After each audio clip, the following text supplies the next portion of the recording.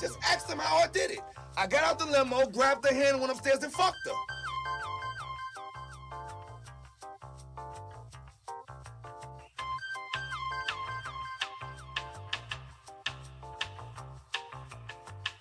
Better chill out about my mama, I know that.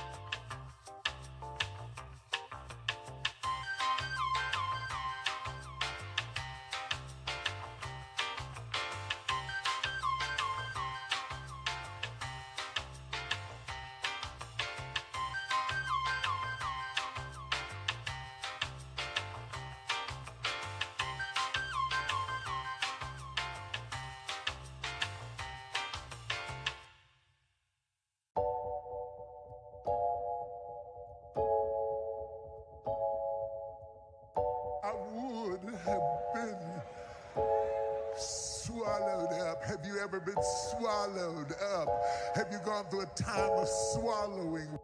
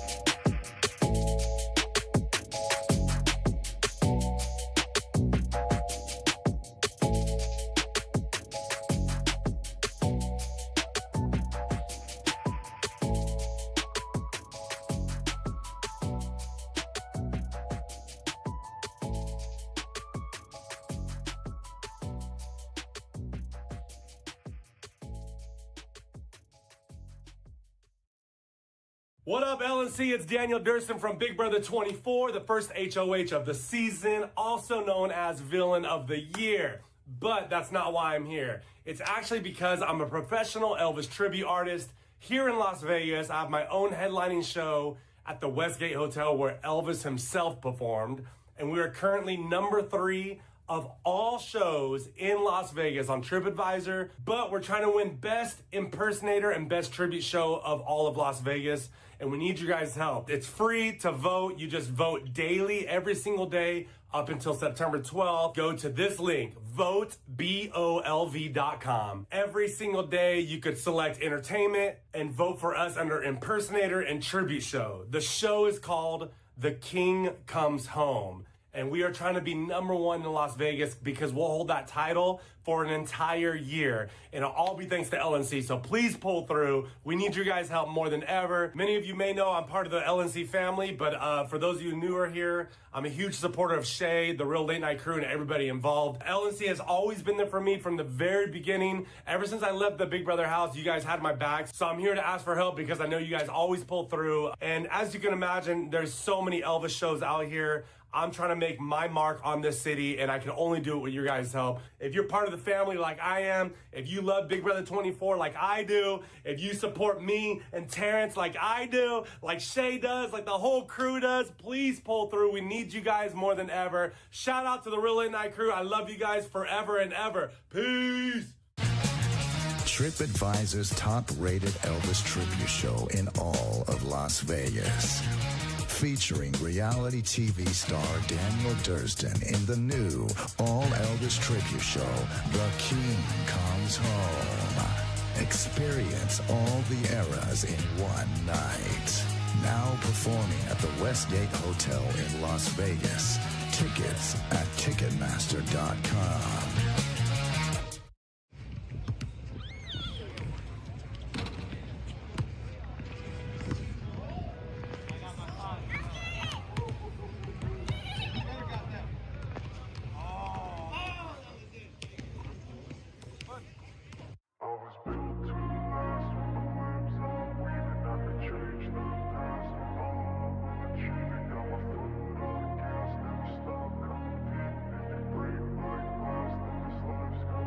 I wanna be the best in the game, invest in my name, check no restraints, I'm obsessed with the pain, I ingest, I retain, assess and I change, possessed by the thought I'll be free one day from society's restraints, money, clout and fame, mud, disease, a plague, we all love to hate, have to play the game, have to make a name, all our insecurities are on display. This is war with the enemy, think that it was meant to be, living in a time where disease is on every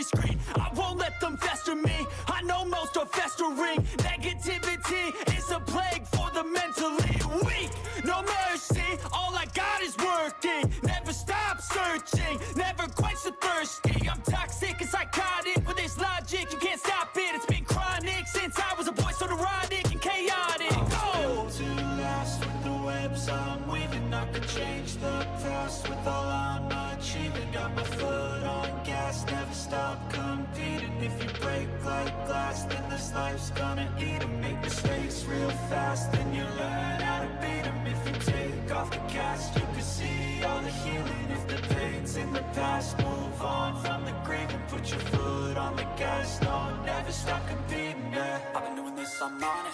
I just wanna be iconic. Sipping on a gin and tonic, got me going off when I'm on this topic, yeah. If I ever play, I want it. You know that I'm always honest. Stay away from those who are toxic. Keep 'em out your face, no way, you don't want 'em, yeah. Don't try to drain my energy. The enemy is everything. It's mentally, unhealthily, spreading like a rare disease. But I won't let it get to me. I don't need your therapy.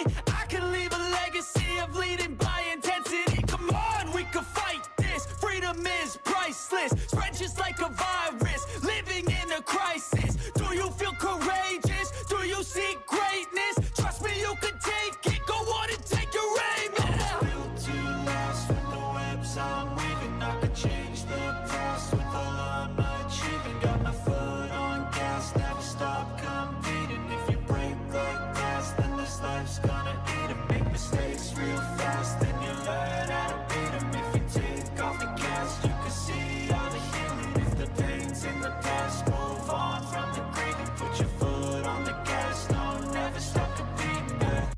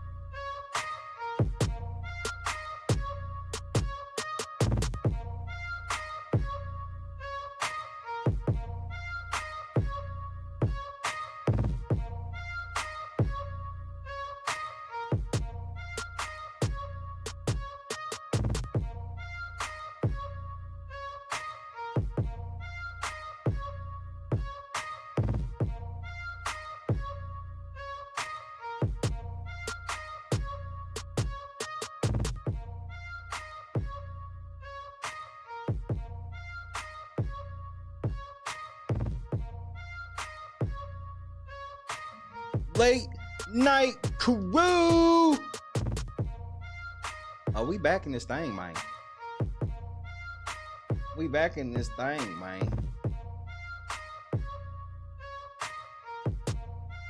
Say what's up to your boy.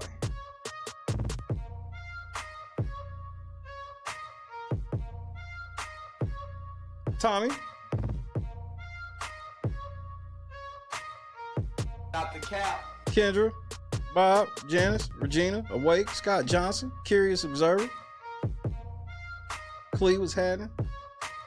Jerry, we in this thing.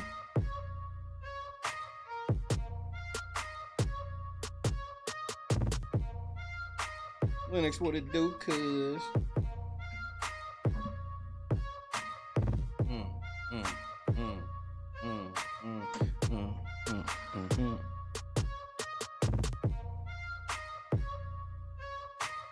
So this has been an interesting, like, 11 days. It's been pretty interesting. I wonder how it all ends. Big was happening. We back. KSW, we back.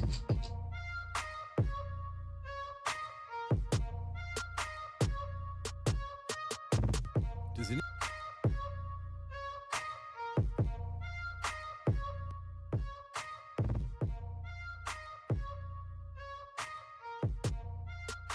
I just wanted to hear it right out.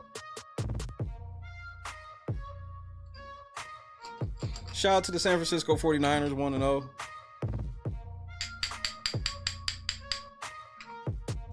These things happen.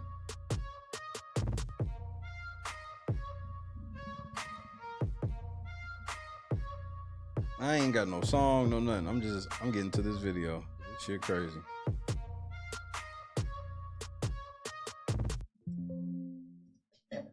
Cause this ish is crazy.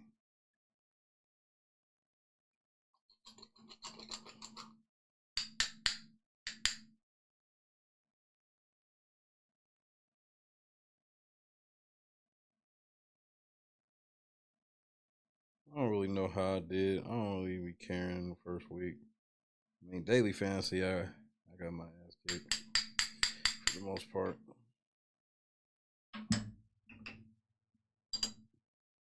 I did good my free shit, did bad my paid shit, you know, like it was supposed to go.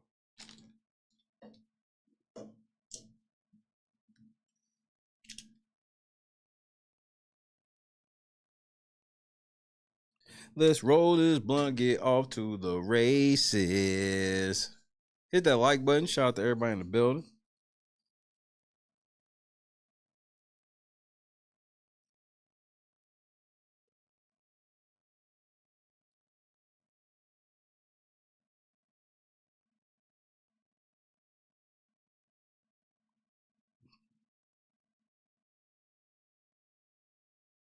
Yeah, the Browns did get their ass stomped. Every time Red Zone Channel called over there, Deshaun Watson was either under pressure or getting lit the fuck up.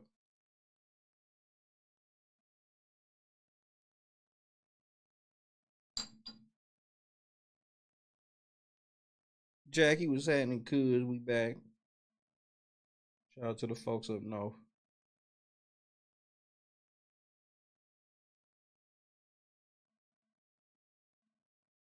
So the elite have chosen Kendrick Lamar over Jay-Z.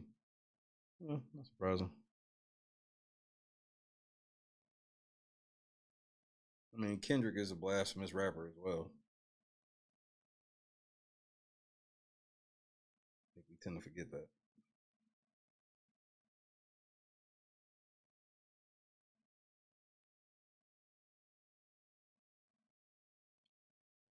Not you had to look up Concord.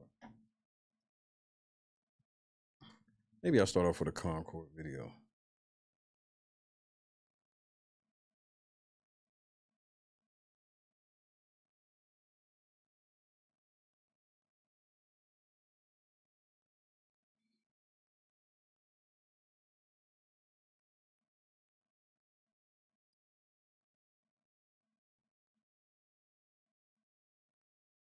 Oh, let's try this one.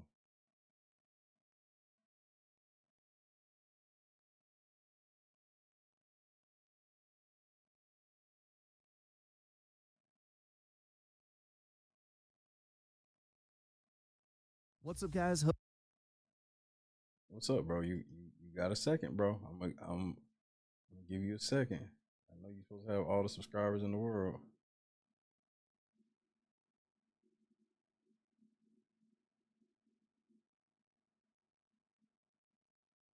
You know what? I'm not gonna put you on.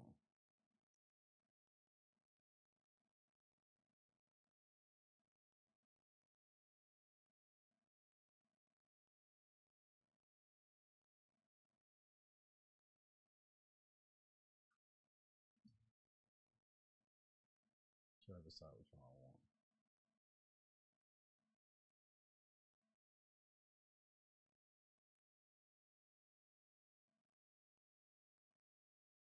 Damn, y'all, bro. So many of y'all niggas have dropped joints. You know what? We'll try you. I don't want to do a super long one. It don't have to be super short either. How about that? Happy medium is good.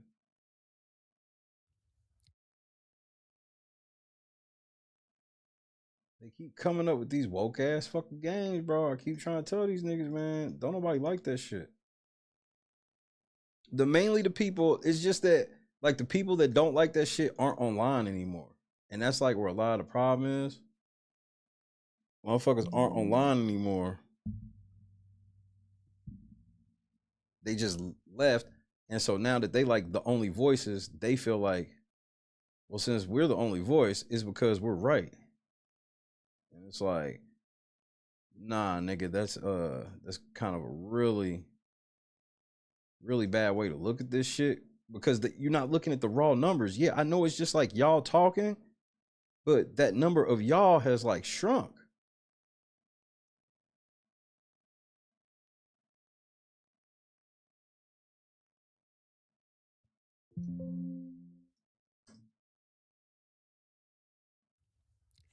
It seems as though the Concord development team at Firewalk Studios is going through a difficult time. I was looking at this article on Smash JT's website where Amanda Kiefer, who is the senior concept artist at Firewalk Studios, had some messages that she was posting on Twitter, which her Twitter's protected, so lawless right-wing grifters don't have access to it. But he managed to post some of these messages, and they are saying that they are going through an extremely difficult time. This is coming off of Concord having a not even 2-week launch period where the servers and the game have already been shut down. Sony's giving digital and physical refunds to anybody that's purchased this game. Wow. This is a game that Firewalk Studios and Sony invested 8 solid years on just for it to fall flat at launch and not even make a 2-week lifespan. And we already know all the problems leading up to this disastrous launch, which included the Firewalk Studios just being overall a toxic wasteland. They had a head honcho by the name of the Professor, or, well, they wanted to be called the Professor. They encouraged a toxic workplace environment where anybody that went against the grain basically got fired. Yeah, you had to address people by their preferred pronouns. You had to subscribe to this woke culture that they were trying to promote at the studio for the last 8 years instead of worrying about making a game. Sony lost millions of dollars on this, like over $150 million just on Concord. And they even made a PlayStation controller. They made physical copies of this game. Like, this was their next big IP. And I want to remind you guys, they canceled an online multiplayer Spider-Man game for this. Days Gone 2 didn't happen because of this. Several other franchises could have gotten a proper sequel instead of this new IP that they were trying to cater towards this modern audience that does not exist. Where's this modern audience? Why is this LGBTQ plus woke audience demand so much diversity in video games, movies? Because that's what they do. They go from topic to topic. Once they feel like they conquered one thing, they go to another. In TV, if they never show up. Oh, Eric, well, the common, how gamer doesn't care about this. Yeah, they didn't care about Concord either, because you look at this game, it looks like shit. All the characters are DEI inspired. We got Fupa Lady. We got robot with pronouns. It just doesn't look appealing. This game, we got a robot with pronouns. Had everything wrong about it. And again, it's because they were more worried about bullshit, DEI, than actually making a fun, creative game. Plus, it's a $40 shooter game in a genre that's oversaturated. So, looking at Smash's article, you can see he said the toxic culture at Firewalk Studios continues to unravel as another woke employee, Amanda Kiefer, senior concept artist, had some protected tweets leaked out. And that he previously covered her. I did too. They seem to be a pretty talented artist, but they also had a bunch of weird tweets hating on white people. That seems to be the go-to, right? All these people, all these females hate men, especially if they're white. I have no idea, but... Bro, I never thought... Bro, I used to hear white dudes say this shit like a decade ago on some shit. Be like, nigga, what are you talking about? I want to go back to it like a decade ago. Because I want to know how bad it really was. Because I know it's bad now. Like, this is why I be telling black men. I was like, nigga, you see how much they hate white men publicly. What you think, nigga? They hate men. And white men, white men, y'all some fucking punks, nigga. She was basically going off, getting upset about people criticizing Silent Hill 2's remake, about the trailer, how the characters in the trailer looked, how this game looked like bullshit. And basically, she was promoting all her woke nonsense, attacking gamers. They all hate gamers, guys. Why are they working in the gaming industry? So that's the thing that always trips me out, is they be wanting to work in these industries and they hate men. It's like, why do you want to be around them? It's like, so I can like feel better ruling over them. But then like when the games fail, they not going to say, damn, we got to make better games. They'll say, man, all the people who bought it suck.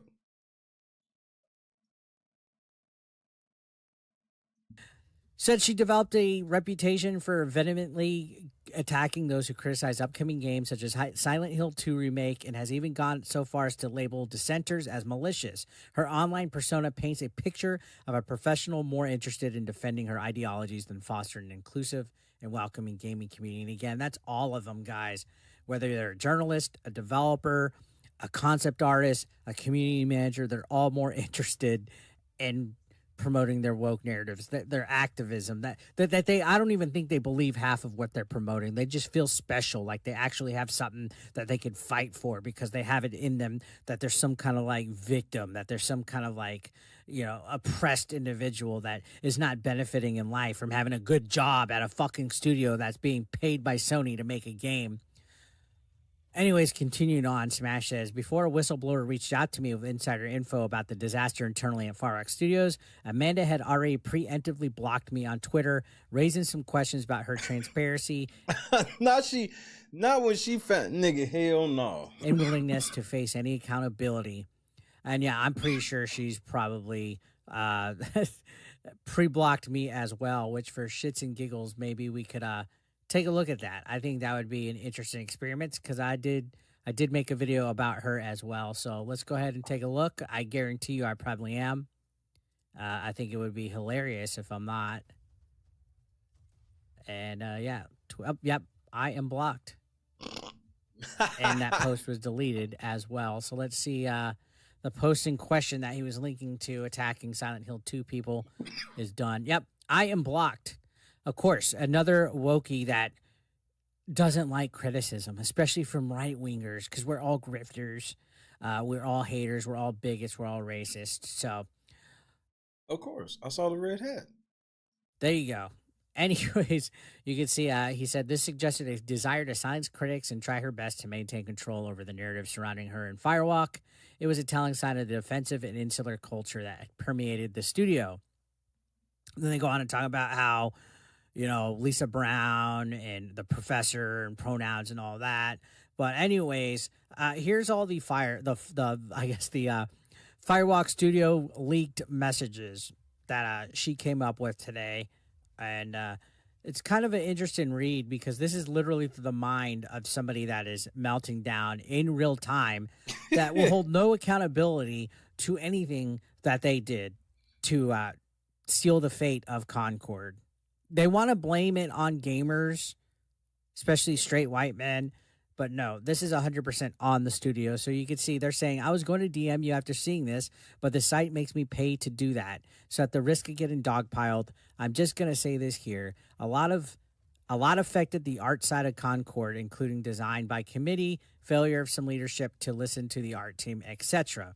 The character concept art team, including myself, is going through an extremely difficult time emotionally, and some on the team no longer want to work in games, design characters, or even do art anymore after this. Because of this, posts like yours, though understandable, are unfortunately ill-timed. So this is in response to an individual that actually wrote to them. So let me look at the article.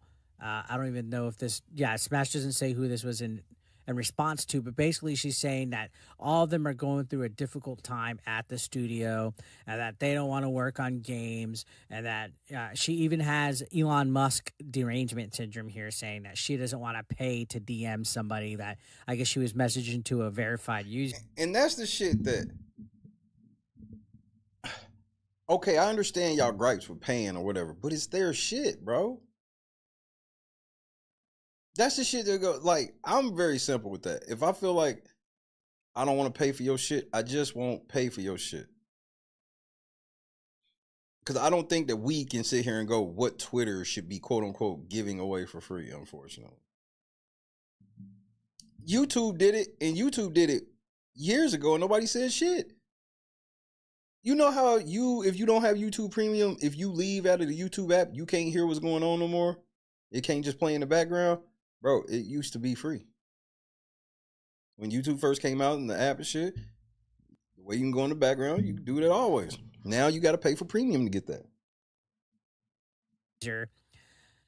Now, she's part of the character concept team. So her fault for the fat fupa lady, the fat butch lady in the green armor, all the characters that looked absolutely ugly. She was part of the reason why this game was so insufferable as far as character design looks. So that's good for her. She doesn't want to work on video games anymore. Awesome. That would be great. That would be fucking great. Now, she says, none of us know which way the wind will blow with the studio. We're worried, sick, and terrified of the future. It's going to fail. It's going to shut down.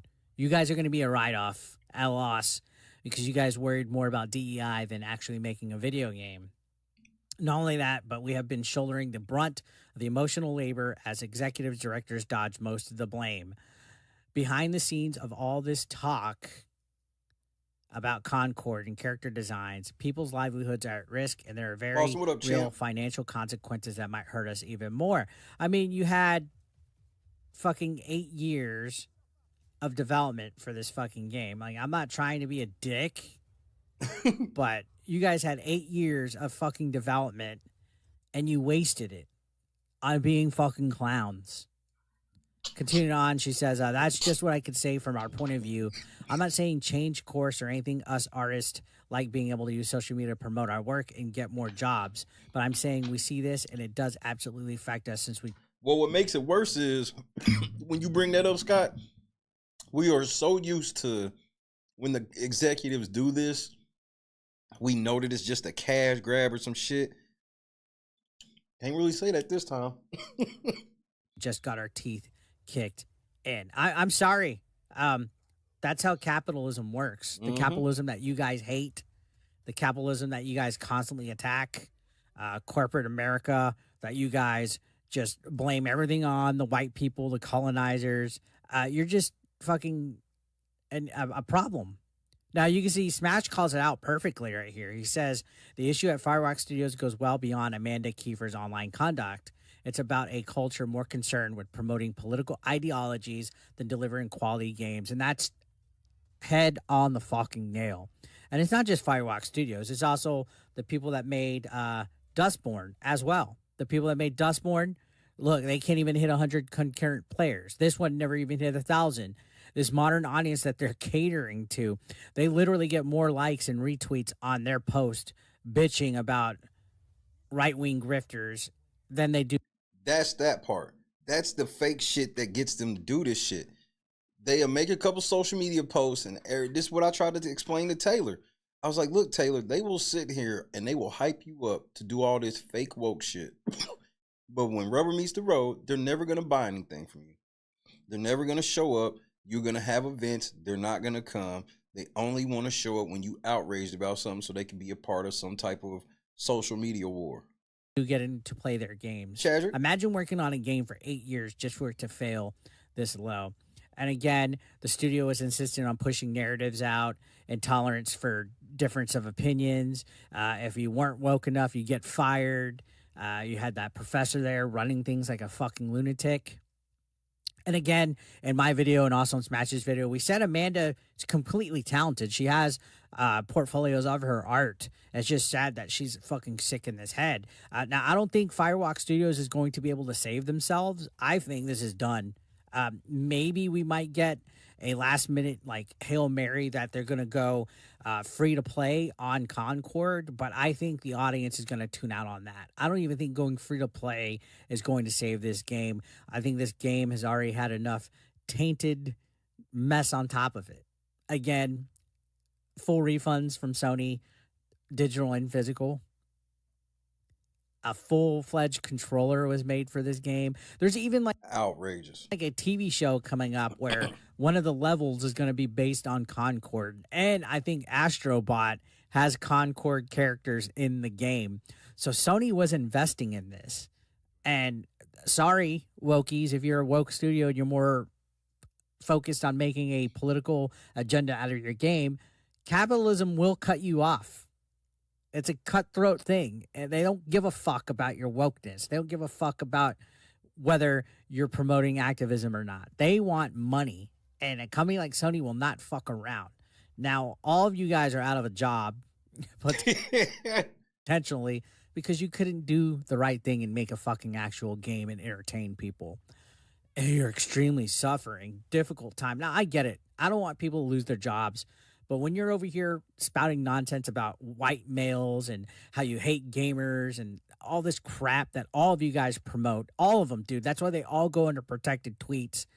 It comes back and it bites you in the ass. And a lot of people now are calling this out. People don't want wokeness infecting their entertainment. People don't want to be preached at and have stuff shoehorned and cringe stuff. We want good video games. And First of all, what does it do for the male psyche that every medium goes, you suck and you should lose to women in the end always?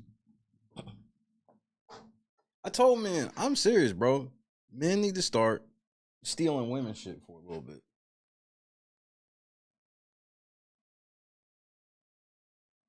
Because women gonna come out immediately. Oh, hell no.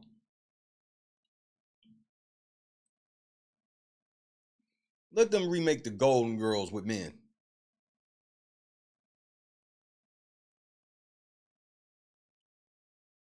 I can't wait to root for the male version of Blanche. Oh, I can't wait. I cannot wait.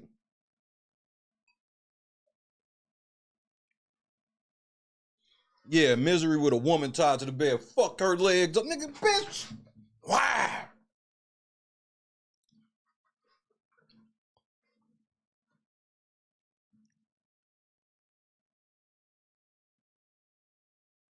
Bitch, you better shut the fuck up and write a story, ho.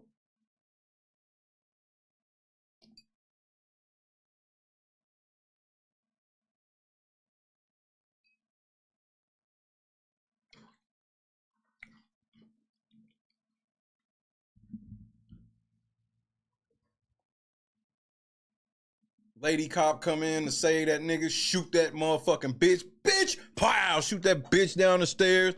Stupid ass hoe.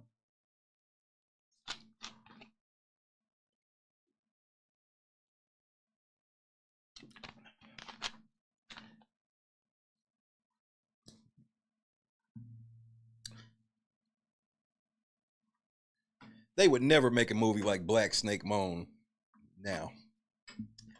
I was about to end of it. Black Snake Moan, about the end of it.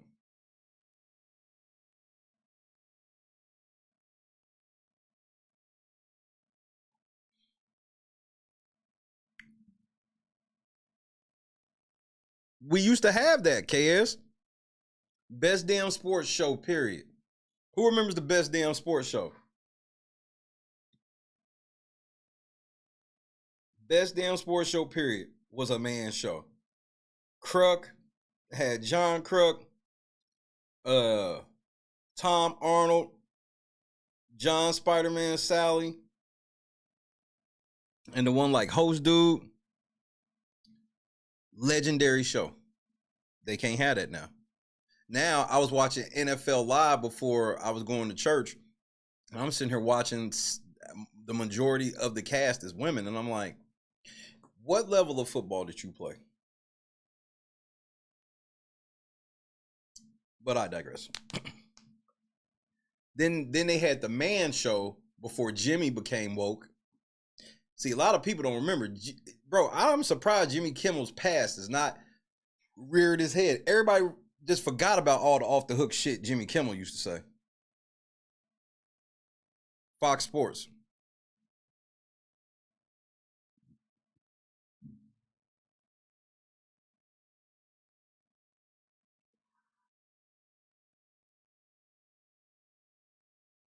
Girls on trampolines. Yeah, they let Jimmy slide.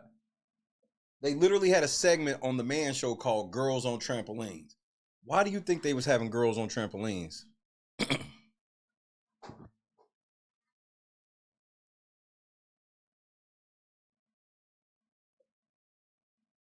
But then when them niggas really wanted to get that money, they went woke.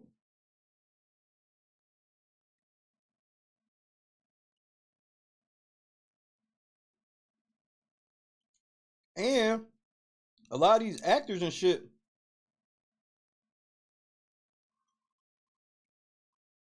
they don't give a fuck about the fans at all because they never have to interact with the fans.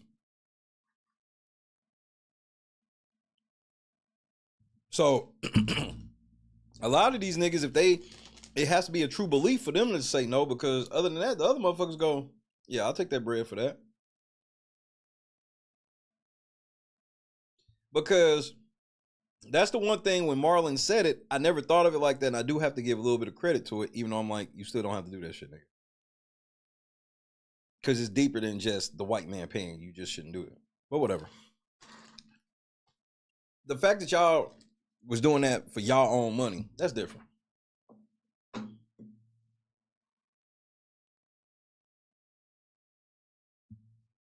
So like if I put a video on YouTube and I did like a birthday party for my daughter or something, and she put makeup on me, that's way different than if a company approached me and said, hey, we'll give you some money if you let your daughter put some makeup on you on camera.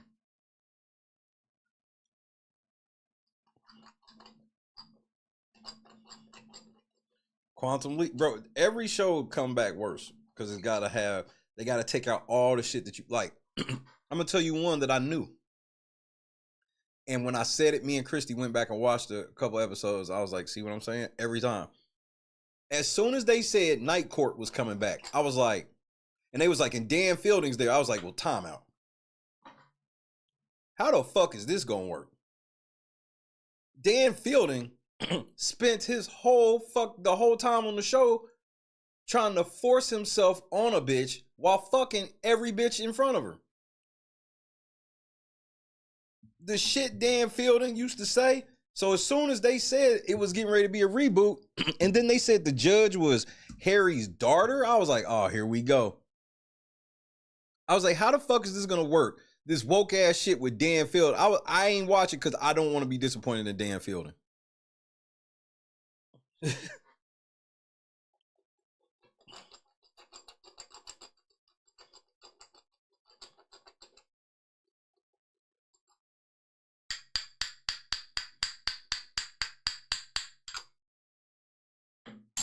All right. I knew, KS, when I saw that they was making it all about the women, and it was just like, and Dan's there, and I'm like, well, Dan clearly can't be Dan because of, and I went back, me and Christy went back and watched a couple episodes of Night Court, and just some of the shit Dan was doing just was literally sexual harassment. Multiple of his jokes were textbook sexual harassment, nigga. Some of his jokes was textbook sexual harassment. And they'll tell you that women back then didn't laugh. They were forced into laughing because their husbands beat them. Women didn't find Dan Fielding funny, but they laughed because their husbands would beat them if they didn't. It's because it's so over the top that's not believable. Meanwhile, Dan Fielding was getting all the hoes. He just wanted to fuck Christine. And looking back, Christine was bad in the motherfucker, nigga. Christine was hot for an 80s chick. Yeah, the one where he saved Christine's life. He literally, and we watched that one. He saved Christine's life and literally was like, you owe me some pussy. And she was about to give it to this nigga. Like, this nigga was dead ass. Like, bitch, I saved your life. I want some pussy.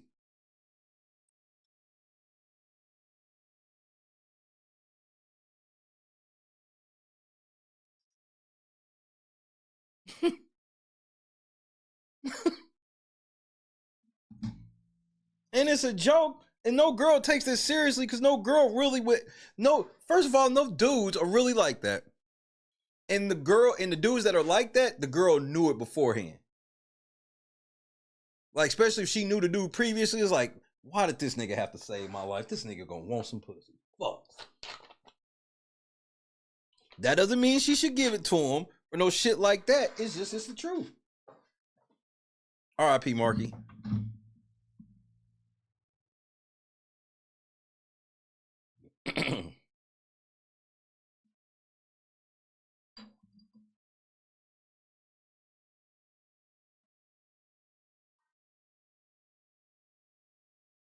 The last good comic book shit we got was the Marvel shit, and when they started the shit on Netflix, that shit was good.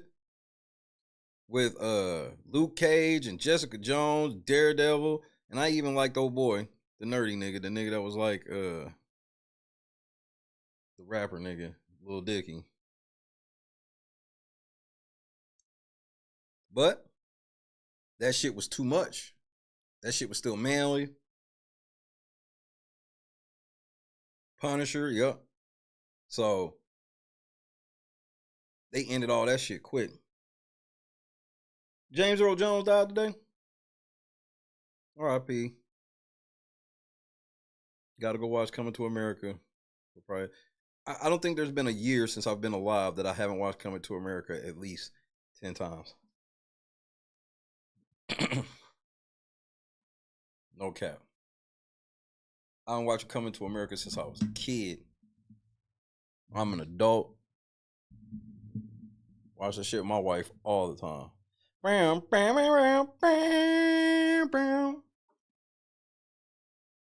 know white people like, but he's Simba. Man, fuck Simba.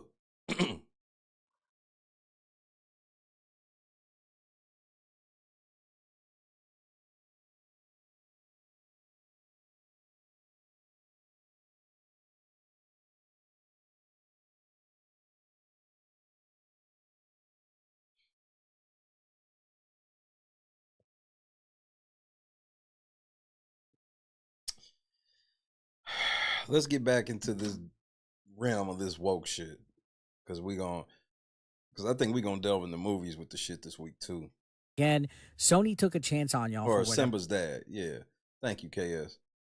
Fun fact, I hated Lion King. Did not like it. For odd reason, didn't do any other projects. And you can't look, you can't. I brought this up before, He-Ram. You can't bring back Three's Company.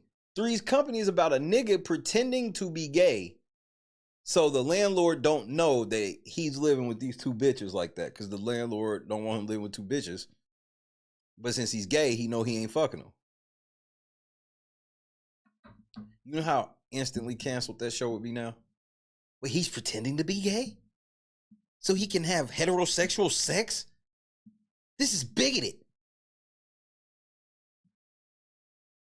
it failed so flat. Like, this is easily the biggest flop in gaming history within the last decade. Easily. So what do you guys think? Let me know your thoughts down below. I'll see you guys on the next one. Subscribe if you're brand new. Take care.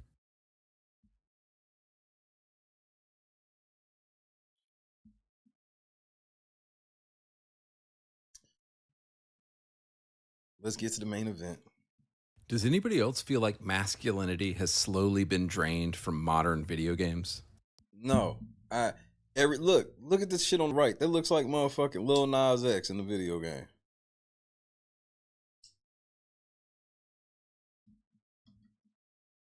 I was looking at recent staff photos of Ubisoft and Halo Look at this Ubisoft photo, bro. Infinite developers, and it's all starting to make sense. It's a bunch of fat, white, liberal women. Them niggas be going hard on the paint on y'all motherfuckers, bro. I just call y'all hoes. They take it to the next level. I'm trying to understand how they think they can make. It's the arrogance. I would laugh at a group of, if it was me in a room with a bunch of men like this, and they like, we can make the perfect game for women. And we're not going to have any women on the development team. We don't need them bitches. We know bitches. They're simple. This is what they be saying about men. Men be like, well, wouldn't it help to have some men around? We don't need men around. See, that's your problem. You think that we need a man to build man things. Yes. And white liberal women have no interest in masculine, manly, male characters. They wouldn't look at the Halo squad.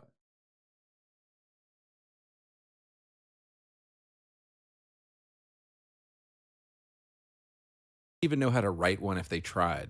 This is why Rockstar, a company founded by Red Dead 2.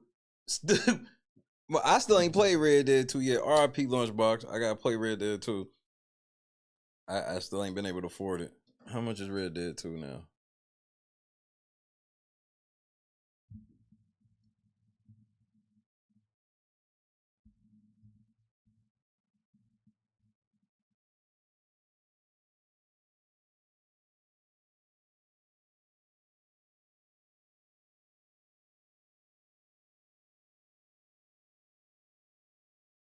Okay, Lunchbox. I think I can do it when I get paid. It's down to $24, but I can get the Ultimate Edition for $35. Hold on, so I might have to wait 2 checks. I love the first Red Dead Redemption. This is coming from somebody who don't like. I was never into old westerns and like shit like that. And that game is like Grand Theft Auto in old Western times, and I had to get them props on it. Men that, at least in 2018, was still mostly run by men, created the magnum opus Red Dead Redemption 2, a game with a manly, well-written main protagonist, Arthur Morgan. If you want to see the seismic shift away from masculine characters, honestly, all you need to do is play a few games from 2006, and you'll see exactly what I'm talking about. Consider how many masculine military games came out in the 2000s. Medal of Honor, Call of Duty, Brothers in Arms, Gears of War, Operation Flashpoint, Rainbow Six, Ghost Recon, Splinter Cell. Hey, did he say Halo? Even solo games like Metal Gear Solid. All of these games were starring men and had themes like brotherhood, duty. I don't think I ever heard of Red Dead Revolver. I think the first thing I ever heard was Red Dead Redemption. And how I ended up getting it was, this was like a sweet time. And at least in my video game life, it was like right around when football was born. I lived by this video game store, and it was a real sweet video game store where basically I was just playing the games and trading them back in for credit. And, you know, I was just going back and forth on games. And then they had like a weekly video game tournament where like first place was like $25 and $10 and $5 the third place. And it was like, I was getting a minimum of third place almost every week. So I was playing all the games, like 2009 to like 2012. I was playing like everything that came out. Nah, it was like an independent video game store. Sacrifice, honor. Almost all of these franchises have either been killed off, turned into multiplayer games, or went woke. I often wonder why so few modern games appeal to me. Like, what the fuck is this? And I think another big reason is this. Everything is just so gay now. Compare the games I just mentioned to the modern trash we have to deal with in Overwatch and Apex. Almost every character in these new games is either gay, lesbian, bisexual, trans, or something else. Fact. Like, what happened to a man? Remember, this used to be on the video game machine. What game was this?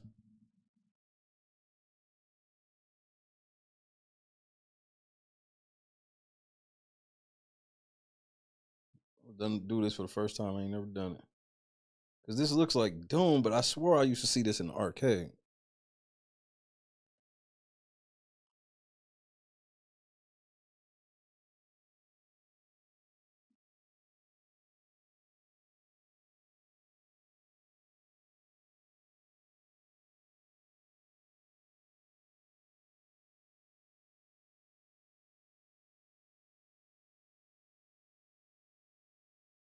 Come on, AI.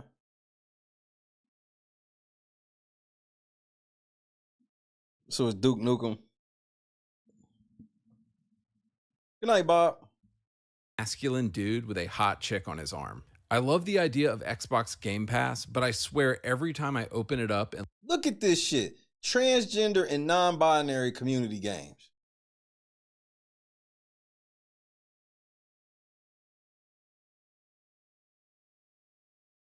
look for new games, there's just so many games that look gay now.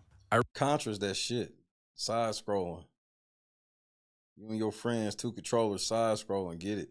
I refuse to play another cutesy 2D platformer or a game with a cutesy art style by some indie developer anymore. I'm just done with these games. If you want my 100% real thoughts on this, I just think the entire video game industry has gone woke. Look at this shit. And gay and almost... They got gay weapons in Gears of War now? Come on, bro. What is this?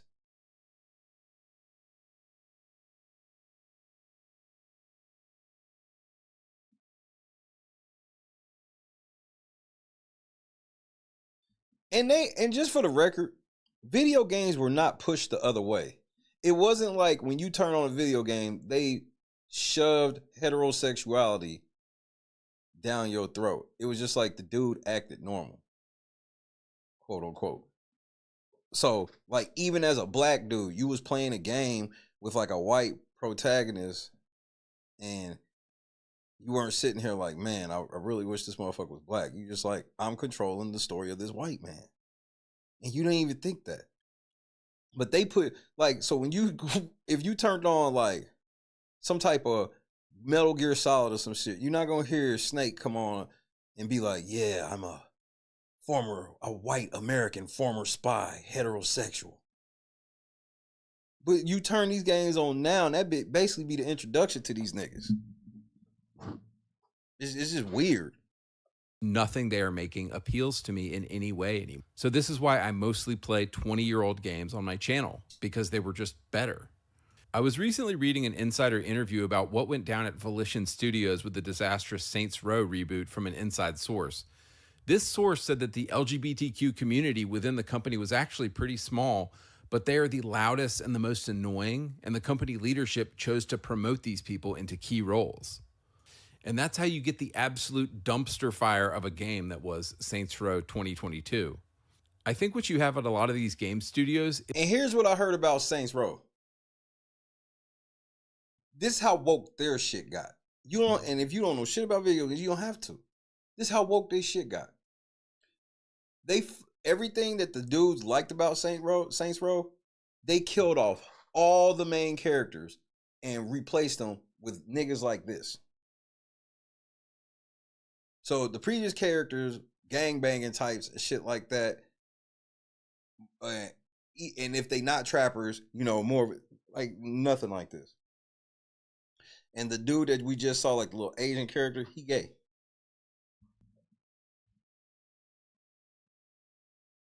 Is about 80% of the staff. And it's the same shit like they doing it in sports with, they can't really do it with gay people yet in sports, so they're doing it with women in sports right now. They're trying to force you to care about the WNBA. They want you to believe that Caitlin Clark, look, bro, all y'all got to do if y'all want me to really believe in Caitlin Clark, give that bitch an invite to the preseason.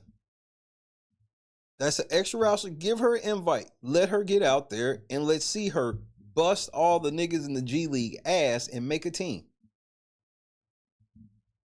Because if she can't make an NBA team, why the fuck do I care? I don't care about other niggas that can't make the NBA team that are better than her.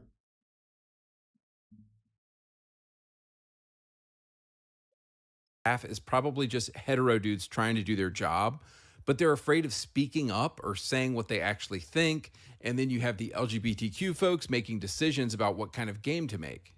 And everything just ends up being safe and soft and sensitive because, oh, we can't hurt anybody's feeling. And there's so many games that they could do. Like, let's say they decide to do an Olympic game. They could literally make the best Olympic game ever and just make the women's side of it. No man is going to sit here and be like, why do we have women working on a video game that has women performing in it? What would we need their input for? Nobody would say this. They literally walk into man spaces and go, we don't need you to mansplain. So, of course... Yes, Leisure Suit Larry. Oh, that's a name I ain't heard in forever. You get these shitty dumpster fire video games that nobody wants to play. After reading a lot of insider interviews at these developers, this is my sense of what has been happening. I also feel like there's this kind of unholy alliance right now between Game Award winner, purveyor of shitty woke games, and insufferable Kotaku editor who gets dragged on the internet every single day. Games journalists, white liberal women at game studios, and the LGBTQ community at game studios. And they all seem to be united around one thing. They actually hate gamers. And who are gamers overwhelmingly? Well, heterosexual dudes like us, of course. This recent Reddit thread was written by an actual game developer and made me realize this. It reads, headline. Wow, Joy. See, that's what I'm saying, and I be trying to get people to understand. Girls is tired of this shit too. How to Get Away with Murder. I know my wife watches that show. I know that's a very popular women's show, and that's some very strong shit she just said. She said all of the loving sex scenes were by the gays, but the hetero scenes were banging in the back of a car, making it look all trashy and shit. Oh, wow. That's some deep shit. Oh, I told you it's everywhere. They just video games, movies, everybody, TV shows.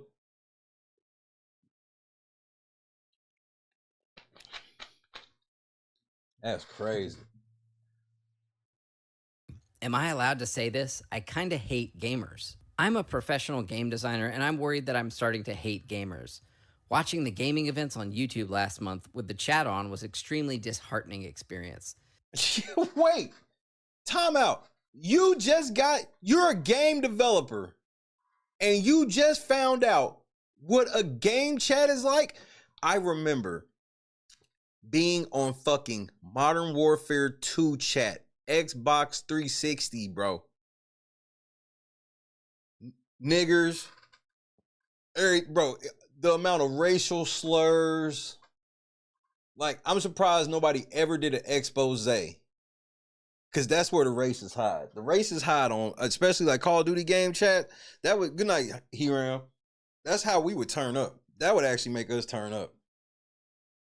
But this way this shit is now, they tell you to get off the game and go write letters. It's like, nah, fuck that. Oh, so we just some dumb niggas? Well, we about to show you on this white boy game, nigga.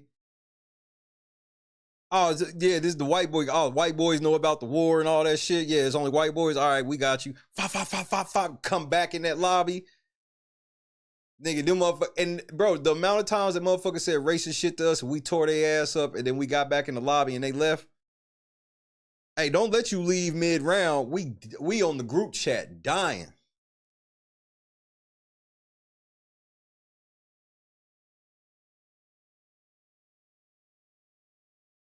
Some of the most racist dialogue ever in game chats, diggity. And you got a motherfucker sitting here talking about some, yeah, well, I'm a game developer and I just realized what they be saying in the chats. Bro, you wild. You ain't never watched no Madden chats, no 2K. You ain't never been at the park, nothing. Every time a character that wasn't a cishet white man appeared on screen, the chats would fill with messages calling the game woke or complaining about DEI. Every game that wasn't a shooter or a hyper-casual competitive online game garnered zzz and boring comments. Then why are y'all making shit other than what people want? This is the same shit Big Brother going through. Y'all want, bro, they literally made fun of us wanting the key wheel back. So CBS watches LNC confirmed as usual. And it's like, who told y'all this? Y'all clearly don't have real marketing people and shit around y'all, because motherfuckers would tell y'all, nigga, you can't say that. You cannot insult our... Bro, don't get it twisted. Some of your favorite companies behind closed doors probably have no respect for you at all. That's cool. At least they smart enough to keep that shit behind closed doors. And when they make a fucked up product, they don't come out and go, oh man, all you want is this. It's like M&M's coming out now, and they making everything but regular M&M's and peanut M&M's after all these decades. And everybody's just like, I want, and they say, man, all people want is plain M&M's and peanut M&M's. And if we say anything else, they don't want that. Well, no shit. That's why we can't. You gave us something we love. That's why we kept coming back. Now you giving us something we don't like. You won't even give us what we love, and then you complaining that we don't come back.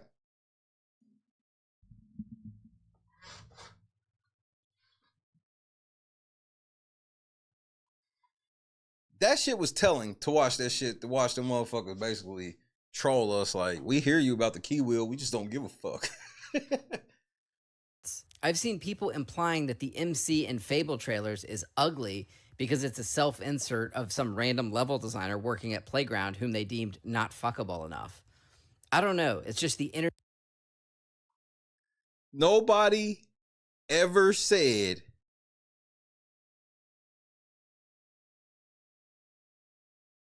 that a girl can only be working in the space if she appears quote unquote fuckable. Because what you'll learn is pretty much all of you girls are fuckable on some level. Even you real ugly, Izzy looking bitches. Internet magnifying negative voices, I guess, doing what it does best. But it's making me real tired of gamers. So at this point, it seems that games journalists and all of the liberal LGBT mafia that work at game studios actually hate their audience. And this is a comment I keep reading from you guys again and again. I swear they literally hate us. They seem to be dead set on giving their audience exactly what we don't want. Good night, Tommy. Love you too, bro. Love all of y'all. You ain't had nobody tell you love you today. No, your boy love you, no cap. This is another reason why Call of Duty, 2K, and Madden juice the fuck out of their players. They know they the only like man franchises. How long is your business going to be open if you're dead set on not giving the customer what they want? This is why when skanks like Alyssa Mercante are crying about Kotaku shutting down and losing their jobs, and game studios are going under because they were associated with Sweet Baby Inc., I just laugh. Let them burn. Let all these companies burn who don't know how to give the audience. The wonderful irony in all this is that it's the very games that the woke cancel mob has tried to cancel that seem to do the best. Remember Hogwarts Legacy? Yeah, men who dress in women's clothes tried to get it canceled. Instead, the game sold 25 million copies. Oops.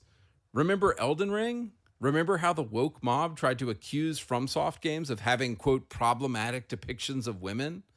Oops, sold 25 million copies. At this point, making an offensive game seems to guarantee that game's success.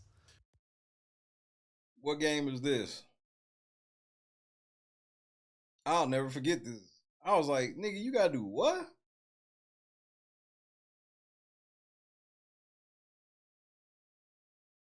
I know exactly what game this is. I know exactly what scene it is. It's crazy. I ain't played this motherfucker probably like 20 years. This is the scene on motherfucking Modern Warfare 2 at the airport where you gotta do everybody. You playing as like the terrorists, gotta do everybody, then you take them out, basically. We could talk about Stellar Blade, pissing off all of the liberal progressives, and yet everybody went out and bought it. Okay, so in the rest of this video, I want to give you 4 examples of a game or game series going from masculine to feminine or gay, and it basically either killed or ruined the franchise. Number 1, Ubisoft and Red Storm Entertainment. So Red Storm Entertainment was a video game company founded by the legendary Tom Clancy to make Tom Clancy video games. He sold the company to Ubisoft in the year 2000, and Ubisoft in the 2000s actually had some balls and made some of the manliest games you've ever seen. There were the Splinter Cell games, the Ghost Recon games, the Rainbow Six games, and the Far Cry games. All of these games pretty much feature exclusively men, and these IPs in the 2000s had so much testosterone, just a single glance from a woman in their direction would get her pregnant. I mean, motherfucking Sam Fisher. They literally don't, Ace. And I've told people this, where it's like, the main motherfuckers that be saying that shit, they only say it to other people that be buying shit. They quick, if you got something, if you post a picture and it goes viral of your car and they consider it a gas guzzler, it'll be all types of fucking people that will have whatever car they can afford, regardless of what it does to the quote unquote environment. Come on. The dude is the ultimate giga. They not buying shit. They not supporting. They not going. Bro, the same of it's more people online complaining about the WNBA that actually go to games. Chad. Scott Mitchell and Ghost Recon. Now you pick your own character in Far Cry 2, but it's definitely a manly game that will put hair on your chest. So what is Red Storm Entertainment up to today? Well, I recently saw that Tom Clancy's The Division Heartland is being led by a man who dresses in women's clothes. I'm losing my motherfucking mind, man.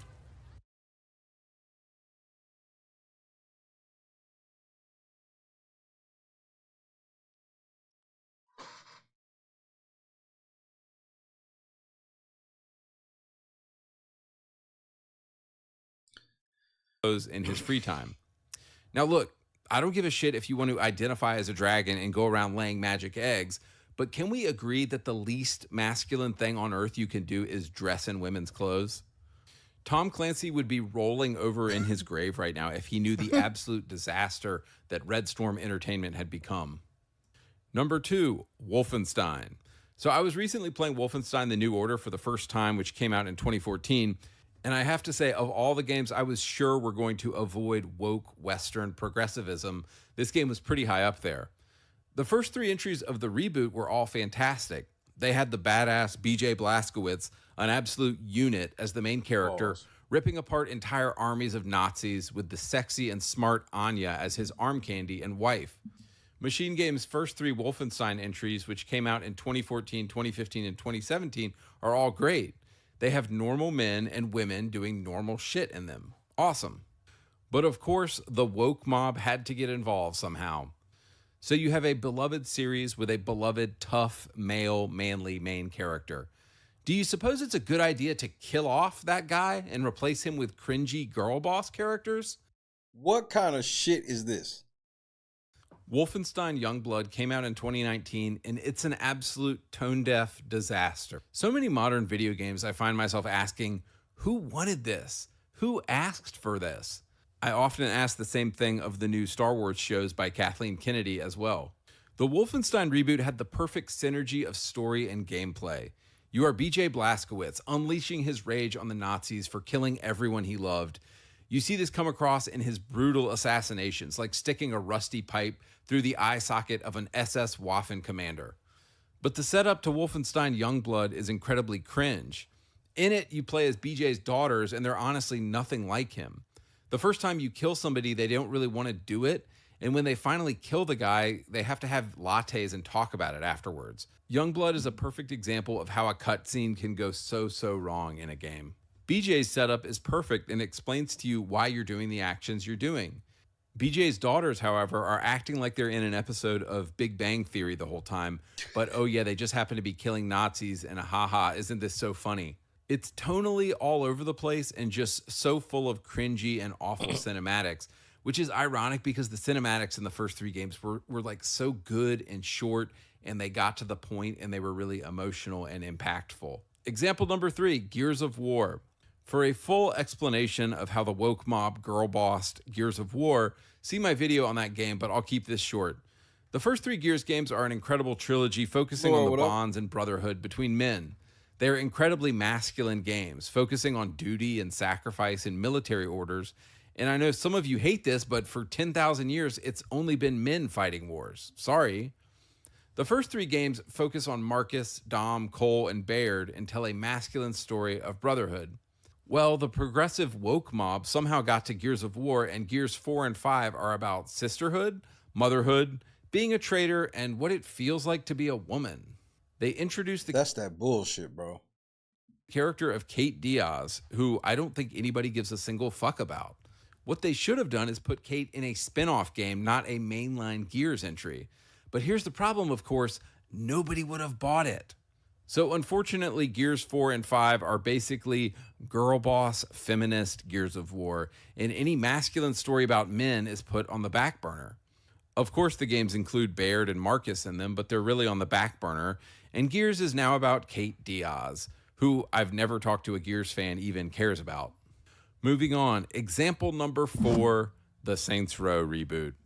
Saints Row spent 10 years building up characters and building up a very distinctive and edgy and male sense of humor.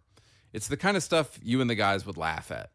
Some of the recurring characters in Saints Row are Johnny Gat, Julius, Aisha, Shondi, and several others. In these games, the men are men and the women are women. Johnny is edgy and hilarious and always has a hot chick on his arm. The humor is crude and hilarious, and the Saints are always getting into trouble. So what went wrong with the reboot? Well, the woke 2022 reboot thought it was a good idea to kill off every single character from the old Saints Row games, and I guess they thought we would be cool with that. But don't worry, all of the beloved characters you've come to know and love have been replaced with tokenistic characters from a literal seminar on diversity. You've got the gay Asian man, the girl boss lesbian, another girl boss lesbian, and the gay black guy. The LGBTQ mafia didn't just kill Saints Row, they crucified it on a rainbow flag. And this is what you get, guys. This is what you fuckers get for supporting these people. They turn out shitty games that aren't funny, that aren't cool, that aren't masculine. So stop hiring these people. Game developers need to stop putting gay stuff in games, and they need to fire every liberal white woman if they want us to ever buy a game again. Because I'm serious, we are done with this shit. We're not buying these games. Like Phil Spencer is out here complaining about how people aren't spending as much money on games anymore. I guarantee if you give us hetero dudes hot chicks in games again and manly men, you will see sales go through the roof. Unfortunately, it's true. Bring back the glory days of video games. I have this theory that in a few years, we're going to see a turn back to the golden era of video games, and people are going to start buying games again. I recently saw this crazy chart from 2023 that basically showed that people are only playing old games these days. Nobody wants to play anything that's new out right now because it's all woke and it all sucks so bad. So anyway, guys, let's all hope there's a return of masculine characters in games again at some point that we can relate to. All right, I'm out. I doubt it. I personally doubt it. It's going to be a while. Because it's going to have to take a totalitarian approach of every industry. But there's some industries you just can't cancel. Where I just like, that was Andy Pan's Gaming.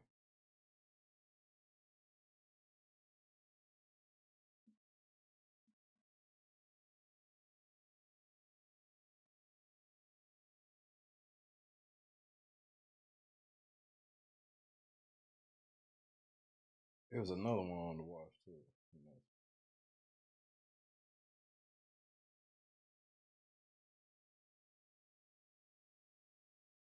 Oh, I ain't seen this. Let's look at this Dustborn shit first.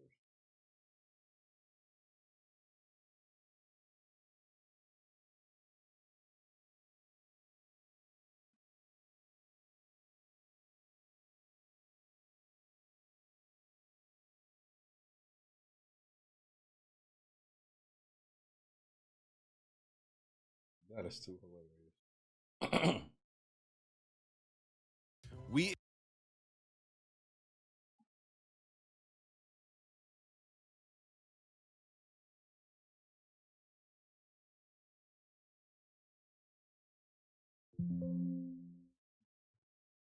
We embrace discussion and debate. Comments disabled. You can't even make that shit up, bro. Like, there's so much packed into that right there. This is the typical discussion with them. And then when you block them for literally being disrespectful, then it's a problem.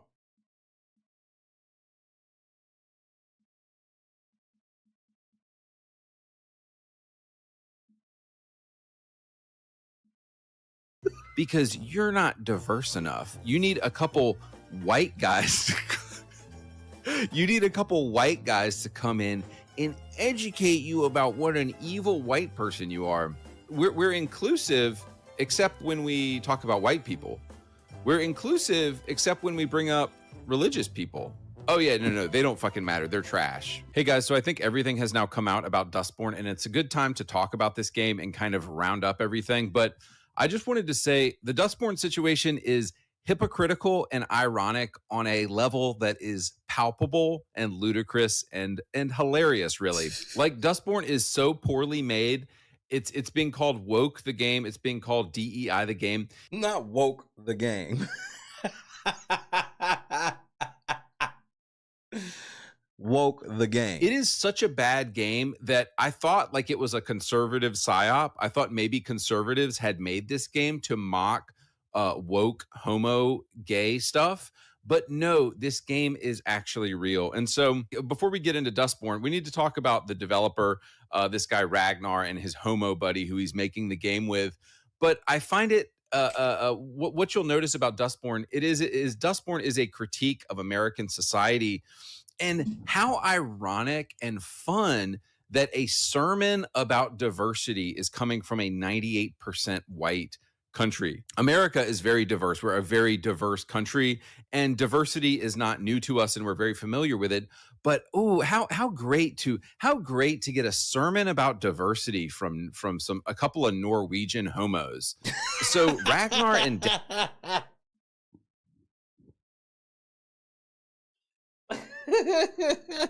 I would have been swallowed up. Have you ever been swallowed up? Have you gone through a time of swallowing? Dag, the creators of Dustborn, are going to educate you about your white privilege because you're not diverse enough. You need a couple white guys to come in and educate you about what an evil white person you are. Never mind that I live in Atlanta. Like, hey, let me tell you something else, white man. Let me educate you on this. Don't you know these same white people that you speaking of will come and try to educate black people as well? If they catch you not co-signing a black person that they agree with, then you fair game, even if you right. I think Atlanta's metro population is like 60% black. But yeah, I need a couple white dudes in Norway surrounded by white people to educate me about racism and about diversity. Cool. So these guys are now going to give you a sermon about diversity and how we need diversity in games because they don't understand diversity. They probably don't know a single black person in their real life.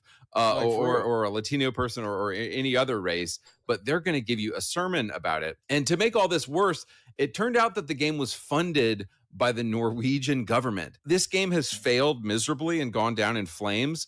Of course it was funded by the government. Nobody would ever play this game, so of course it was funded by the government. So the game gives you these messages over and over again that white people are evil. And we're going to bring this up later, but every single white person in the game is evil. It's white man, bad man, colored man, good man. And it's made by these guys. And that's just wild. Who like, I'm going to talk about this more later. And my homie, Jay the Concept talks about this a lot in his videos, but it's called the magical Negro, and it's the fetishizing of black people. And look, if you're black, they don't actually care about you. They want to use you for some kind of a diversity scorecard so they can feel good and virtue signal about how diverse they are, even though their fucking country is 98% white. But guys, it doesn't stop there. It gets even better than this. If you've learned a little bit about Dustborn, you know that the game made by two Norwegians is set in America, and they said it was inspired by the 2016 election. And they've created this Trump's America. They've created this totalitarian state in America where freedom, diversity is not allowed. Despite us being one of the most diverse countries in the world, diversity is not allowed and free thinking is not allowed and all that stuff. And I wanted to ask these fuckers, like, how do you know? Like, these niggas is in Dalton on the game. You live in Norway. What do you even know about America? And like, you're not going to see me making a game about another country that I know nothing about.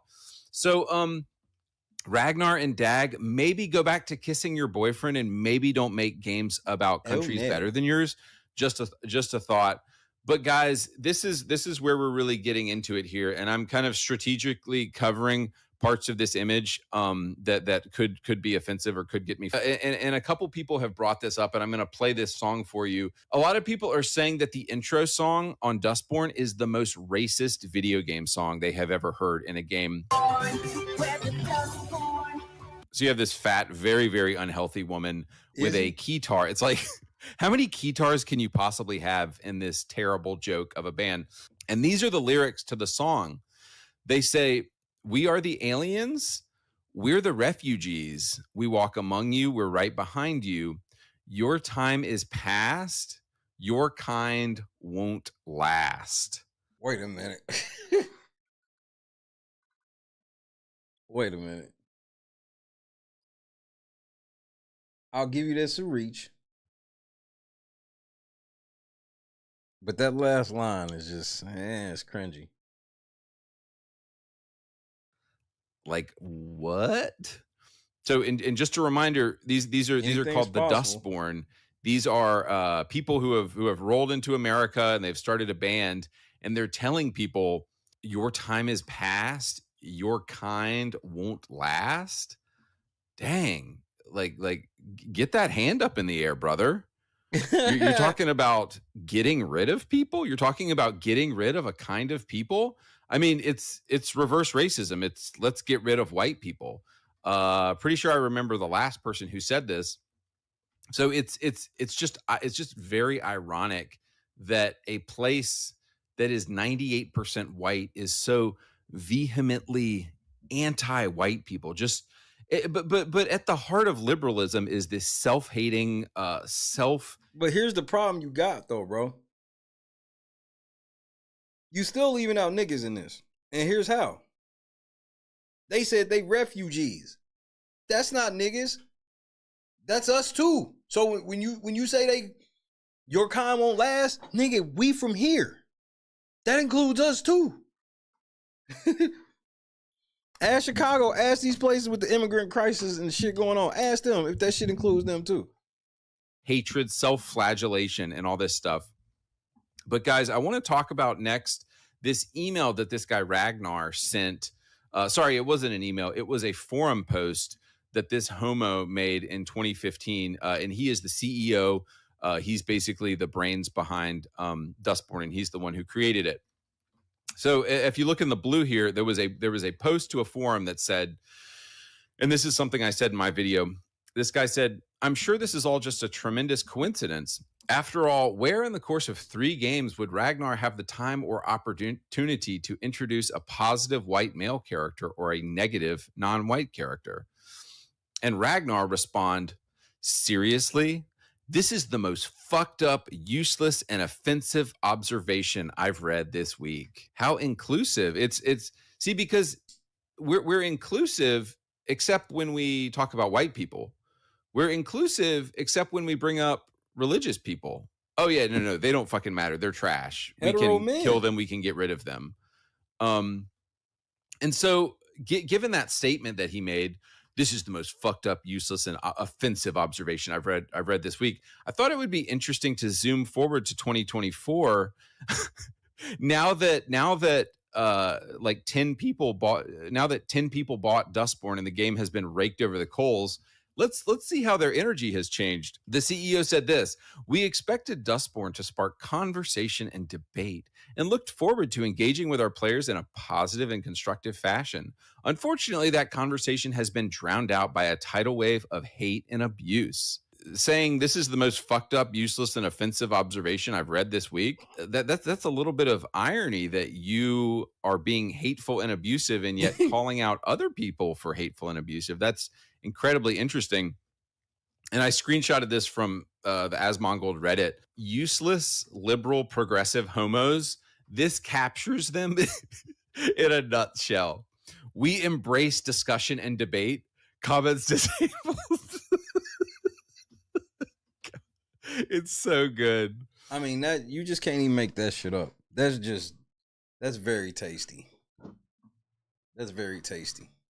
Like they embrace inclusiveness unless you're white. They embrace inclusiveness unless you're religious. They embrace all ideas unless you disagree with their ideas. Because at bottom, and I'm going to get into this later, they're depraved. They have no morality. They're completely immoral people. And I hope they find Jesus one day, but they're immoral. They're fundamentally immoral people. But in red here, let's read the next thing that he talks about. And this is about the fetishizing of black people. He says, "Our team is predominantly white and male. That's unfortunate." Like, why? That's unfortunate. Why? I don't think like I like that's some fucked up shit to say. So are all white men inherently evil? Now remember, before you answer, you are also a white man. I love every single country on earth. I think everyone should be proud of their skin color. You should be proud of your country. You should love your country. Why is it unfortunate that you're white and male? It's this self-hating, self-loathing liberalism that it's like, where did you guys get the idea that you have to hate yourself? He goes on to say, we have enough white maleness in our daily lives. Diversity is fun, colorful, inspiring. It makes creating worlds and writing stories more interesting. Notice that. White is boring, but diversity is fun. And this is where I want to talk about, and look, I have black friends. I live among a ton of black people, but I don't fetishize them, because when you actually get to know a human being, you know that white people have bad things and good things about them. Black people have bad things and good things about them. We're all humans and we're all trying our best and trying to do the right thing. But what you see about these retards in this 98% white country is they're fetishizing black people. And this is what's known as called the magical Negro. And you kind of, even though, I think The Green Mile was a great movie, you see it in movies like The Green Mile, and you see it in all kinds of movies. And basically the way it works is that the white person is the hero of the movie. And then at some point there's a critical problem that the white person has, and what is called the magical Negro. This is you can Google this term. It's not a term that I came up with. It's a very common term. But what happens is the magical Negro shows up and helps the white person solve their problem. That is why people like this guy Ragnar are fetishized. He fetishizes black people so that they can shield him from claims of racism. Big brother community. And he I didn't mean to do that. He gets the virtue signaling and all the good feelings of feeling like, oh, I'm a diverse person because I put tons of black people in my game. It has nothing to do with the game being good. Notice that it has nothing. It's never about the story being good or the game being good. It's about checking a diversity checkbox. And that is why this game was such shit. And that's why the game failed so bad, is because he doesn't actually care about telling a black person's story. He cares about checking a diversity checkbox, so he will be patted on the head and be told, oh, you're a good boy. Here's your ESG score and here's your Norwegian funding. But it's just strange that liberals do this, because they look at it, and this is the viewpoint of all these fat white liberal women over here on the left. They look at a white people and they say, who cares? Who cares what a white person thinks? Oh, they're black? Tell us more. Tell us more, magical black man. Sorry, what I think is so ironic about the idea of the magical Negro is it goes directly against MLK's dream. And he said this: I have a dream that my 4 little children will one day live in a nation where they will not be judged by the color of their skin, but by the content of their character. Bars. That's exactly the opposite of what these useless liberal people are saying. These useless liberal people are saying, you're valuable and your story is worth telling. Here's the other part, bro, that you be missing. All of them motherfuckers ain't liberal. I bet you there's way more conservatives in this bunch than you would believe. Grace, what's happening? Because you're black. They're saying this. They're saying the only thing about you that matters is your skin color. And it's so stupid and it's very dumb. I want to go through this thread here and look at just a couple, like the stuff in this game. Dustborn is absolutely egregious, just like egregious levels of anti-white racism. So this tweet says, high budget woke video game Dustborn has a separate option to label people as racist during dialogues. What? Nah, nigga.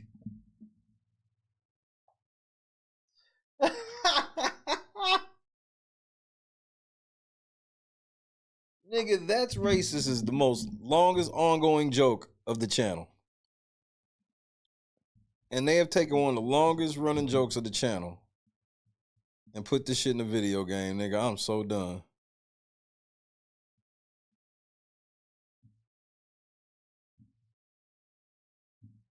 Wow.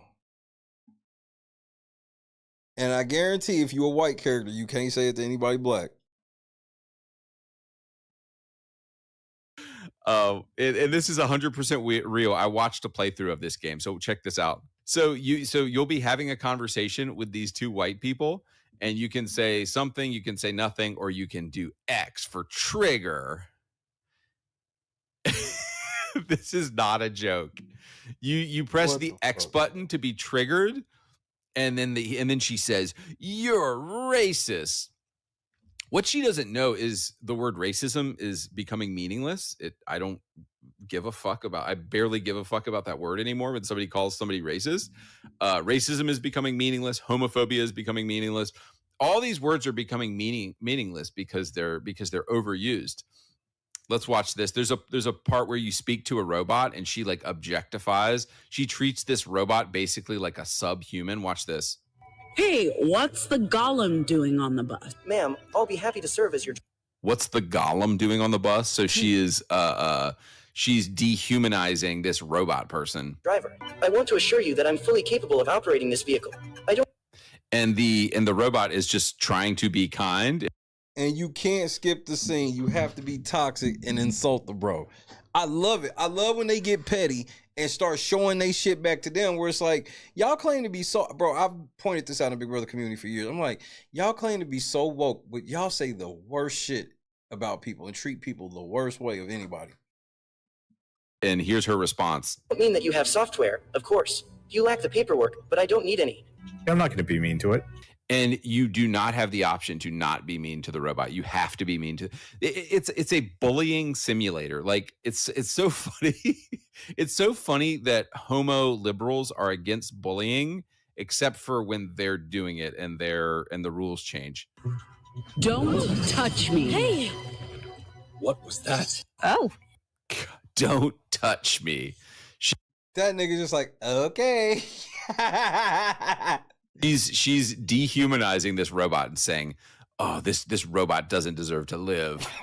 And then finally, this is an actual ability that the main character can learn in the game, and it is called the cancel ability. And it's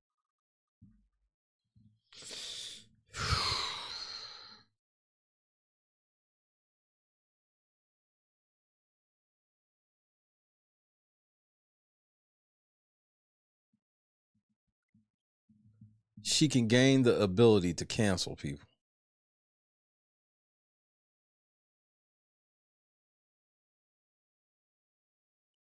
Woke the game. If that ain't woke the game, I don't know what is, Ace.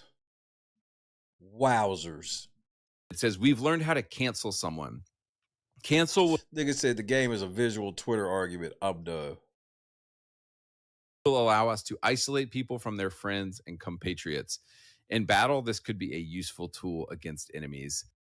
They literally telling you the Twitter rage game. This is exactly how they do on Twitter. It don't matter if you right or not. They try to isolate you from everybody and get all of their friends to fucking just pile on you, and to the point where you're fully embarrassed or some shit. Wow. By the quiet part out loud. Their own definition, they don't see the irony of how racist the game that they're actually making is, while they're accusing other people of racism, just like they did in this article here. See, because this is what the homo liberals do. They create something that's hateful and abusive, and then they accuse everyone of being hateful and abusive after they create content that's hateful and abusive. I just want y'all to reflect. Hey, nigga, but Republicans do that shit too. See, this is why I don't be getting in politics. Y'all niggas be liking to blame one side of nigga. They're satanic people that are Republicans. They're all these gay bro. I'm telling you, a bunch of them bitches. You can't just show me a picture of all bitches working at a place and say that they all liberals, because they not. It's not, just for the record. For a minute on the game development in 2024, and these people exist on both sides of the aisle, and the need for the need for people to stand up and make games that are good and beautiful and true and moral, because this is the state of game developers. The LGBTQ movement is satanic at its heart. It's no accident that there's so much overlap between Satanism and the LGBTQ movement. They hate beauty, they hate truth, they hate masculinity, they hate femininity. If you're an attractive man who wants to take Peace out, Boston. care of yourself, you're dangerous, you're a threat. They want you put in a box. They want you canceled. They want you put away somewhere where you cannot bother them. If you're a beautiful woman, they want you canceled. They hate you. That's why they're putting ugly women in games. And of course, they hate the family. They hate children. That's where I'm lockstep with that. They hate the family. That's why they're putting pedos who are becoming teachers in schools to try to corrupt your family. And my wife and I have talked about this. We're pretty much like homeschooling our kids at this point. Like that's the only way to get away from the complete depravity of modern culture. And I think I told you guys I started a Bible study recently with a bunch of guys from the YouTube channel here, and it's been awesome. And anybody can join, but several of the people of the group have expressed how many of their close friends have become furries, homos, lesbians, trans, gay.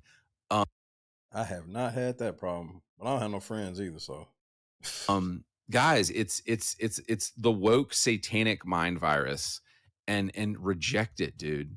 Reject modernity, because the reality is that modernity is ugly. Modernity is ugly and gross, and traditional masculinity and femininity and following God are the answer.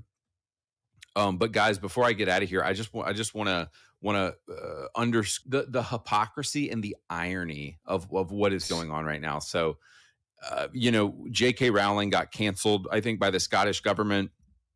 In Ireland, they've now proposed Irish hate speech regulations could have a chilling effect on freedom. In Germany, one of my game developer friends told me this. In Germany, somebody is getting canceled or investigated by the government and potentially thrown in jail for calling somebody fat. Like, this woman is fat. By definition, she is fat. But this guy is getting thrown in jail for describing scientifically that a person is fat. So the woke homo leftists, they're against facts. They elevate feelings, and they're against biological facts. And yet, really just talking about the irony here of, you said something mean on the internet, and so you need to get canceled. And yet, guys, look at the contestant that Ireland sent to the Eurovision Song Awards this year. And I think she won the Song Awards, guys. Like, Europe, large parts of America, and so much of the world is under the power of the demonic right now. And they're going to cancel you. And when you claim when you claim God as your savior, or you claim your religion, you're going to be canceled, and they're going to be, because they're promoting the devil through all this stuff. And so, guys, the thought that I want to leave you with is, how long is it going to be before they show up at your door? Honestly, I am fully in support of my Second Amendment rights. I'm in support of everybody's Second Amendment rights in America, because we are not far from the time when they show up at your door and they say, "We don't want to say anything hateful now, do we?" Nah, that ain't gonna never happen, because the majority of the people on that side are pussy. That's why they stay on the internet with it. That's why you don't ever hear these stories of them really punking people in real life. They only be punking motherfuckers who want to engage with them online. And they losing that battle more and more every day. They define hate. Pursuing masculinity, pursuing femininity, worshiping your God, worshiping your religion. It's all hateful according to them. So, guys, I'm going to get out of here, but thanks for watching. Bye. Well, damn.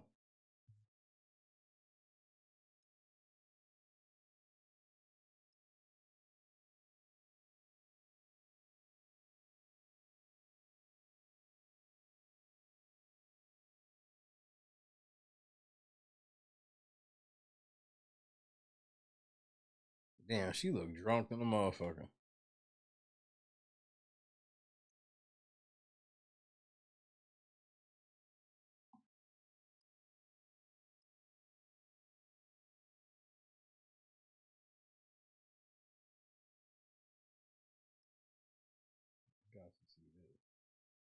So, guys, in case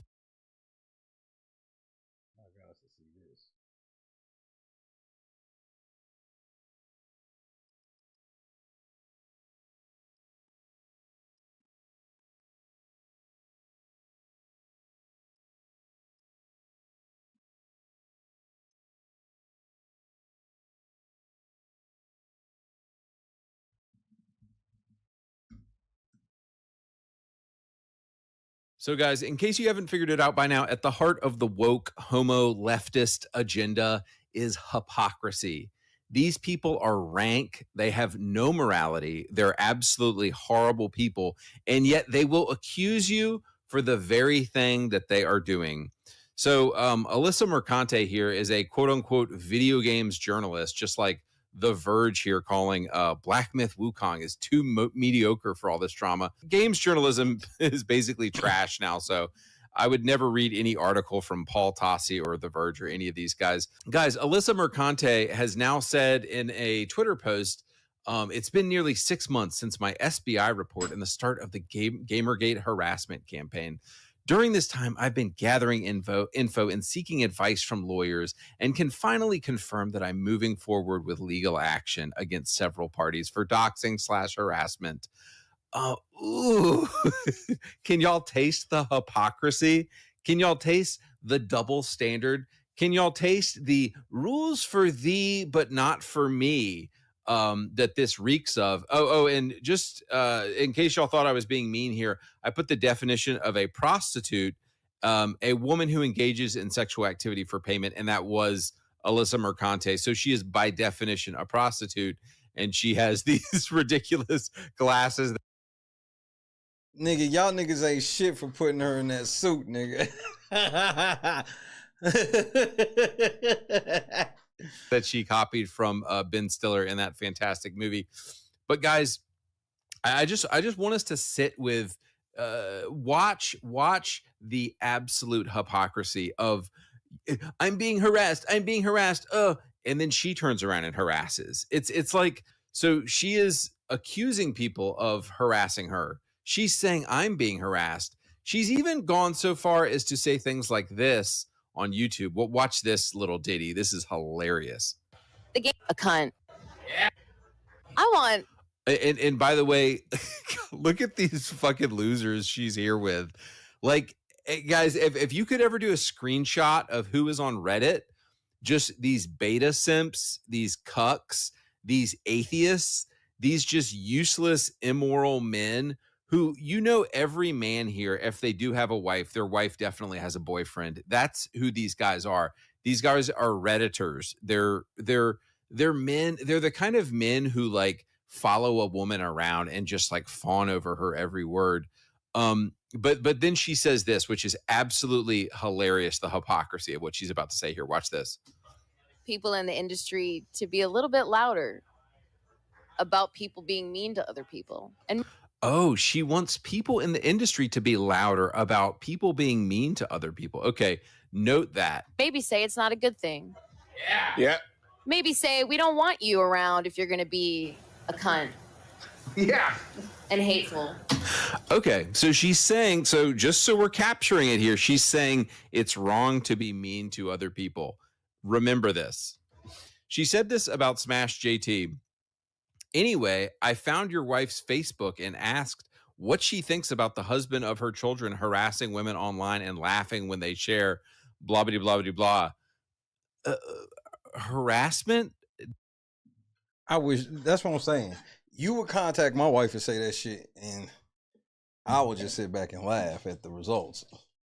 I'll give you the gun, you run over there, then you call me later and tell me what happened.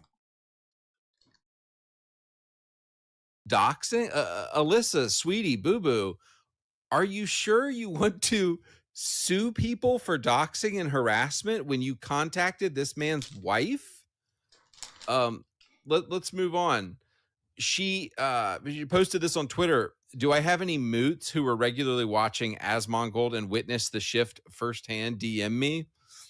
Also, if you personally know any decently popular gaming personality streamers who have seen a meteoric rise, et cetera, et cetera. She's basically looking for people who have dirt on Asmon. And then she does this really like adult content here. It says that Asmon has a smelly ass.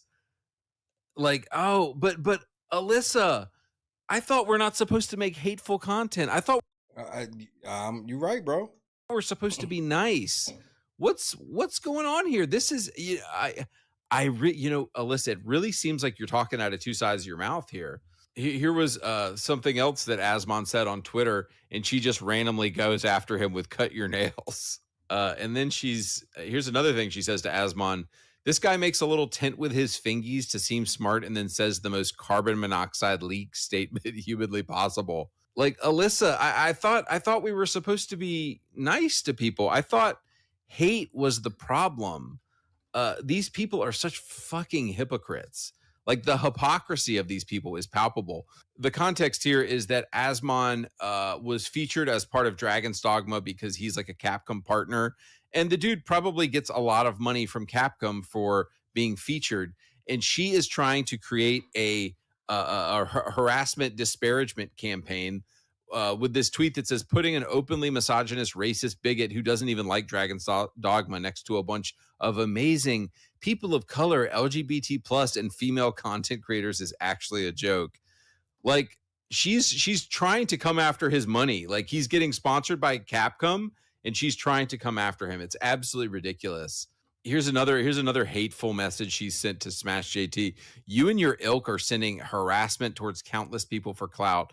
That man could effing kill someone, and you're emboldening him. I truly wish nothing but the worst for you and the rest of. That's harassment. You hitting somebody in the DM saying this shit, that's harassment, my nigga. Like, what are you doing? Thought you was against this type of shit. Your miserable effing life. Here's something she recently posted on Twitter. I can always tell when a certain cockroach-covered creator makes a video about me because my replies are flooded with shit like this on multiple platforms. But guys, let's go back. But what happened to let's watch this again. Me too, but like, just guys, she was an actual prostitute. She was a sex worker. And first of all, somebody need to tell her to stop sitting there. Please tell her to stop sitting here like this. If she only knew what she looked like. Like, I hope that this woman prays to receive Christ one day. I hope that she turns from her wicked, depraved, evil lifestyle. And that would be amazing if Alyssa Mercante got saved. But the simple reality is that she was a prostitute at one point. Let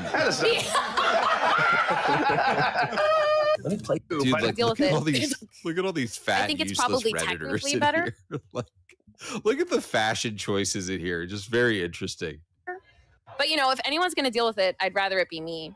Yeah.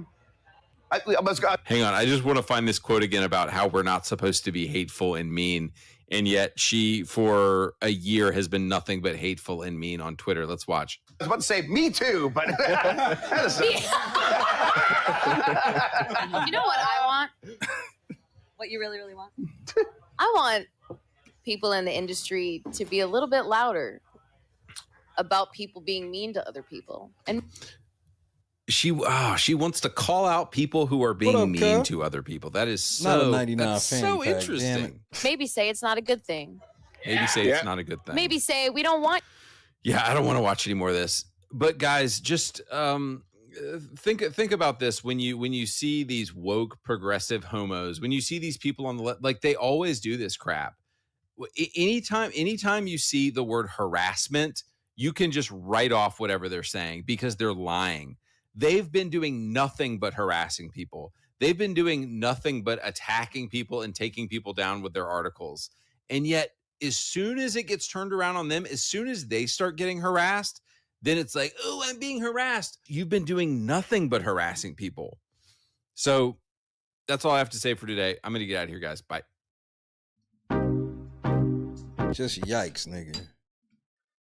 Yikes. What's happening, cuz? Jordan Mason, huh, cuz? Yeah, I had to dip into the old stash box. They try to pull a fast one on me. I'm sitting here like, what the fuck you mean Christian ain't playing? The fuck? I got it.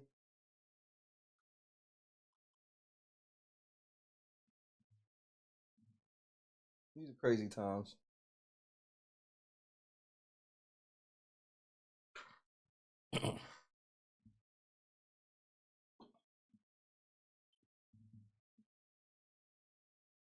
Woke video games, woke everything. I didn't know it did. Interesting.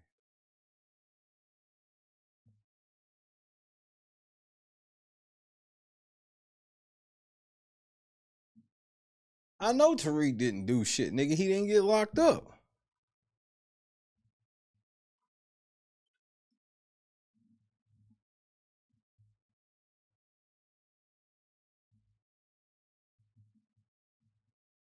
Let's pull this shit up right quick. Check this out before I bounce.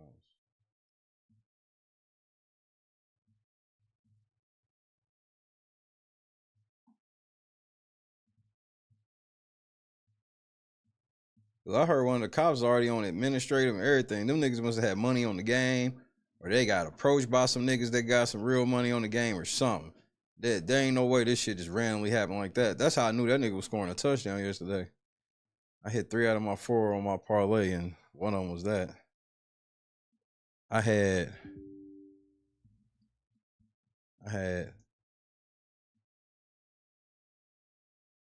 what the hell? Cause I only did cause I had a $5.99 credit.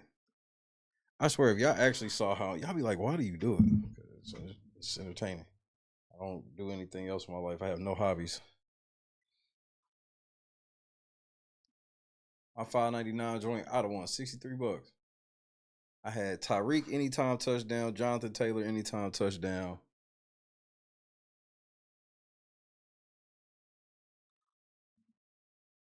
I think I had Baker Mayfield over a touchdown and a half.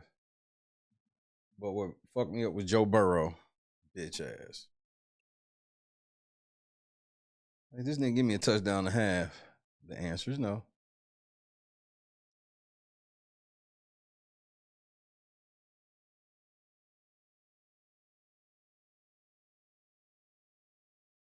Let's see. No, I had Josh Allen over a touchdown and a half. And I had Joe Burrow over a touchdown and a half. I got 3 or 4. But I knew Tyreek was going to score because I was like, nigga, he just got arrested. He mad. He about to fuck these niggas up.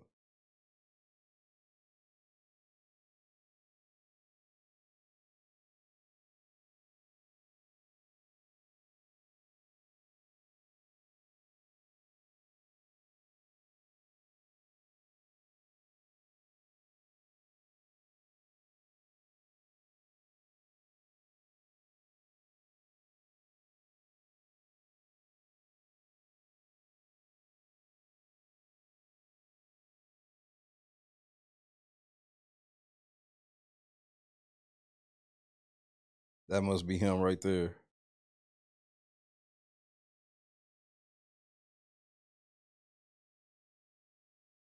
Y'all turn the audio on, nigga.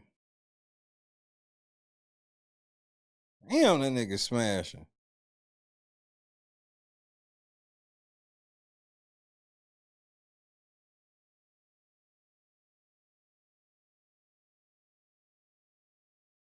How's your speeding? No. I'm asking my goal.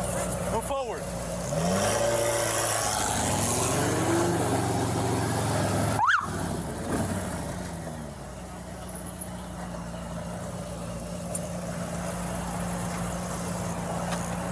Yeah, we got him here. 2611. I mean, that motherfucker.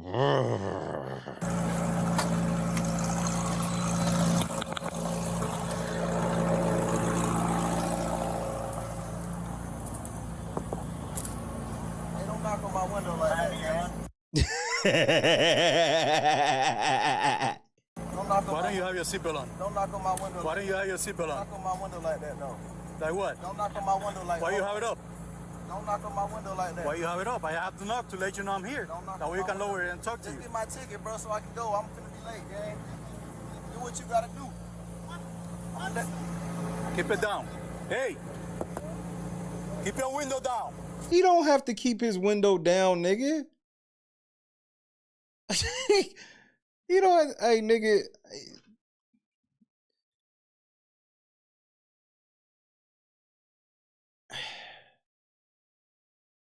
Tyreek got you. What, like, you know who that nigga is.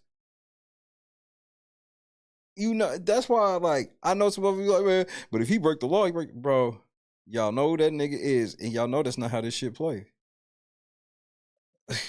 Really, you want to admit it or not?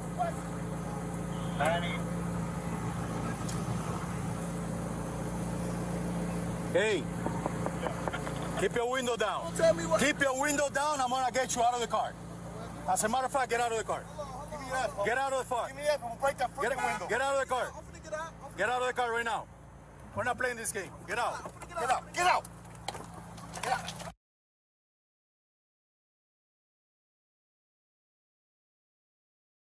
So there's already video evidence that y'all were prohibiting him from getting out because y'all didn't know them doors go up like that. So he would have got out, but what is you doing?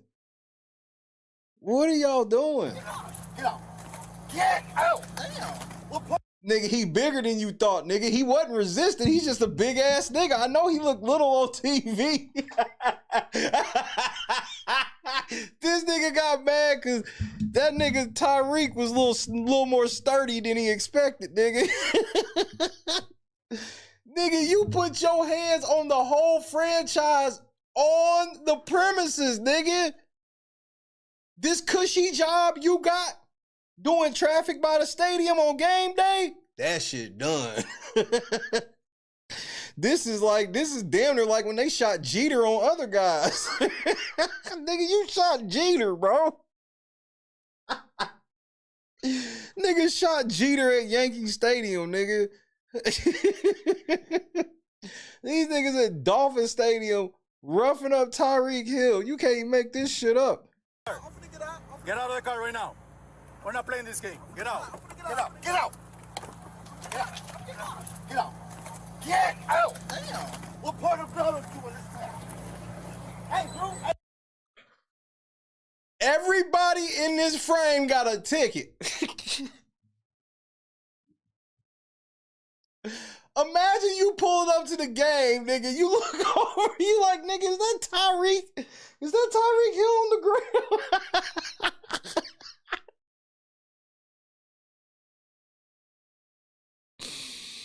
This is some other guys shit. This is the other guys. This is the other guys too, bro.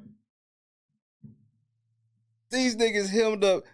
I want you to watch how that nigga thought he didn't realize Tyreek was this buff, because yeah, he's short, but he buff. So he resisting.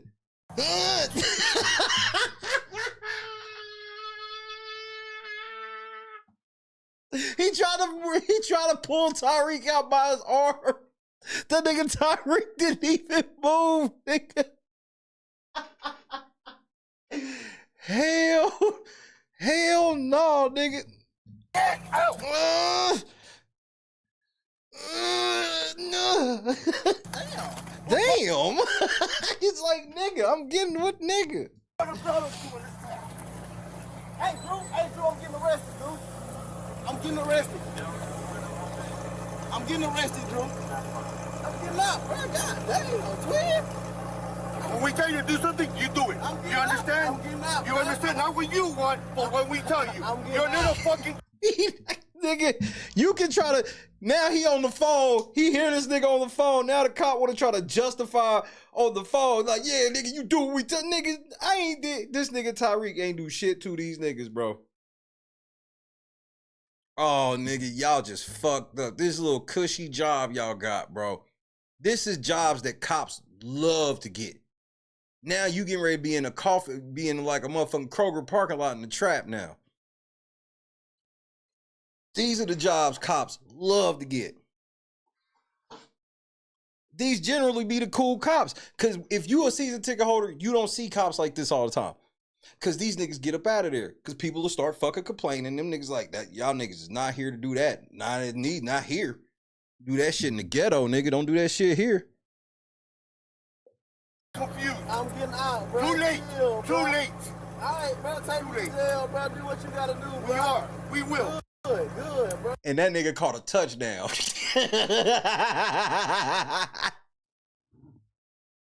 Sound real hard on the phone. That nigga caught a touchdown. Y'all got a call from y'all boss. Hey, I just got a call from the stadium. Y'all got Tyreek Hill in custody? And what happened? You pulled him over for speeding by the stadium? Do you know what time kickoff is? Y'all know y'all fired, right? Let that nigga go before we lose this fucking game. Damn.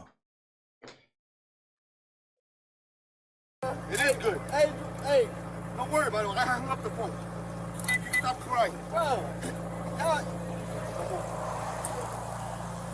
Motherfucking Rose, nigga. This is a player right here, nigga. This is probably Tua. This might be Tua right here, nigga. This might be his quarterback.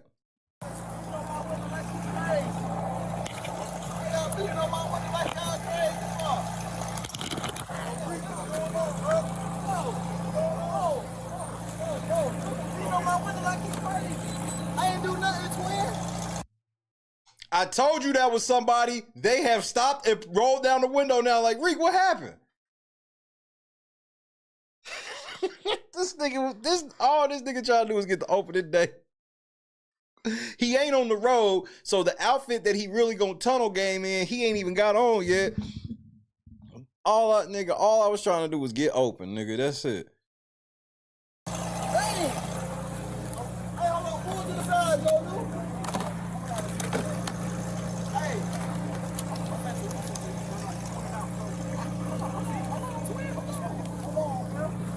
Surgery on my knee. I just had surgery on my knee, bro. You fired. You cannot have the franchise telling you to ease up on his knee, nigga. I already got it. Nigga, them niggas about to try to kill me anyway.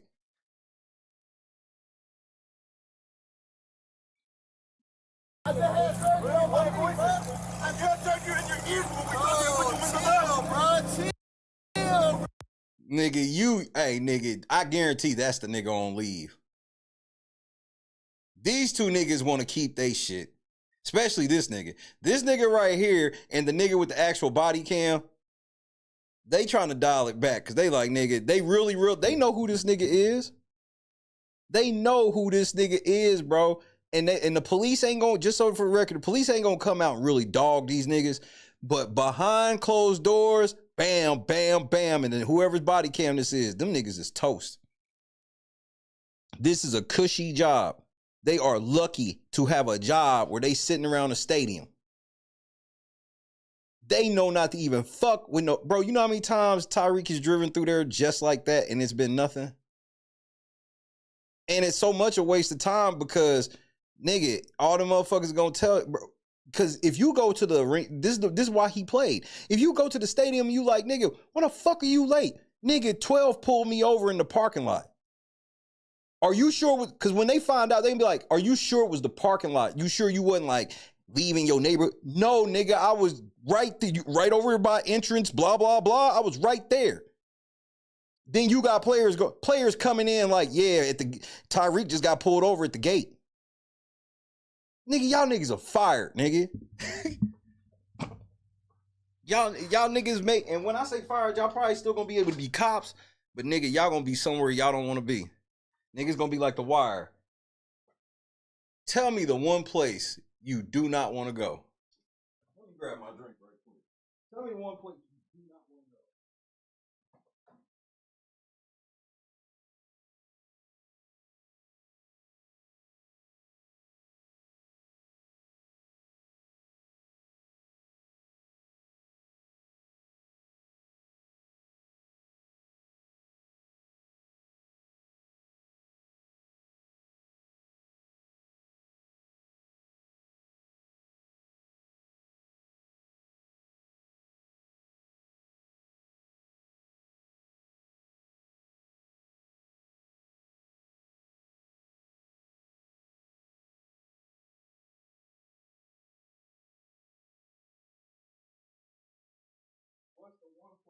Do not want to go. Hey, don't do, bro. Hey, come on. Back up right now. Back up. Y'all niggas. Hey, and this is the type of shit where, let's say the opponent's team bus drove past.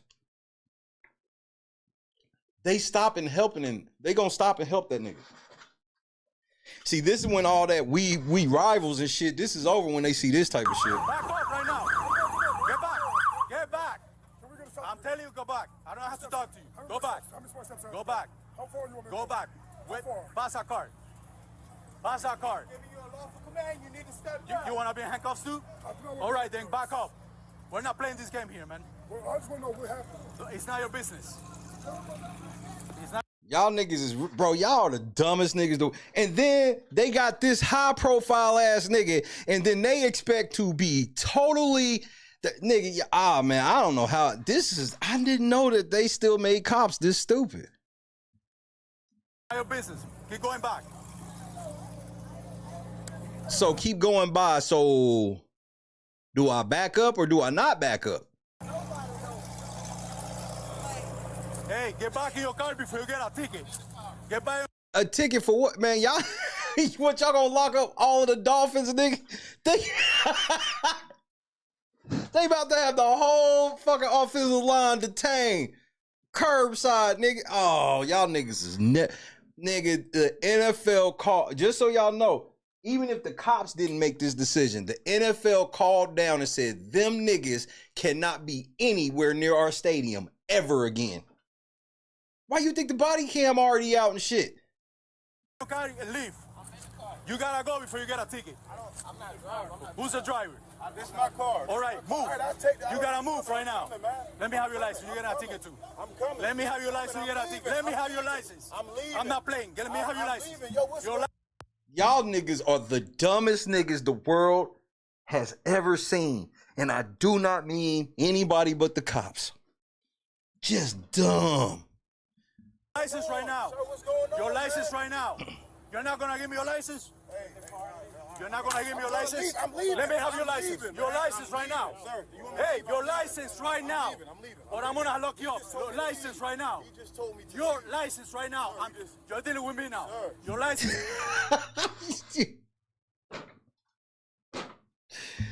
right now. We're not playing this game here, man. What's the thing going, man? My license in my bag. Let me get All my right, bag. go get your license. Let me get my bag,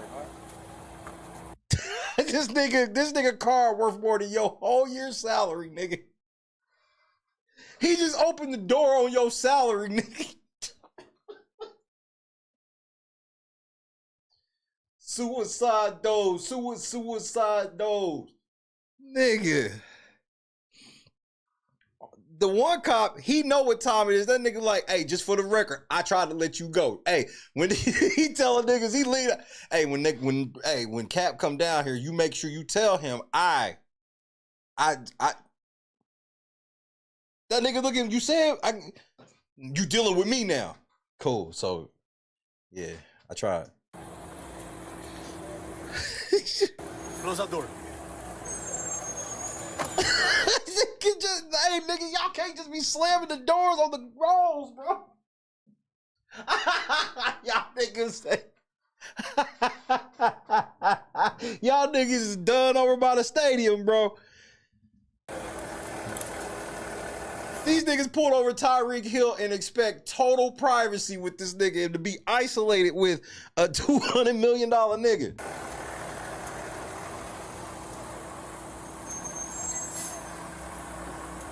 I'm surprised he told that nigga to turn off his phone. Hey, are you recording? Are you live streaming? Turn that phone off.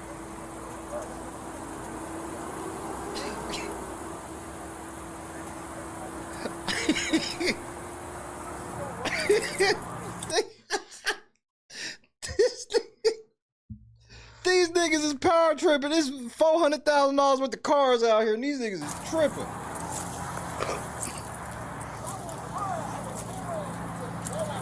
That motherfucker might be more than 400 itself.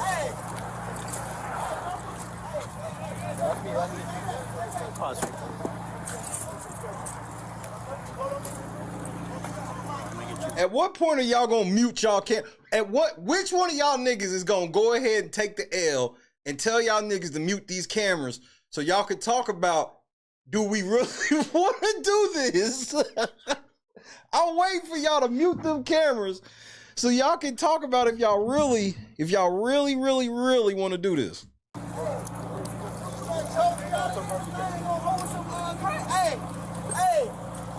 Hey, I'm gonna get, hey. Hey. Hey.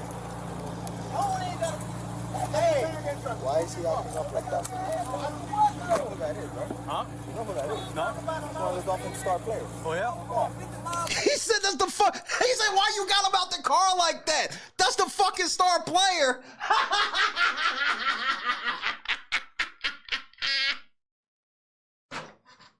Bring out Vince Carter, nigga. It's over, nigga. Why you got him out the car like that, nigga? That's the fucking star player.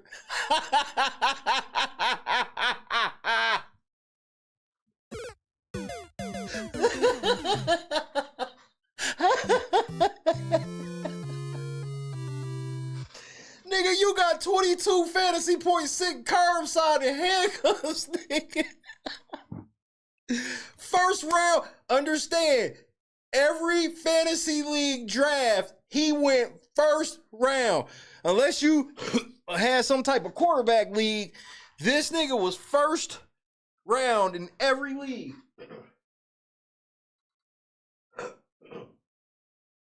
Some people even snatched him up over Christian McCaffrey, nigga. And this nigga said, oh yeah? Yes. Yes. The whole reason you out here, him. Everybody is coming to the stadium to see him. So for us to have him, he's had to commit a felony on camera. It can't be like speeding. We can't really pull him over for that. You saw this car. He can't drive the speed limit in this. Have you ever been inside of one of these? This don't go to speed limit.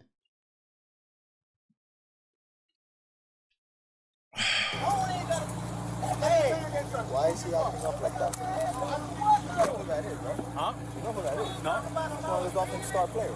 You know who that is? No. That's the fucking star player, nigga.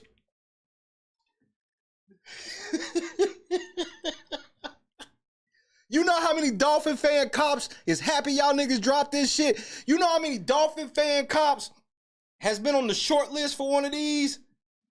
Man, they happy you fucked this up. They got a nigga that don't even like the Dolphins, don't even know shit about the Dolphins out there securing the... Nah, nigga. I'm sorry. You can call it what you want. It's just the circumstance it is.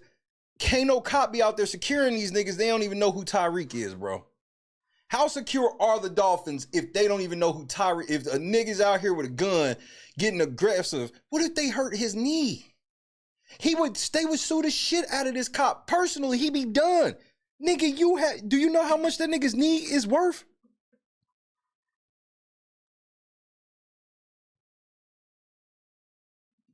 Nigga, you know who that is, right? No, it's the fucking star player. Why you... Not only you got this nigga pulled over, you got this nigga out of the fucking car. And you can try to pull that, well, it doesn't matter who they are. Unfortunately, nigga, yes it does. Over here by the stadium, it do. You can try that cop shit you see on TV that, the law is the law. You can try that shit somewhere. You can't do that shit over here. This shit done gave me a cramp in my side. Hey! Why is he acting up like that? You know who that is, right? Huh? You know who that is? No. One of the Dolphins star players. Oh, yeah?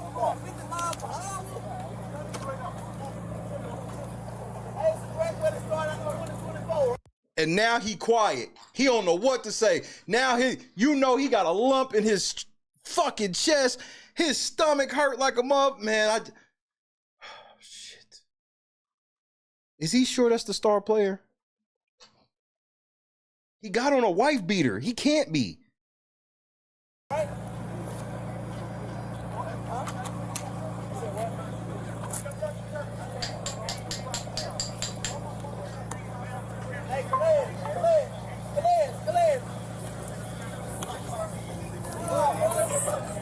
I'm not gonna tell you to leave. I'm gonna give you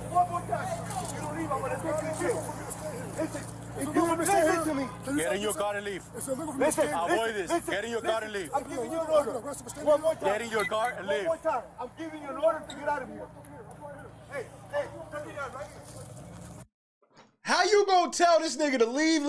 He turns around and leave, and you come up behind him with your gun out. Y'all niggas is so done, bro. Y'all niggas is so done, bro. Y'all niggas is so one of your homies done came up and tried to warn y'all like, hey nigga, that's the star player, bro. Y'all probably shouldn't. That's what they made the situation unsafe for them. It would have been safer if they kept Tyreek in the car. You got Tyreek out like that, the whole world running up, nigga. You gonna shoot at and arrest everybody? I doubt it. I told you, leave. Nope, too late. Nope, too late. I told you. We told you multiple times. I'll move the car. I got you. Move the car, sir, please. Please move the car. The car has to hang out for a minute now. He's under arrest. That's what I'm saying. Now they like other cars is y'all pulling people and everybody just keep it's Tyreek curbside. Now, bro, at this point, Ian Rappaport has already reported. How much you want to bet at this very cuz do me a favor. Find out what time Ian Rappaport tweeted. Hold on, I'm right here. Actually, I'm right here.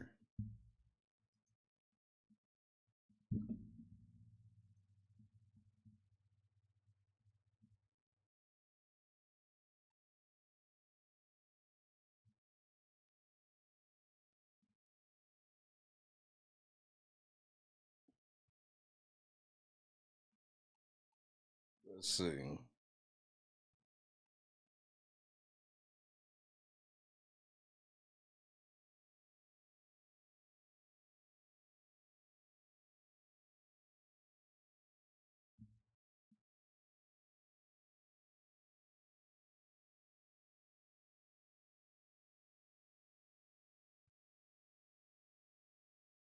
Let's see, Dak.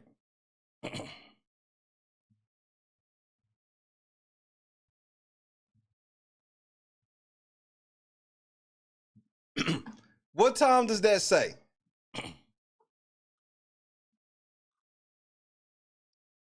10:24 a.m. And that's most likely Eastern Standard Time. Ian Rappaport tweeted at 11:01.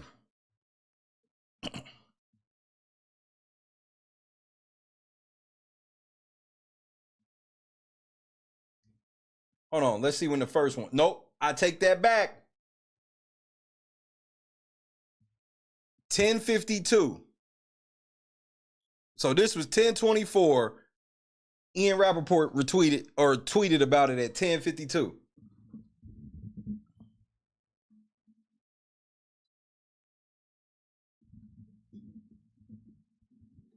These niggas is ridiculously stupid. This, if you've never seen the other guys, go watch the other guys with Will Ferrell and Marky Mark.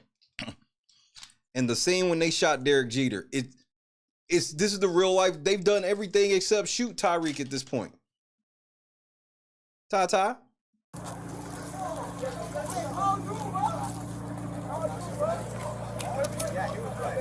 Hey, what's the reference? Huh? What's the reference? Yeah, careless because he was speeding too fast. That's all you got? That nigga even comes. So what did he do? He was speeding too fast. He got to make the speeding sound worse than what it was. He couldn't just say he was speeding. No, he was speeding too fast.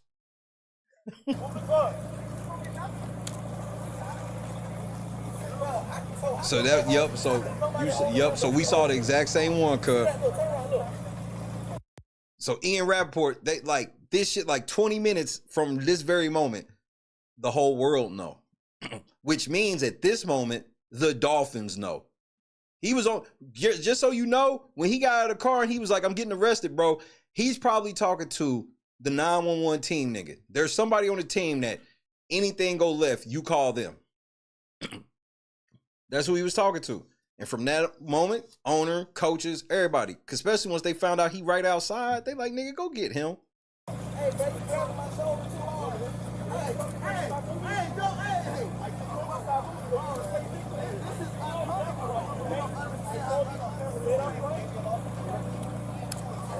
I'm gonna say it like this, bro. And look, your job is to serve and protect, right? Hey, but this ain't okay. I'll give you an example just for the record. This ain't just like a Tyreek thing. This is why proximity matters. If you go by some rich people's neighborhoods, if the cops pull over anybody that live in that rich people in those rich people neighborhood, it don't matter if they play in the NBA, NFL, none of that shit. It's gonna be a problem. There's motherfucking housing complexes and shit that have it that cops can't come in there. Cops can't radar patrol in there. None of that shit. That's why proximity matters. They not supposed to be fucking with Tyreek over here. It doesn't even matter. It really don't matter what player it was, to be honest with you. But definitely the nigga with the car that could do, like, they saw this car. You know who this is. But this nigga clearly didn't. I mean, this nigga got Tyreek curbside and like, he lost a cushy gig. He lost a cushy gig. Yeah, not if you were supposed to. Not if you were supposed to. If you were somebody that worked for the Dolphins, that nobody knows who the fuck you are, and you could afford that car, it'd be the same issue. The team be out there, you would not have went to jail. You would have went right in there to work. If you work for the Dolphins, you were going to work. If you work for the Dolphins and you can afford that car that was going 104 miles an hour, you were getting out of it. That's just what it is. And it's because of the proximity. It's the proximity. That and if that's false, then why would the other cop come up and even go? Why do you have the star player out on curb right there and you see this fucking stadium shit in the background? You're doing a horrible job of protecting right now, bro. I told you I'm not gonna run nowhere. Because just for the record, the police are not in control over there. You're not going to jail. Okay, well, so he's the only person that's ever done this? Name the person. Who's the other person? Nobody. You don't know anybody. Now, I know you got a sense that you want to be right just based off the fact of, I don't know, but no, you wrong because you don't know what you're talking about. You obviously don't know anything about how the league or any type of thing of this magnitude works. See, the cops don't run shop at these motherfucking events. They basically just paid security. They not allowed to be in here doing shit like that. That's why Tyreek still played. And anybody else would have still played too. And here's the best part. The only reason it made it to the news was because it was Tyreek. And they pulled him out. Let's say they had pulled Tyreek over. Had they not got him out of the car, it wouldn't have went viral like that. They probably wouldn't even have said shit. Tyreek might have even mentioned it. They might have just mentioned it in passing. But what made it a problem is they put a fucking nigga, a $200 million nigga on curb, and everybody saw that shit. That's the only reason the Dolphins said something about it. And said something about it immediately, because it's like, they can't hide this shit. They just had 1 million season ticket holders drive past this nigga. They got players coming into the locker room talking about, nigga, our big game receiver on the fucking curb. Now, would somebody else get that same amount of attention? Of course not. If they not Tyreek. But if it was the fucking kicker, who most people don't even fucking know, they would have went and got that nigga the same way. It would have been the same thing. Y'all don't understand how important it is to win in the NFL.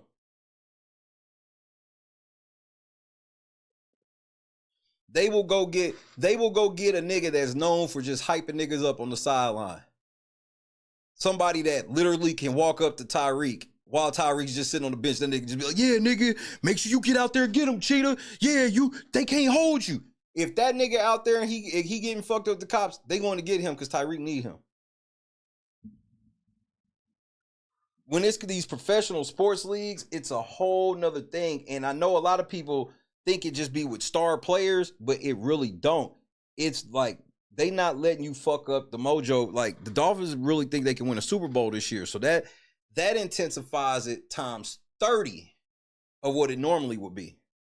Just off of that. and it's a home game, the first home game.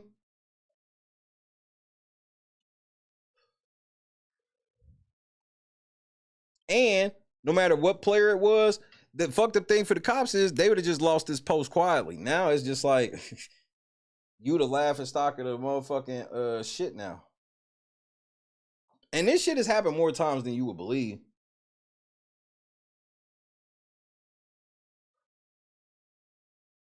Because it's going to go from police station to police station, captain to captain and shit like that, in the sense of you're going to have some police captains that feel like we should have people over there that at least know who these players are and shit like that. But then there's other cops that go, we don't want our people over there with these players like that because they might get too schmoozy with them. But worrying about cops getting schmoozy with players at the stadium, that's really not a worry in the grand scheme. What am I going? That's only gonna make what matters worse. I don't. Shit, his manager was on waivers right now. So if who wide receiver for the Dolphins? Has that nigga drove through here yet? Did y'all pull that nigga over? All right, well, hey, he probably coming through here. Don't pull over Scotty Scheffler.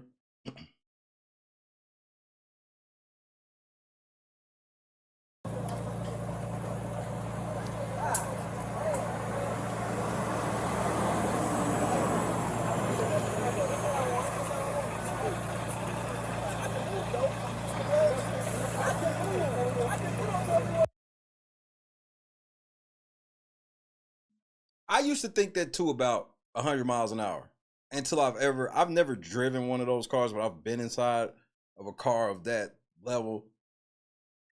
I don't know how they're not speeding all the time. And when you go on 100, it don't feel like it.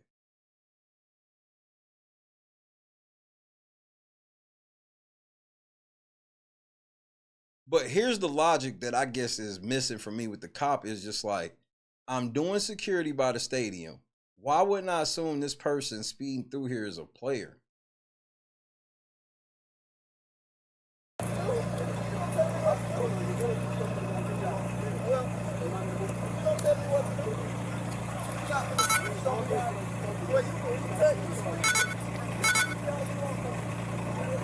And for the record, on these grounds, like where they are, they don't look at the police as police either. They look at these niggas as security guards. These niggas ain't even allowed to talk to them. Like if this cop just saw Tyreek walking past, unless Tyreek talk to him, he can't talk to Tyreek or he gonna get in trouble. That's what makes this even more goofy is they got specific rules when they come in contact with players, including this nigga that's pulled him over. But as we've learned, he didn't even know this nigga was a player.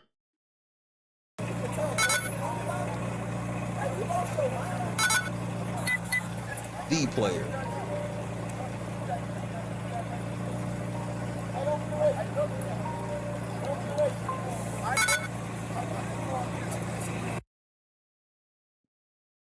Again, if I could afford this car, I could. And the most they'll do is give me a ticket. Unless I should not be driving. If I have a licensed car, there's no way. There's no way. That's the whole thing is you're trying to compare me, a regular person, to somebody as Tyreek, and you're trying to say, well, regular people can't do the same. Regular people can if they can drive that car. Because where we are in this society in America, if you can afford that car, it's your car and it's paid for and it's your car. You plugged. You the plug. So yeah, niggas can't really just be pulling you over and acting the ass like that, and people do get in trouble. It's fucked up, but it's the truth. Now, once you add the fact of this sports team, I'm telling you, if I worked for the sports team as a ball boy, but I was an important part to where I would be missed if I was not there. Or, I mean, go back to Ace Ventura with the Dolphins. They was going to get the fucking whale because they got this nigga never washed his jock strap because he thought Flies were lucky. And that's really how they be. Bro, if it's a nigga that's a ticket holder or a ticket taker, a seat, ticket taker, help you to your seat and all that shit, a usher. If this usher got a handshake with LeBron or anybody else, and this nigga's missing because he got pulled over outside, you in trouble. And he's not. I get what you're saying, but that car changes everything. Now, when they see a nigga in a wife beater in that car, now things start turning differently. Because who is this nigga in this wife beater in this car? They'll never say that that's what they thought out loud, but obviously they did, and they clearly didn't think he was the star player of the team.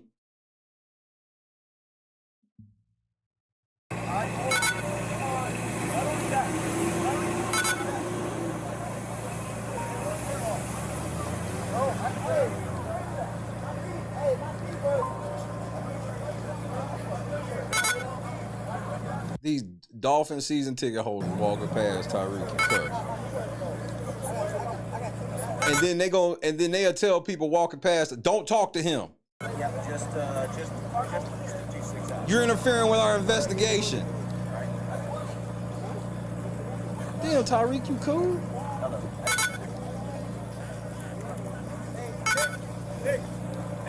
Who's 39? Or you can come argue tomorrow, because you sound stupid as fuck. Who's 39? You sound like a fucking retard that don't understand shit, so you should go brush up on your retardism, goofy motherfucker. Go sit down. Arguing with your dumb ass, you dumb as fuck. Man, don't argue with that stupid motherfucker. That's what trolls look like. Motherfuckers are so miserable in their current states. If I was doing, shut the fuck up. You would never be doing it. That's why your broke ass over here talking shit. You don't know shit about this fucking lifestyle or anything, you fucking loser. What a fucking loser. How much of a, it's 60 people in here and you gotta be that much of a fucking loser. Y'all niggas are depressing, bro. Y'all niggas are fucking losers, nigga. It's sad. And it's sad.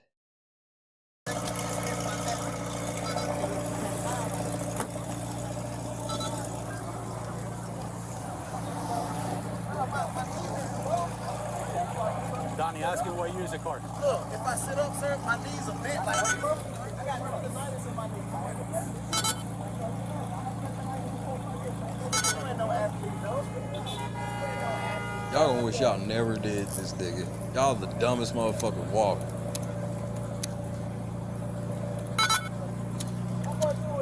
That's just something. Who's? Yeah, what?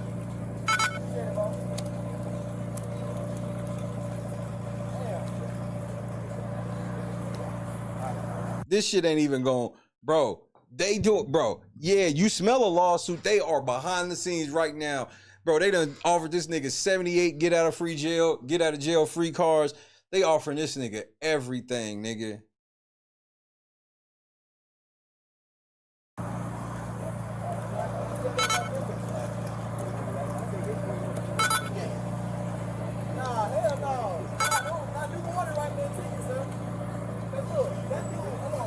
Huh? Good? Yeah. I got your name. No, bro. Thank you.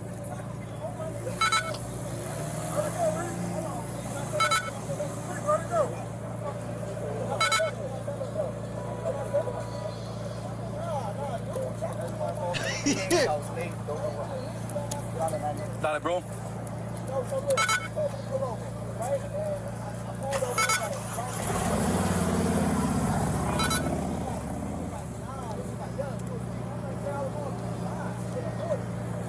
And good evening, number 5.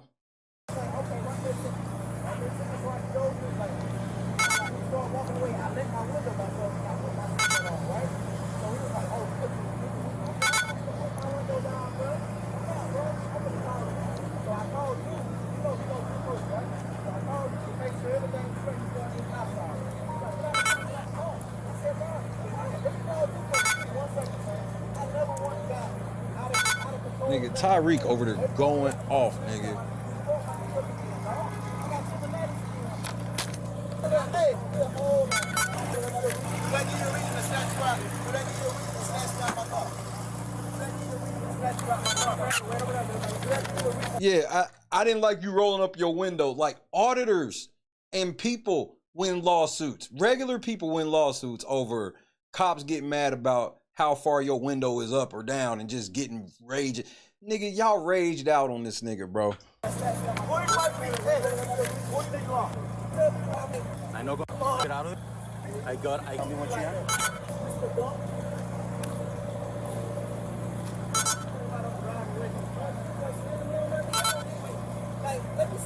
Tell me what you have. Oh, 5'5". Tell me what you have. Oh shit. Here we go again. I mean, go on mute or no. All right. So, as he was coming, when he called it, he was hauling ass. I get after him, pull over. What are you stopping me for? I'm like, for speeding. Okay. So when he pulls up, I get to his window. I knock on the window. Don't knock on my window like that. So I asked for a license. No, CP was raising your hand. Okay.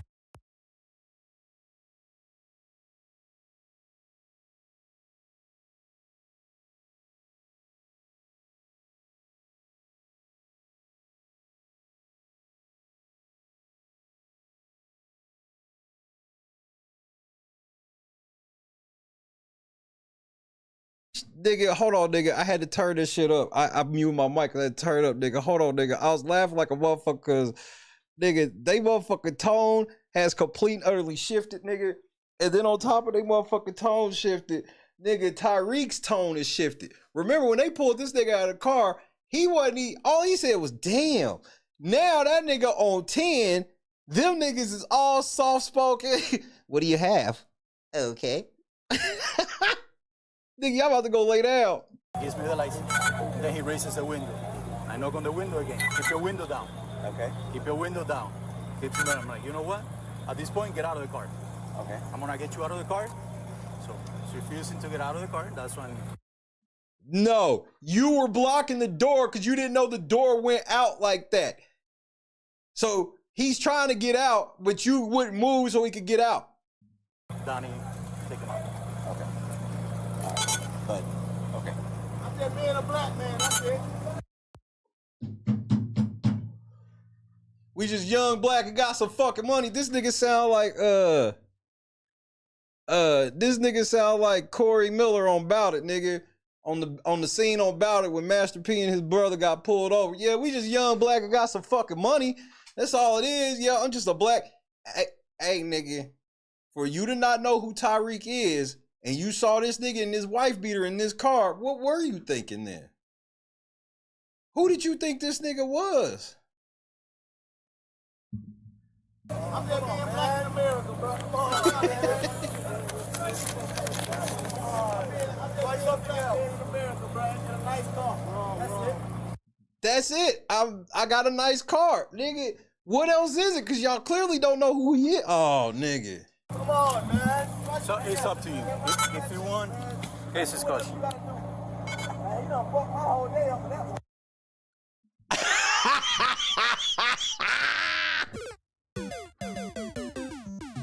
What did I tell you? It's time to mute that camera, nigga, and talk about what we should do. So what do you want to do?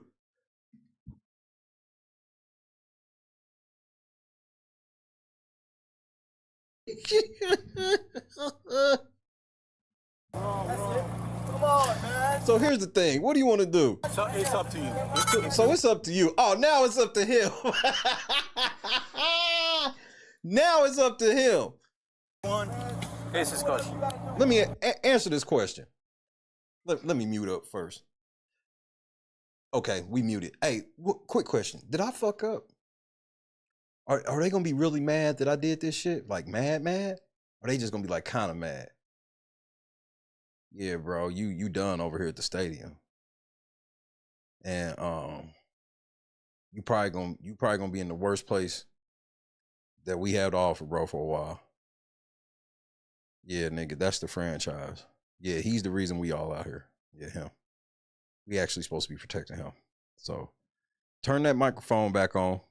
And you did fuck up, but if you tell on me, it's gonna get worse for you. Turn your camera back on. Man, you done fucked my whole day up for that one.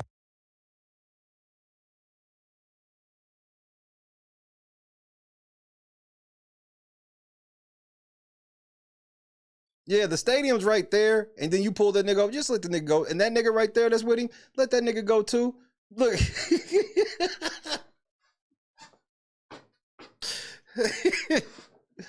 Yeah, nah, man. You really fucked up, buddy. All right, okay. We're gonna let the niggers go. Is that Drew?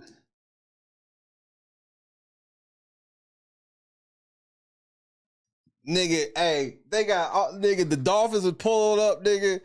Oh no, nigga.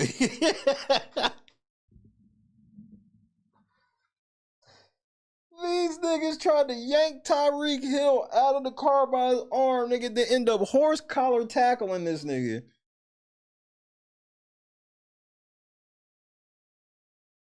Oh, that's a coach. That's somebody. This is a coach. You see these shorts? This nigga was just out on the field playing catch something. He was out there stretching niggas out. So, oh, nigga. Motherfucker offensive coordinator out here. Hey, nigga, this is my starting guard, nigga. If you don't uncuff him. Wait, that's Tyreek over there? If you don't unhandcuff my team now, nigga. The fuck? They done said, hey, Brett, will you go out there? The police out there fucking with niggas. Brett, go out there and get them niggas in here. We running late. Damn, this is week 1. We already on goofy shit. This is what I was talking about when I said champion. Remember we was talking about championship culture? Now everybody locked up curbside. Week 1. Go out there and get them. I don't give a fuck if the police say something. Tell them niggas to eat a dick. We gotta win.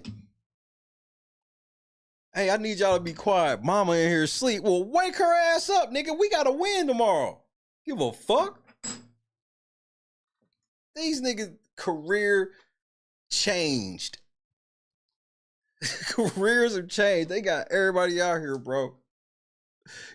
Look, hold on, go back. To prove my point further. Let me prove my point further.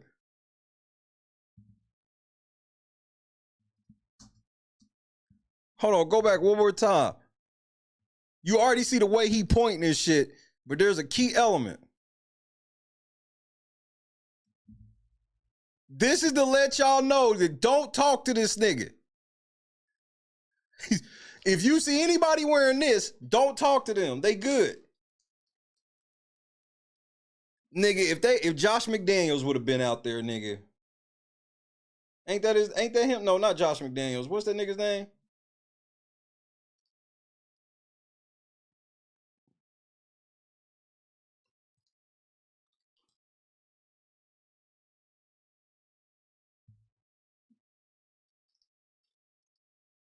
Hey, Google, who is the coach of the Miami Dolphins?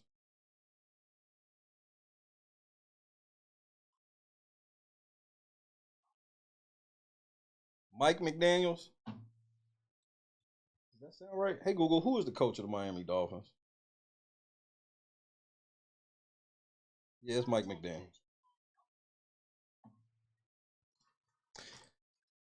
That nigga that came out there with them glasses on, nigga.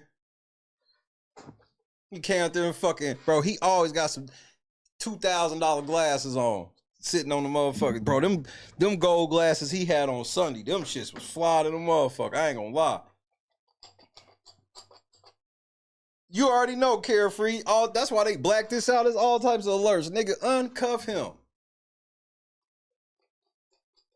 That nigga got a lanyard on and shit. Like, nigga, hey, nigga, uncuff these niggas. The fuck? Talking to another nigga back by the bush. Hey, nigga, that's Tyreek, nigga. The nigga that was back there in handcuffs, you see he ain't standing over there no more, nigga. Had this happened in Seattle, Pete Carroll would have been out there. Pete Carroll ass would have been out there. Man, you better uncuff these motherfuckers. Nigga, Pete Carroll would have ran from, he wouldn't even have rolled over there. Pete Carroll would have ran from the stadium over there.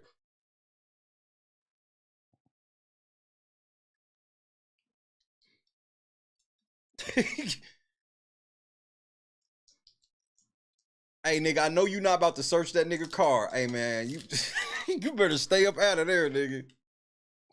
He did not consent to any searches or seizures. Nigga, you better turn that body camera back on, nigga. Hey, you ain't locking him up? Oh, you giving that nigga a ticket? You dumb motherfucker. Giving niggas tickets that drive those type of vehicles, all you doing is just being a dick.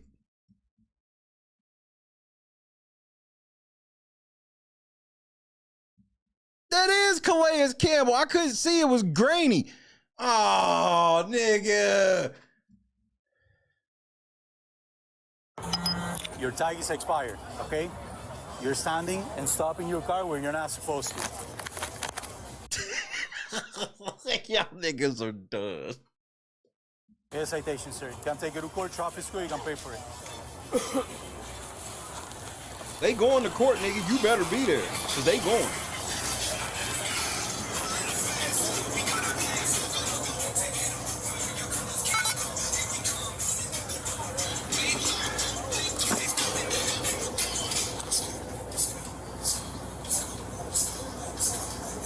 Look, they got all the team shit over there.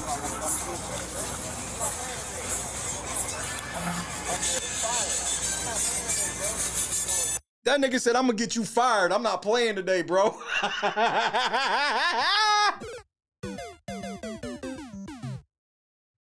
Church out. I'm gonna get you fired. I ain't playing today, bro. Week 1, nigga, somebody gotta lay down over this. Week 1, somebody gotta lay down over this, bro. That nigga gonna mute his camera. Nah, nigga, unmute so we can hear this L you about to take. They got the cheetah curbside, bro. I'm so done by this.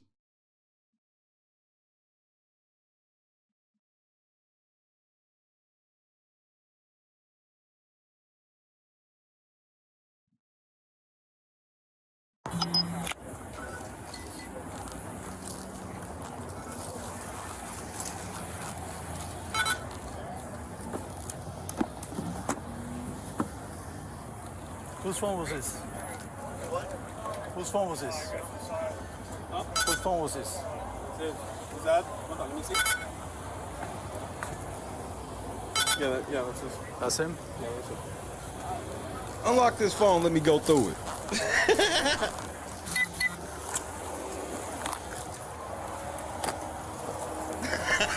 Now, try to be courteous. Hey, keep moving. Keep moving. Harder. Keep going. Keep moving. Keep moving.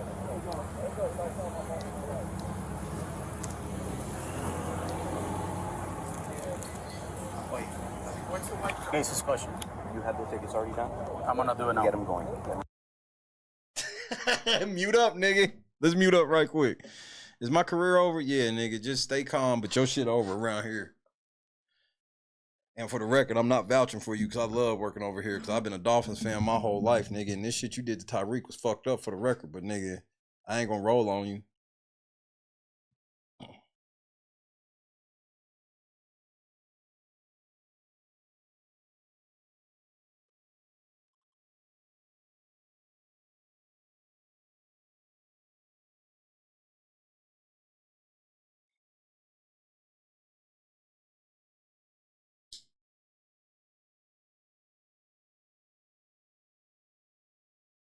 And the coach still walk around back there like, nigga, these niggas still in handcuffs, bro. We got a fucking game. Kickoff is in less than 3 hours.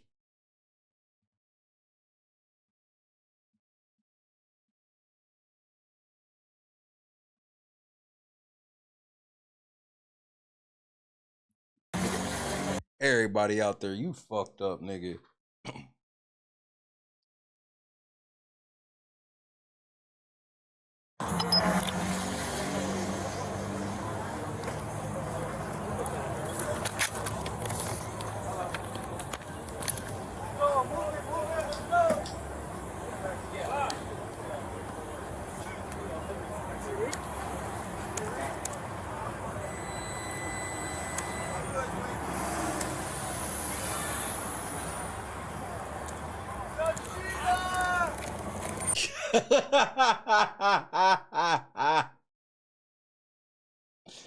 Cheetah!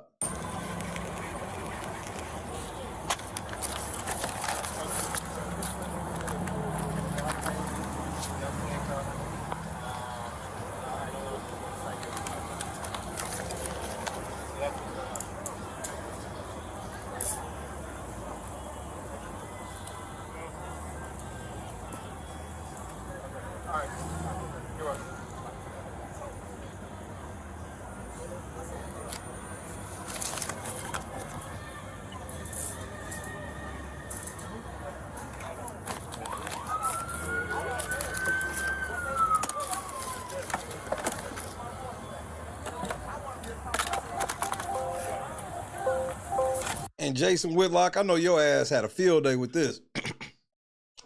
But that should be funny. Because Jason Whitlock would never have said this had it been a right-wing player who got pulled. Now, he'll say this would have never happened. Yes, it would have, and it wouldn't have never escalated like this either.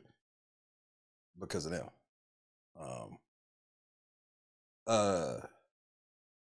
I just find it funny when people just literally ignore the fact of, I know how y'all think shit's supposed to go, but it don't go that way.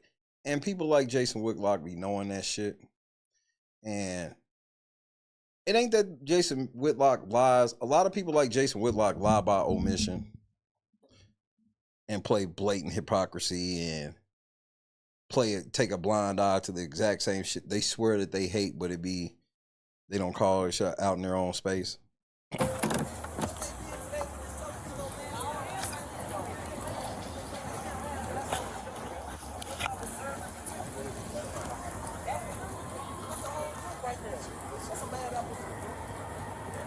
The whole fucking Dolphins organization out here like, nigga, y'all better let this nigga go. Y'all fired. That's PR, that nigga in the suit, that's PR. Those are Danny. Or Lee.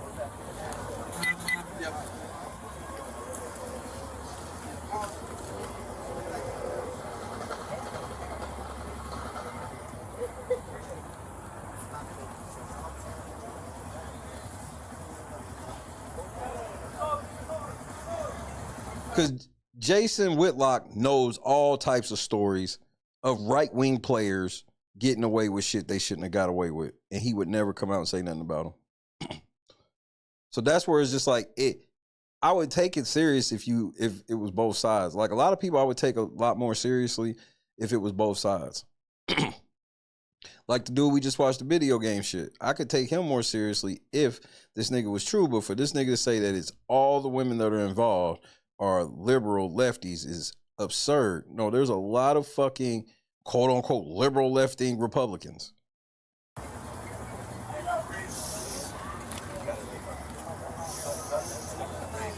What do you got? Seatbelt and speeding? Yeah, I hit him with careless. Okay. Visual estimation, 60 miles an hour. All right. So that's what's getting the careless driving and the seatbelt. Okay. You want to go with the reckless?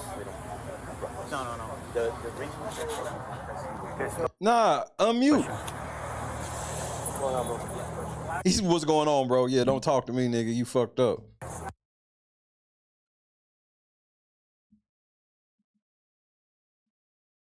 Nigga sitting here.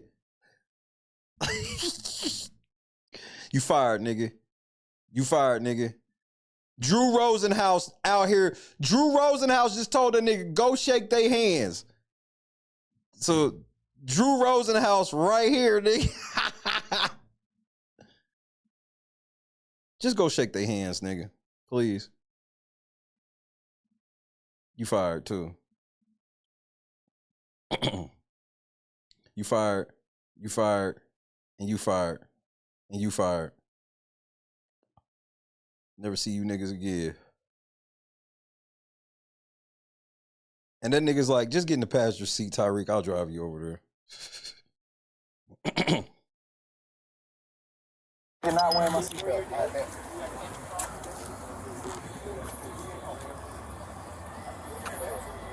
Hey, I'll see y'all in the parking lot.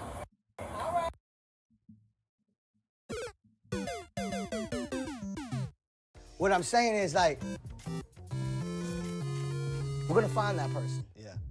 When we do find them, once we get them back, I'm gonna give them right back to them.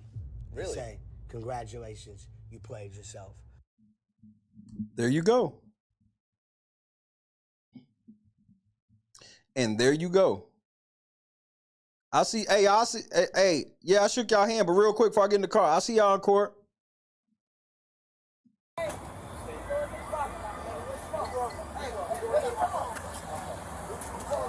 Yeah, sit around and have this huddle about how y'all fucked up.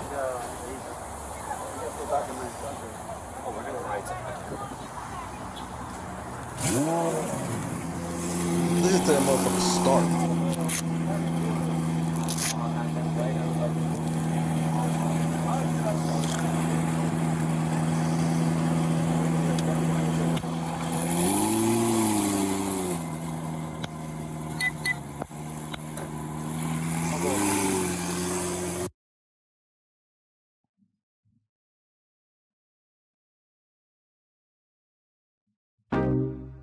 It was at this moment that he knew. He fucked up. Nigga, they was so motherfucking quiet at the end of that shit, nigga.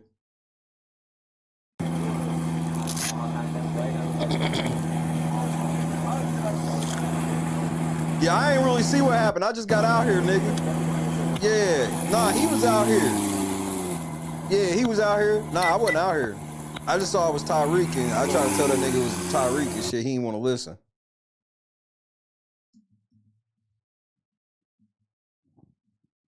Look at this nigga. This nigga at the end is everything.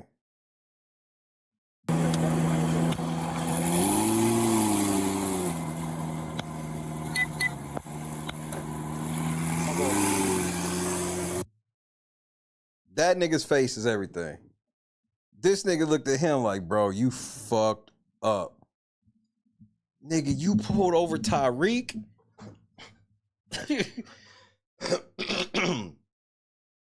He looking at bro like, man, you really pulled over Tyreek, bro? Like, you really did that shit. Damn, nigga.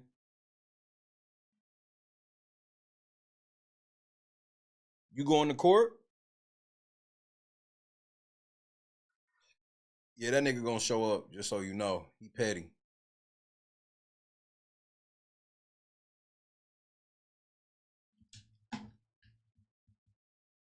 Stupid ass police.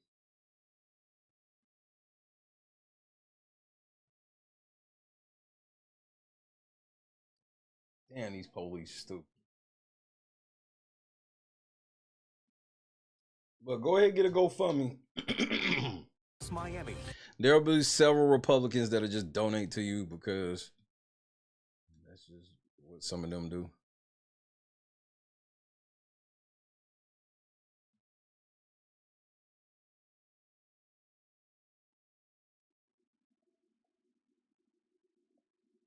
Yeah, Tyreek could have been more whatever, but like I said, the proximity is what lets me go. Like, I want to see him act like that getting pulled over away from the stadium. Miami. Breaking news now at 7. Miami-Dade police have just released new body cam video of officers detaining Miami Dolphins player Tyreek Hill in Miami Gardens. Police Director Stephanie Daniels says she released it to be transparent and maintain the public's trust. Yeah, keep her head from being off the stake. Let's get right to CBS News. Miami's Jim Barry live in the newsroom right now. Jim, only minutes ago you saw the video for yourself. Lauren, that is absolutely correct. And the clip that I'm about to show you lasts a little over a minute long. It shows the confrontation between Hill and 3 members of the Miami-Dade Police Department. Take a look. Hey, don't knock on my window like that, man. Don't knock on Why don't you have your seatbelt on? Don't knock on my window. Why don't you have your seatbelt on? Knock on my window like that, no. Like what? Don't knock on my window like that. Why you have it up? Don't knock on my window like that. Why you have it up? I have to knock to let you know I'm here. Don't knock that on way you my can lower it and talk to Just you. get my ticket, bro, so I can go. I'm finna be late, gang. Do what you gotta do. Keep it down. Hey. For what? Keep your window down.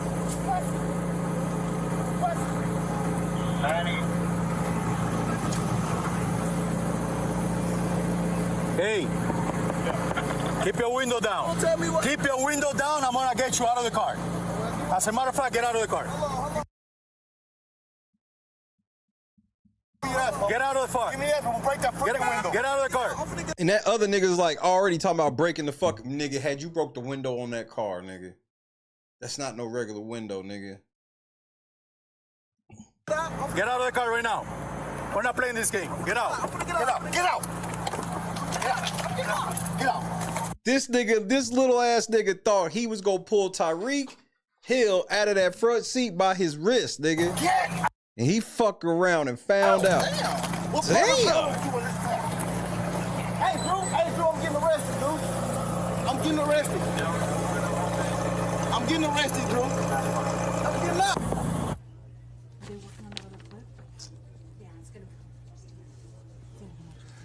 So again, this is the early stages of this confrontation that Miami Dolphins star wide receiver Tyreek Hill had yesterday with members of the Miami-Dade Police Department. You may have heard some of it, but again, the officer told Hill to keep his window rolled down. Hill refused. Tyreek, before that, said he told the officers, look, just do what you got to do so I can get going, so I can play this football game. When he kept his window up, that's when the officers said, listen, you've got to do what we say or we're going to yank you out of the car. And that's exactly what they did. You saw Hill being removed from the car by that officer with the help of two others, then put face down on the ground and handcuffed. Again, this is the early part of this confrontation. The clip that we've received is a little over an hour long. The rest of it shows his agent, Drew Rosenhaus, coming there a bit later on the scene, and other people there, Dolphin fans, and apparently perhaps members of Dolphin security who were made aware of this situation, who then came out to help Tyreek Hill get away from this situation. And to help Tyreek get away from the situation, a.k.a. they helped Tyreek. They went over there and told the police, have you lost your fucking mind? Even the commentators on his side, nigga, like, get the fuck out of here, nigga. So that he could play the game yesterday, which he did. But again, this video just released from the Miami-Dade Police Department. Stephanie Daniels, the director, said she wanted to be transparent about this. And as soon as we can look at more of this video, we'll tell you and share with you more of exactly what happened yesterday with Tyreek Hill and those Miami-Dade police officers. For now, live in the CBS Miami newsroom, I'm Jim Barry. Back to you, Lauren. L. Miami-Dade L, nigga. And this is where the police mess up.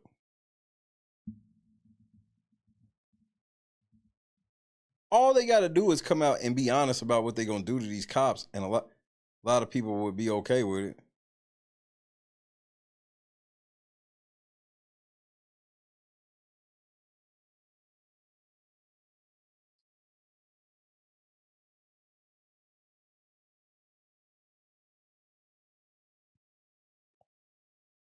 Then this nigga went in there and lit they ass up, nigga.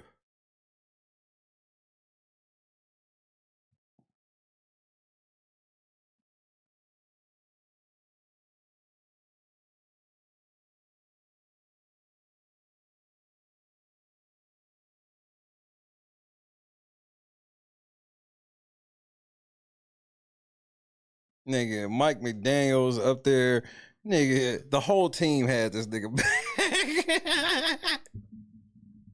Nigga, when the report came out, the report was coupled with, and he will play today.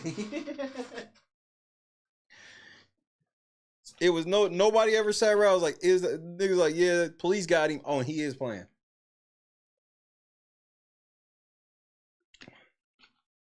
Jaguars was in their locker room. Fuck.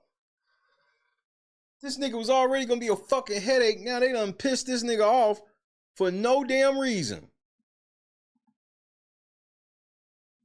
This niggas in the Jags was sitting there like, man, this nigga playing this shit. Punk ass nigga think he's slick. He playing this shit. Drew was actually in the car too? Because I never saw where Drew came from. That's crazy. Drew left in another vehicle though. And that nigga in the red drove the car away.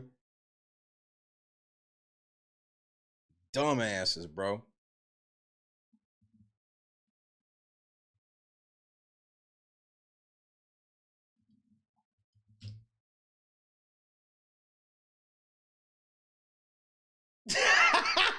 Hold on, nigga.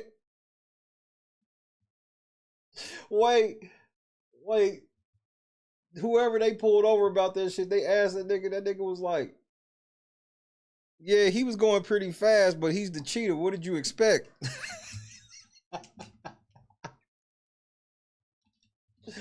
People just don't give a fuck with this motherfucker. Like, when they be on they fan shit, bro. I don't think y'all should just be letting these niggas do this shit. Like I said, for me personally, it's the proximity. But because I know how that shit could go, that's why I ain't gonna sit here and play dumb. Like, all right, I know for a fact that this nigga could have drove cool, lawfully, quote unquote, the whole way, and then got right by the stadium and started speeding. Excuse me. I know that this is plausible. That's why I'm not gonna just condemn this nigga for speeding without me knowing the whole speeding story.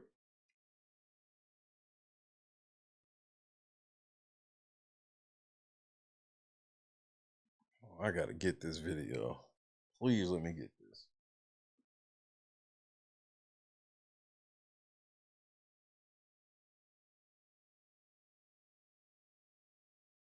Yeah, but that was different. Nobody really vouched for that nigga playing, but Jerry Jones, he don't give a fuck, nigga.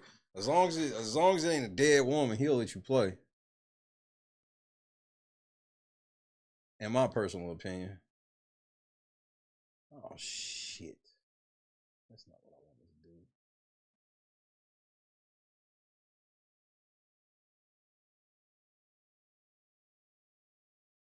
That's what I wanted to do. Let me do it.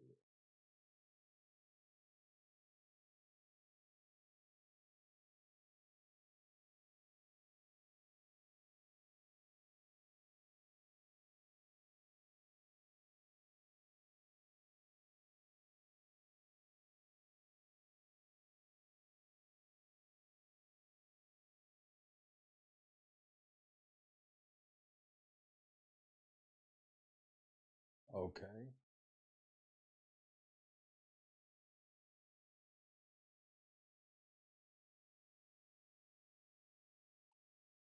Bro, I want to, bro. They are really cock blocking on me.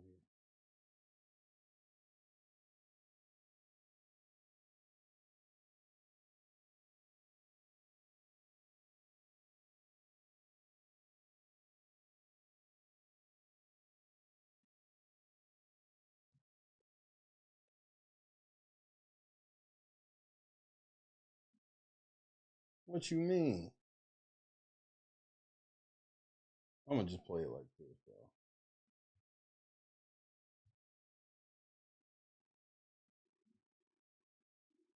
Switch it over here. Make sure you hit that like button. The PayPal, Cash App, so we get the rest of the go. And all that good stuff. There we go.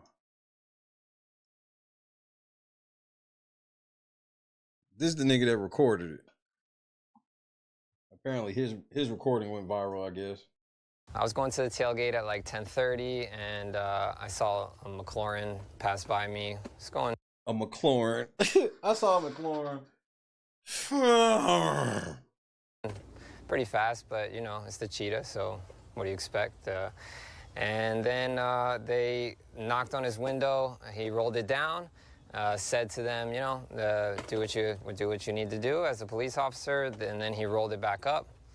And then they asked him to roll it down again. He cracked it, and they told him to get out of the car. And I think he was probably saying he didn't really have to. And then they just, you know, just what you saw in the video, they threw him down. And I yelled in the video, "Yo, chill out." Probably shouldn't have said that, but you know, it's Tyreek, and if we want to win a Super Bowl, we need Tyreek. So I had to do what Yeah, I probably should have said that, but it was Tyreek. Everybody and their mama, this nigga, bro. Everybody and their mama out here. He's switching up this jersey. I like your little authentic Dolphins shit though. He's switching this up. Niggas are switching to that 10.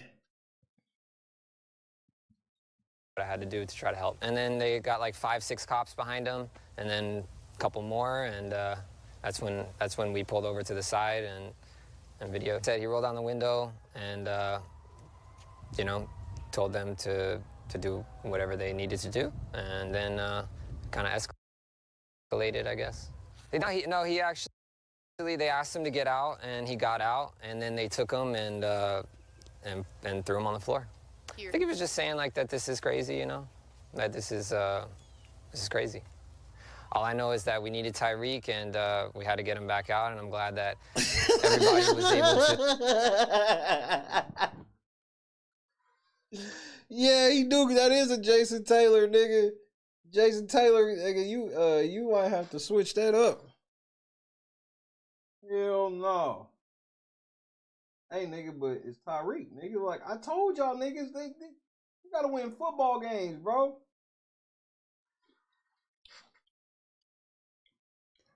We got 8, maybe 9 home games. We can't play this. To leave good, and Tyreek was able to play, and seems like everybody turned out to be winners except for the Jaguars, and you know, we're good to go. And Calais Campbell, super nice guy, came over. Walter Payton Man of the Year, Calais Campbell came over and said, like, hey guys, you know, relax, and then you know, from there, I guess they told him to get away, and I saw them talking to him a lot, and then I heard he got cuffed, yeah. Surprisingly, I actually saw him once, and that's why I kind of also knew it was him, too. I did see him because his window was down, but I had seen him driving to the game once before. But yeah, it was pretty crazy, but the Dolphins won, so, and he got to play, and he got an 80-yard touchdown, so it's good. 80-yard.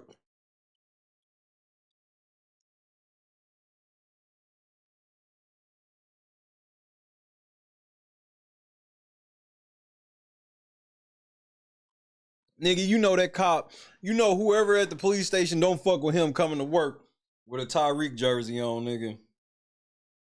On some real spiteful, evil, petty shit, nigga.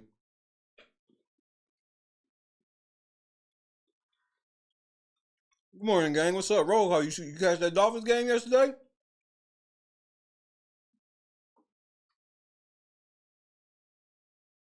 Man, that nigga Tyreek, his knee was cool.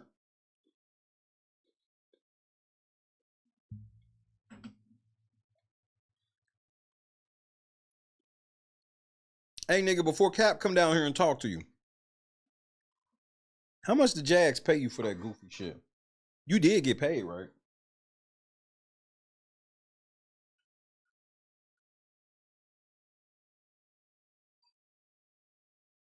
I hate to just assume these type of things, but you did get paid, right? Because if you didn't,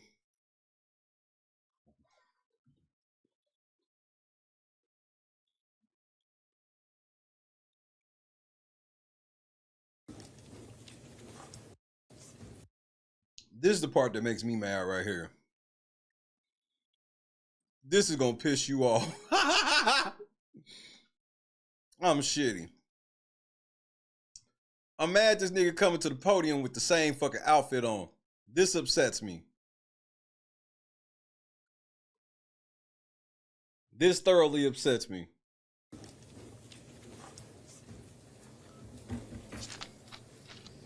Sorry, before we talk about the game, could we go through what your experience, what was your, what happened? Right now, you know, so I've been trying to figure that out too. Man. Right now, I'm still trying to put it all together. So I'm not gonna give you a version that I still don't know what happened. You know what I'm saying?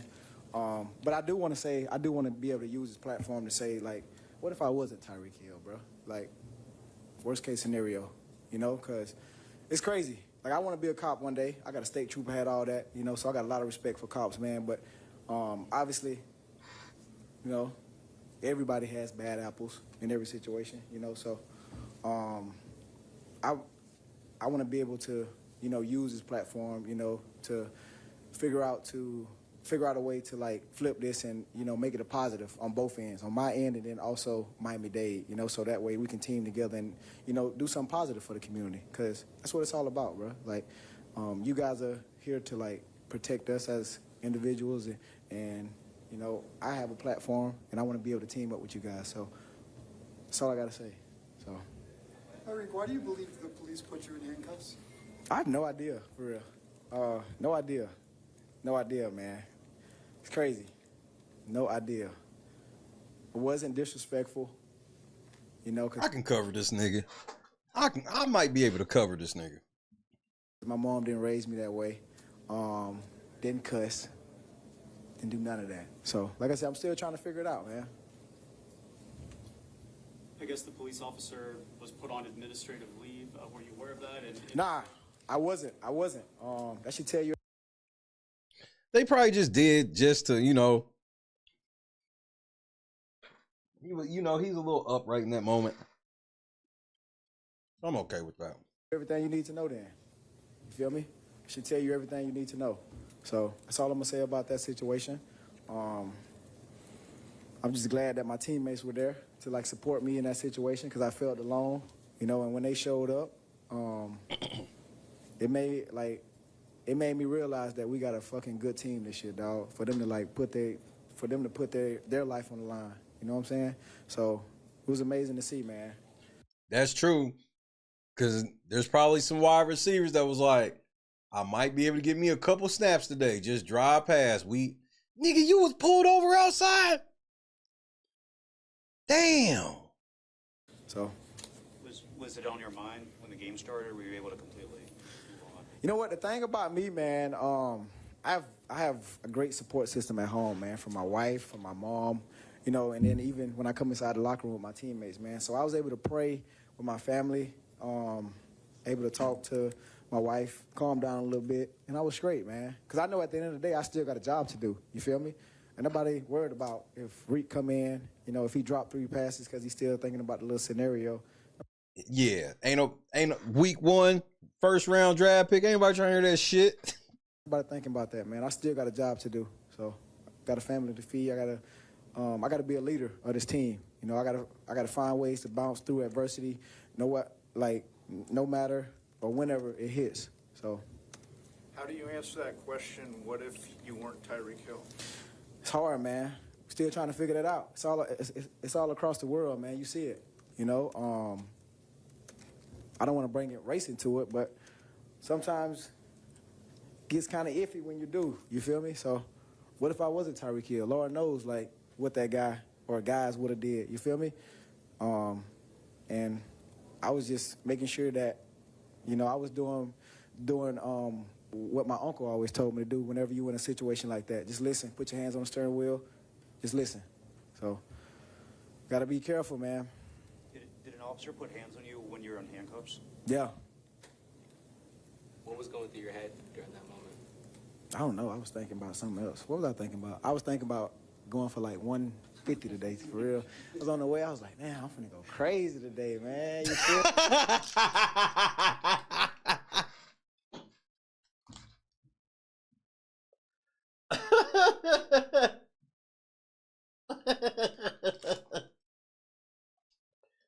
Nigga, what was you thinking about, nigga? I was thinking about, nigga, I'm about to go crazy, nigga. I'm about to get like 150 today. This nigga was ready to put it on the Jags, nigga. Fuck this whole Jag swag up, nigga. Tell me. Then all that happened, and I'm like, hold on, is this happening? So it happened. It happened so fast that it caught me off guard. You feel me? Because I'm like, dang, they really doing this. Why did they even pull you over, Tyreek? They said I was speeding, but they said I was speeding. Reckless driving, whatever. So. How much planning went into that? They said, I will not admit to anything. No idea. So were you able to say that I'm about to play a game? I wasn't raised like that. The name drop or flash, you feel me? Like, if you say I did something, write me a ticket, because I'm a normal. I didn't hear that nigga ever flash on him like that. He didn't. He never said, bitch, do you know who I am? He didn't. Normal person, too. If you say I did something, write me a ticket, do whatever you got to do. You feel me? But I'm just saying, like, don't be disrespectful. You feel me? Because, I don't know. How much planning went into that touchdown celebration? Oh, that was, hey. Hey, I knew immediately, man. Like, J-Dub was like, hey, Rick, you get in that end zone today, show your tail. Show your tail. and I do the rest. You feel me? So it was a planned celebration. Obviously, we had something else. Then all this happened this morning. So, hey, what they say, man, free my dog Reek. How does it feel, you and Waddle just combining for the domination that you had today, just after the slow start? It felt good, man. Like you said, we had a very slow start, man. You know, first quarter, second quarter was, you know, not running good routes. Nah, nigga, nobody give a fuck, nigga. You.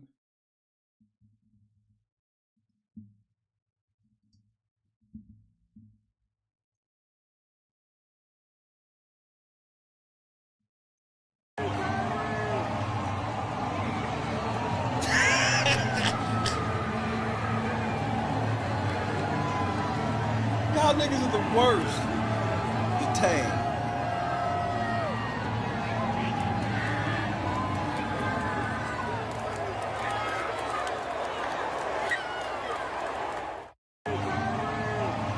Nigga, you are under arrest. Nigga, they gonna lock your black ass up, nigga. They have, you gotta, if you want to catch these athletes slipping, police, it can't be at the stadium. You gotta catch them somewhere else, bro. Insanity. That's insanity, bro.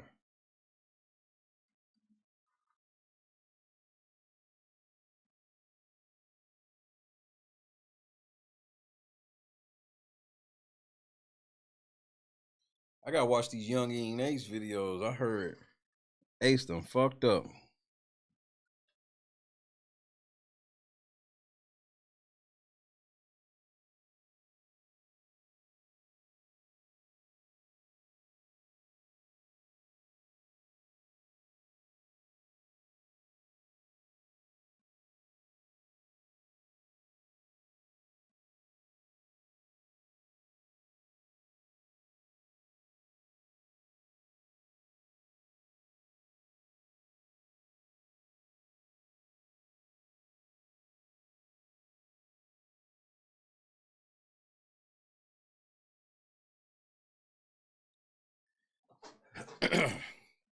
That was an easy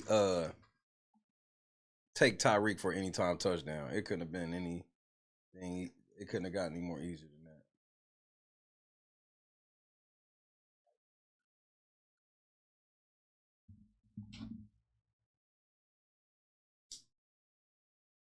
What's tomorrow's date?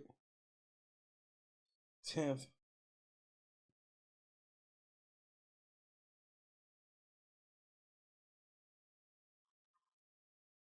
And then we got eviction on Thursday.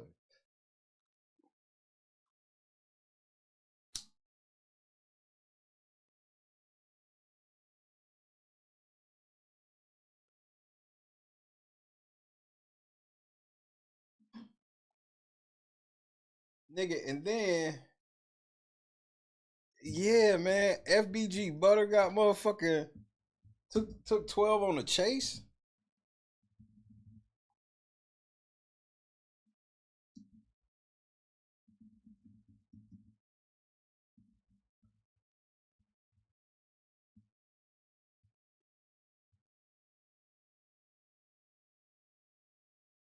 The shit y'all young niggas is out here doing, bro.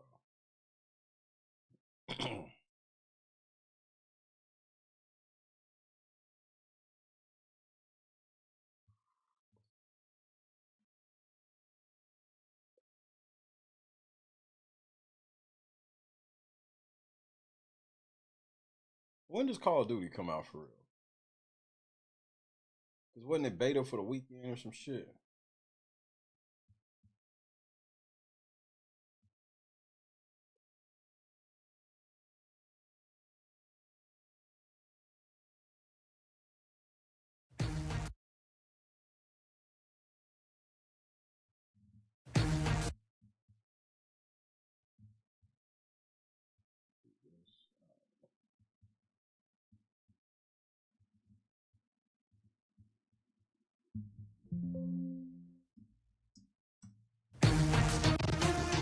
WGN Investigates has exclusive new details, including this body cam footage showing a chase and eventual arrest of a repeat felon in the western suburbs. The man is no stranger to law enforcement. He testified in the high-profile murder trial for Chicago rapper gunned down in the Gulf Coast. That's right. As investigative reporter Ben Bradley found, a series of arrests and convictions hasn't been enough to keep him off the streets. Gunfire in the Gold Coast in 2020 created a startling scene. Shell casings next to luxury boutiques. Prosecutors said rival gang members gunned down Carlton Weekly, better known as FBG Duck. This man, Rakeem Wilton, testified at the federal trial, providing insight into a raging war between rival Southside gangs, but refusing to, as he put it, snitch on anyone still alive. That might change. Fast forward to West Suburban Hinsdale last week. An officer tried to pull over a car driving erratically at 5 a.m. when the driver fled. He's all over the roadway. Just smoked the curb. The driver crashed.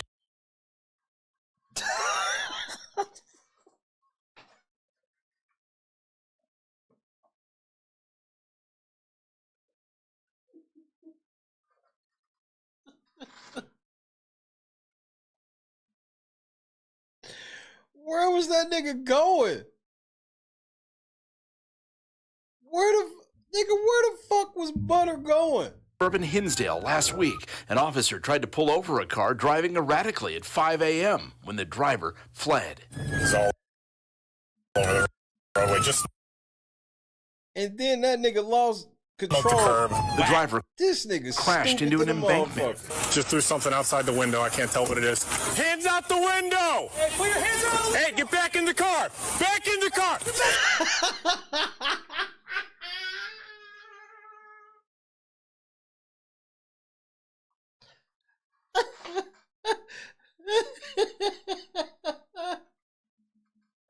Hey, nigga, we got a runner, nigga. You gonna have to shoot me. Foot pursuit over the tracks. Officers quickly caught up to Wilton. Stop! Stop! Stop! Stop!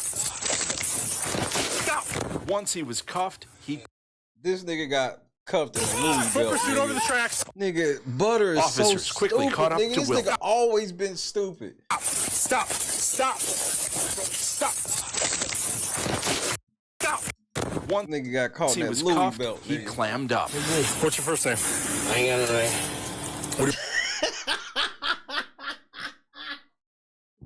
What's your first? I ain't got no name. You want me to call you? Police say they found 2 guns. That, combined with Wilton's criminal history, raises questions. Oh, he gone, nigga. That nigga, look at Butter, bro. And they done caught you with 2 pistols, nigga. Hey, nigga, yeah, that's why he ran. This is the done data. You gotta snitch now. You never coming back outside. So, Butter, you ever come back outside? Niggas already know what time it is. Look at this nigga's. Look at his eyes, bro. This nigga look like a fucking demon. He look like a fucking. I mean, this nigga looks scary as shit. He look like a shell of himself. Court records show he pled guilty to conspiracy to commit murder in 2015 and was sentenced to 8 years. He only had to serve half that time. He's also been charged with aggravated unlawful use of a weapon at least 3 times in Cook County. He was convicted once and got a year. Another case was dropped after a judge suppressed evidence. Cook County prosecutors sought detention after the most recent arrest in March, but a judge released him. My girl good? Your girl's good. I will. Whatever going on, put it on me.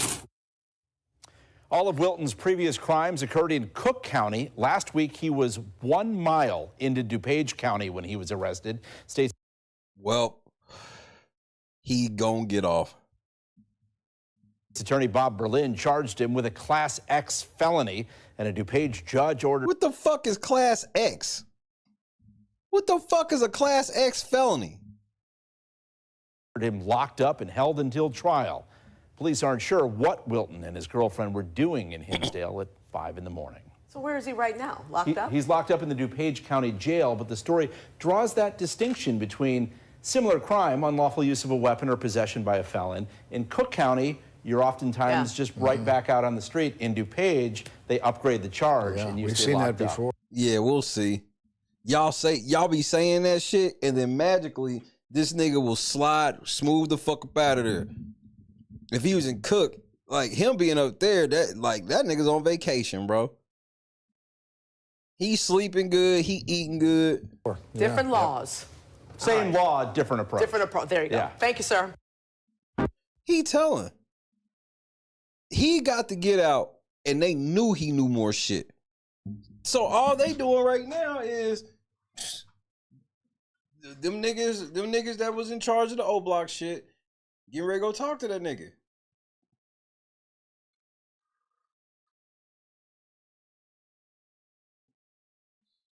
This nigga Butter is outrageous. No, this nigga did not try to run from 12 like that. Damn, he's stupid.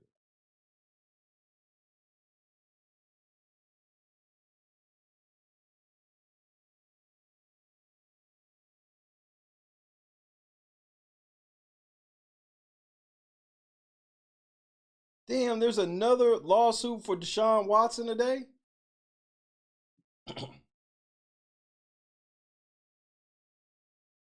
Y'all niggas do not want Deshaun Watson to ever play football again. Like, y'all either need to lock this nigga up or don't.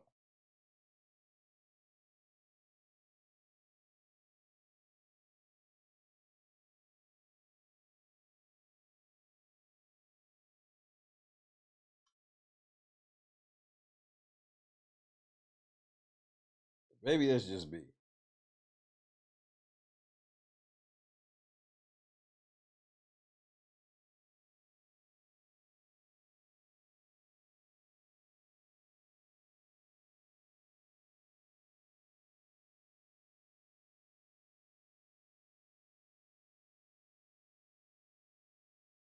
Crazy how that shit go.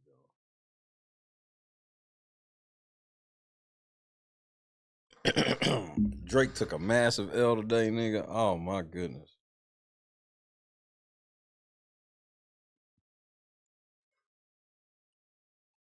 Oh my goodness.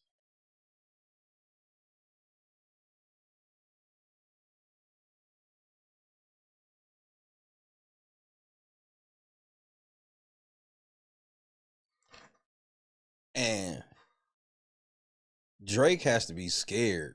This seems like some changing of the guard shit for Drake.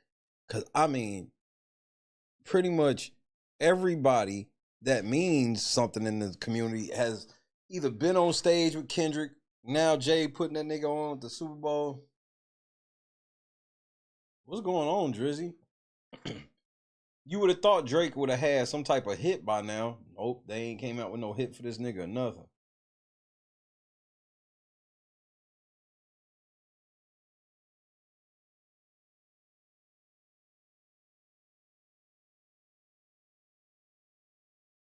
Man, he'll fuck around and drop one at the Super Bowl. Nigga, if he play like not like us at the Super Bowl, nigga, that's basically game.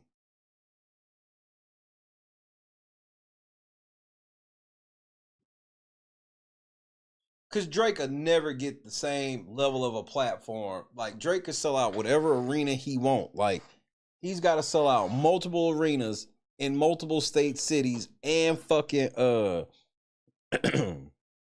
countries. The first time I see dead people. If that shit come on with the Super Bowl, nigga, that's the biggest rap L in history.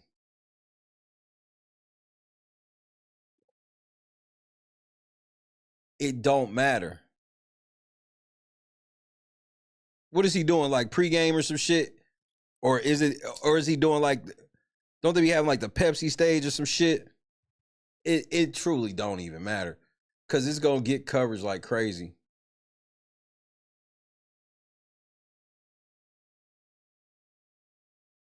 Which one is it, J-Rock? Is it like the week of the Pepsi shit is like a pregame?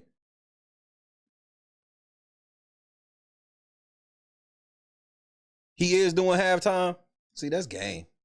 So if he's doing halftime and anywhere in that fucking halftime, this nigga goes, psst, I see dead people. Drake gotta fucking just throw everything out the window. Yeah, Driz, there's nothing Drake can do. Cause even if Drake drop a cold ass song, bro, it's too late. You've taken too long, and there's no performance he can get to out top it. The best he can do is hopefully get the Super Bowl next year. So it ain't like that Drake could come around and go, well, shit, I'm gonna go to fucking to the NBA Finals. Nobody give a fuck. That shit's done. Yeah, he done.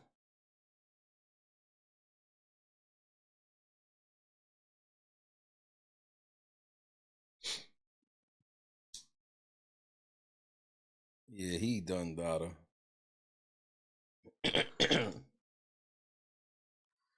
And you know Drake and his people are behind the scenes right now trying to do whatever they can to get that song banned. Everybody know it's coming. Hey, and here's the thing. Kendrick, if you do the Super Bowl and you don't do that song, you gonna look like a hoe. That will actually give Drake a small chance.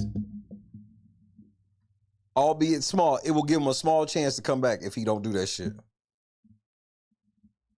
Because Drake can damn near drop a song and diss him about that shit.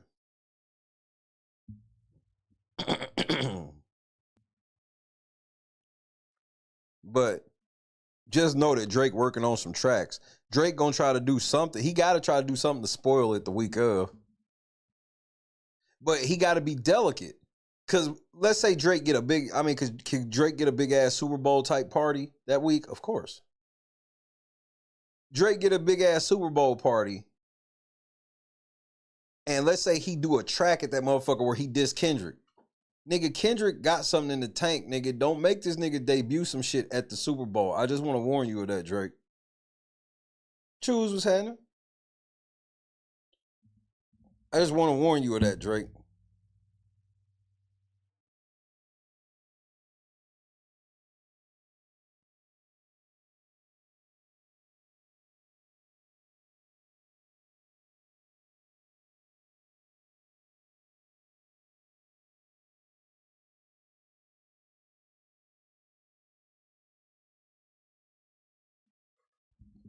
Hold on right quick.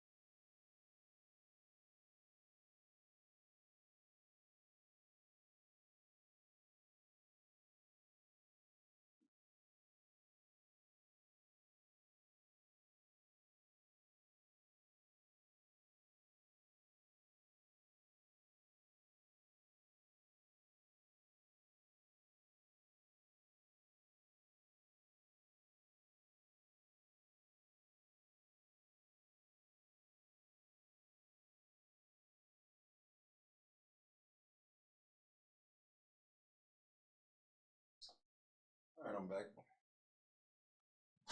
Yeah.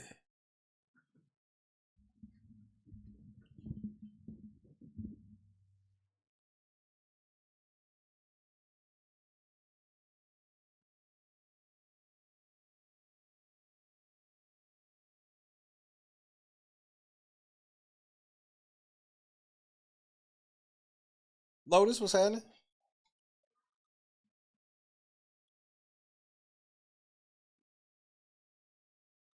But yeah, Drake don't have many plays. Like, that announcement was pretty devastating for him.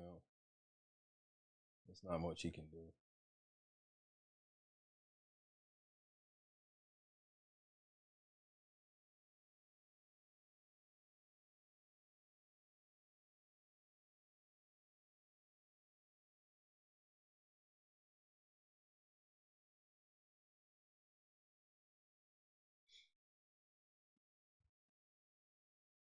Looks like I'm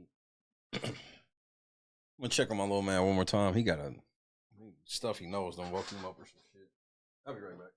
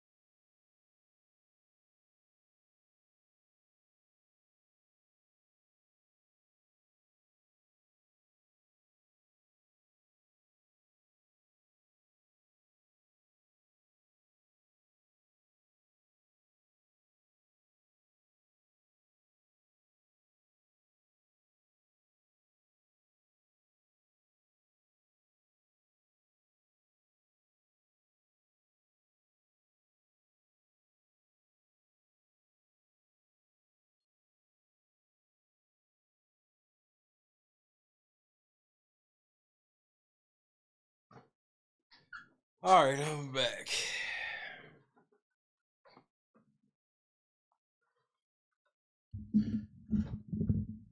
Where the Super Bowl's in New Orleans? Oh no.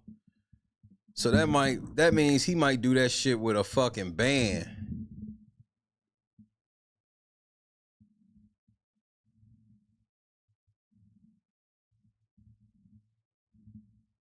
He might do that shit with a cold ass band.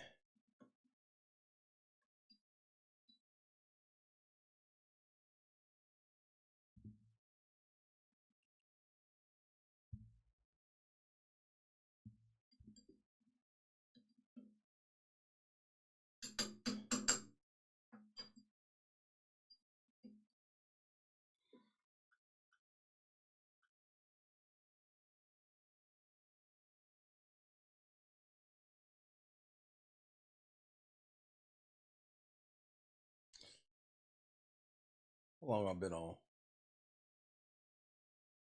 I guess I got one more before I get off.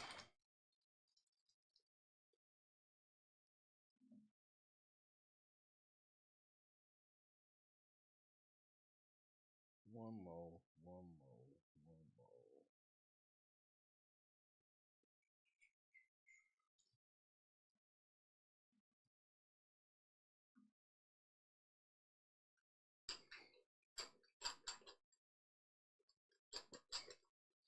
I ain't never been a Lil Wayne fan, so even when like people saying he was the best rapper alive, like that was hilarious to me.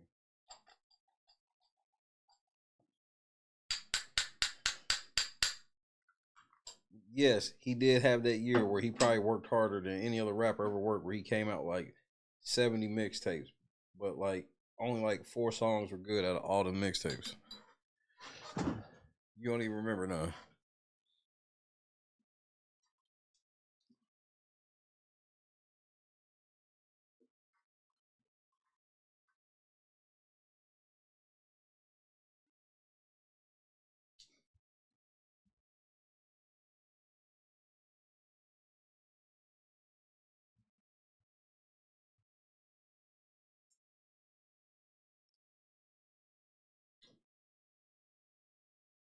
I want to hear the whole world sing, bro.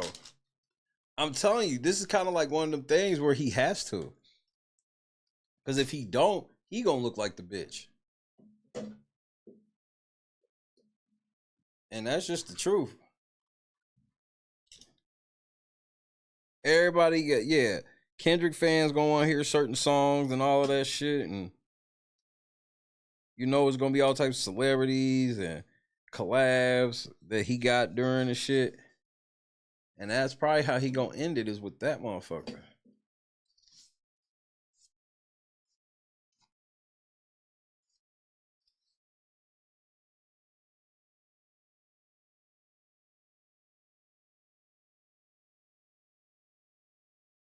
I can see that too. I can see them putting the beef to rest.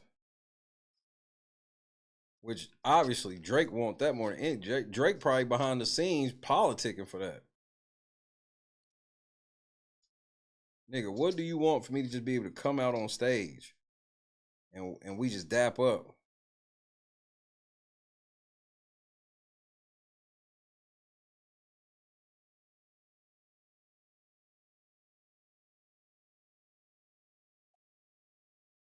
That's the question. And what level is Kendrick's petty right now? That's basically what it comes down to. What level is his petty right now? Because he won. And even if he bring Drake out, he gonna end up looking like the bigger person, so he gonna win twice. So I would not take off the table that Kendrick is not himself, considering that. But Kendrick ain't gonna say nothing out loud. He'll wait for Drake to either hit him or nothing.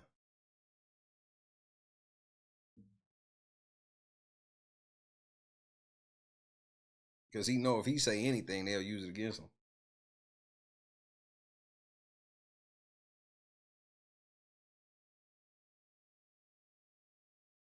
Well, it's halftime. He ain't gonna have that many time. But you gotta remember, he gonna do an interview and shit.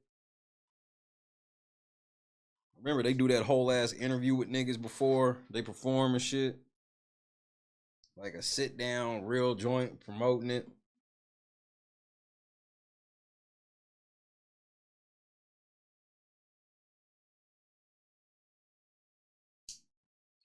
And they lucky it's not the one that Dre just had. Oh my goodness. Had it been the LA one,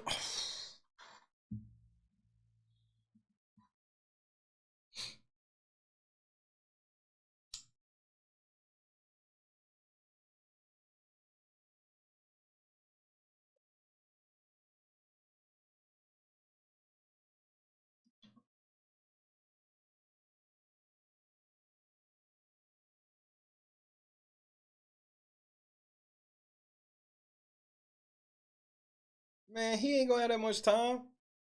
Every time, just for the record, every time that he would play They Not Like Us is another time he can't play another song.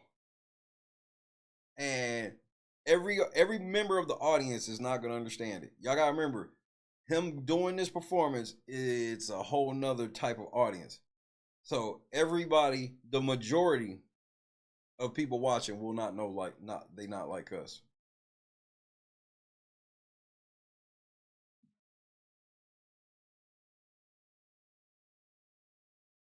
But they will after that night. There'll be so many people that's not gonna know really what that song is about and learn about it. Because remember, we going this next level global. Even with as big as Kendrick Lamar is, he's not this big. But he's about to be. But he about to be.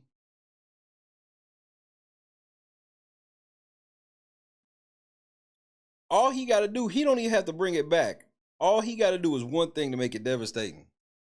Why you trolling like a bitch? Ain't you tired? Trying to strike a chord, and it's probably, and then just, he ain't got to say nothing and let the whole fucking Super Bowl crowd say it.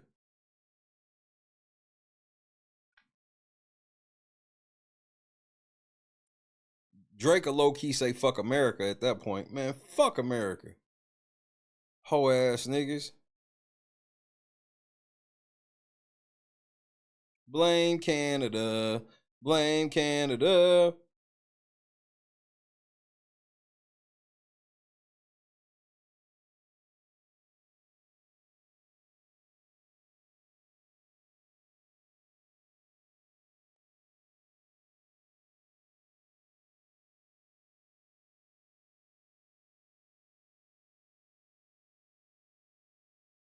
Why you trolling like a bitch? Ain't you tired?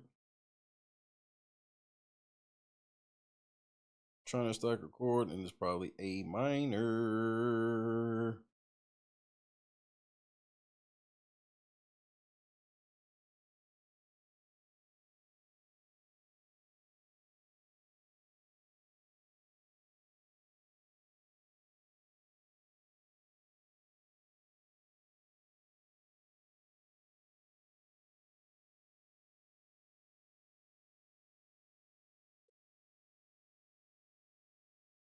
Blame Canada, eh? Nigga, I'll never forget the first time I heard them niggas sing that shit. That shit was so funny to me.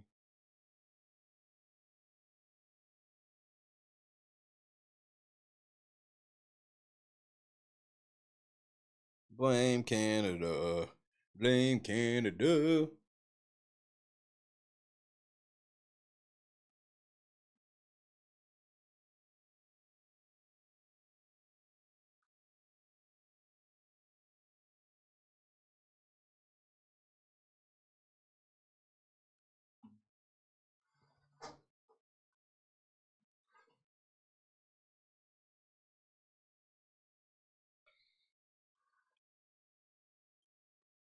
South Park movie, the first one,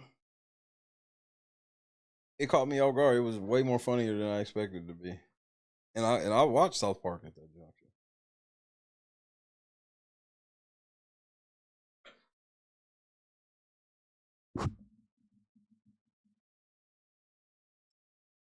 What the fuck is that, Jerry? What's that song about? I'm sure it's Demon Time because it's the Demon Princess. Yo, the devil's in full effect.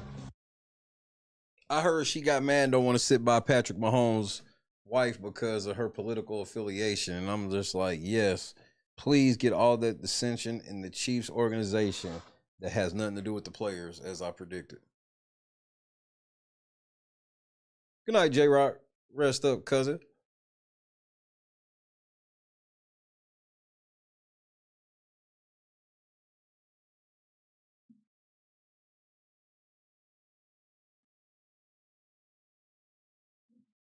Right. It just exactly, Lotus.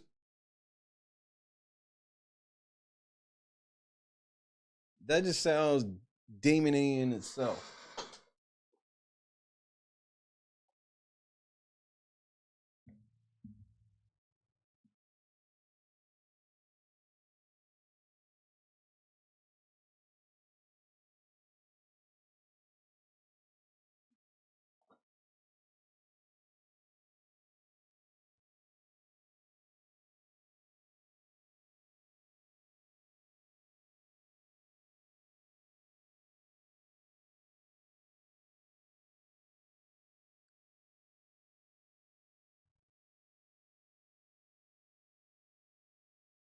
So yeah, that's right. He did come up with Drake for a second, but man, good thing they ain't beefing now. Had he came up with Dre during this year, because Dre already was on stage with him with the like everybody was on stage with him.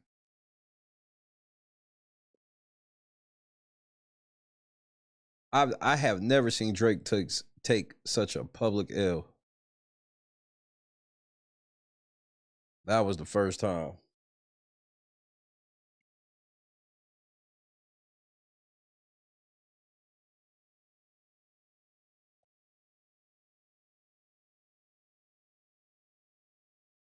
Fucking bad blood.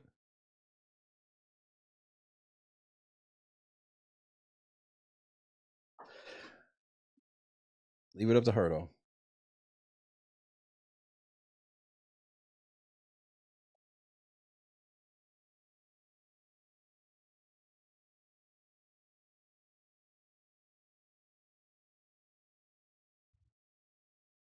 And this is with Drake. Everybody felt like Drake is the one rapper that's got pulled everywhere where it almost seems unfair. And it's like, this is the first time it's like he the kid outside.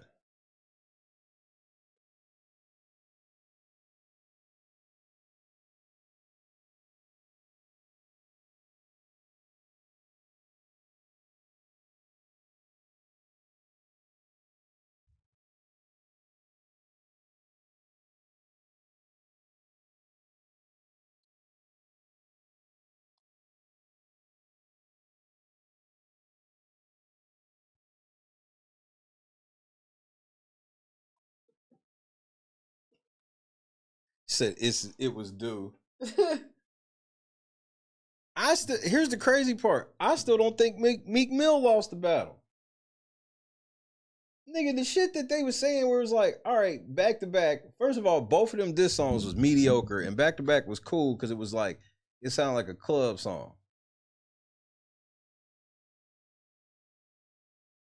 That's just on some real shit.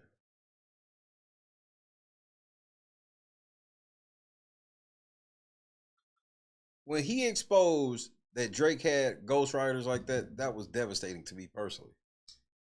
And then when then he was with Nicki Minaj in that hotel, and Drake rented the whole floor either above them or below them and was bumping back to back all night in a row.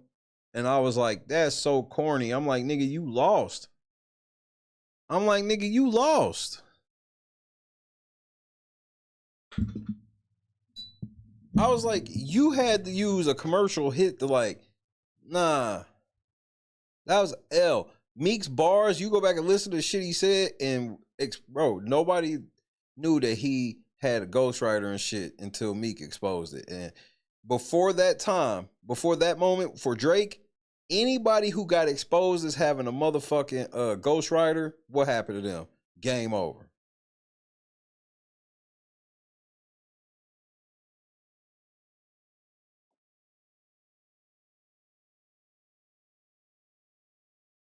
That's like a no-no in rap. How you gonna call yourself the greatest rapper alive if somebody else writing your shit? But Drake was the first nigga that it did nothing.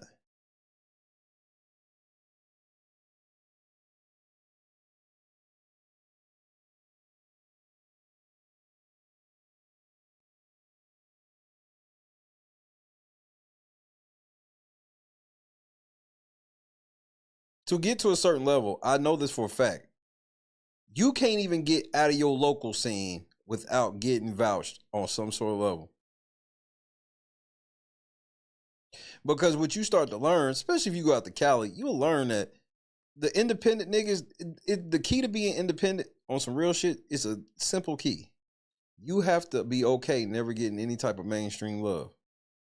Because you can make some bread, you can do some shows, still have niggas bumping your shit, be hot, little social media hot, couple thousand or whatever. But as soon as you want to get to that next level, you're going to have to change, and you're going to have to sign your name to some shit you didn't want to. Period.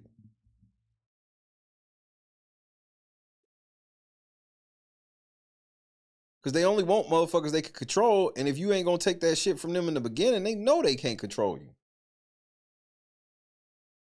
They know they can't. But if you okay getting that mid-tier money and getting some mid-tier love and shit like that, you be fine. Yep. Of course Kendrick signed. They all do. You can't perform at the Super Bowl as no fucking independent artist. The fuck? You don't even get paid for that shit.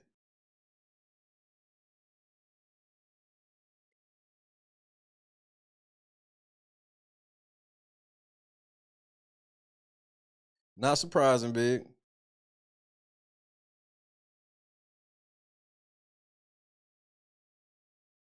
Magnolia was happening, cuz. We got on this motherfucker. At least for a little bit longer.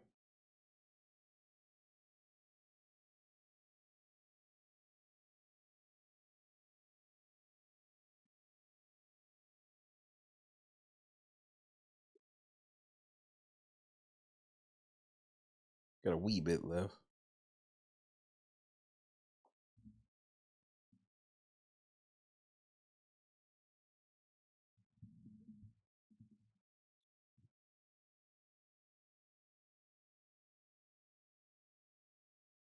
These motherfuckers getting ready to go home. One of the men are gone.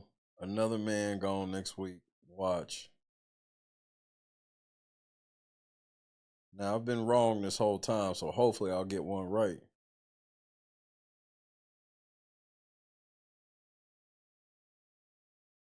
I hope I can get one right.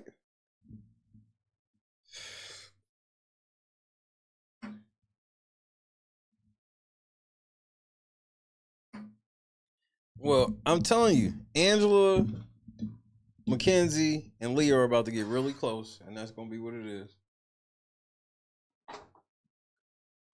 The final three might be them. Leah, Mackenzie, Angela, and Angela will win. Because it'll fuck around and be like Angela versus Leah in the final two, and they don't like Leah for real. Between Leah and Angela, or Leah and Mackenzie, by the end of it, nobody's going to fuck with them. I believe that.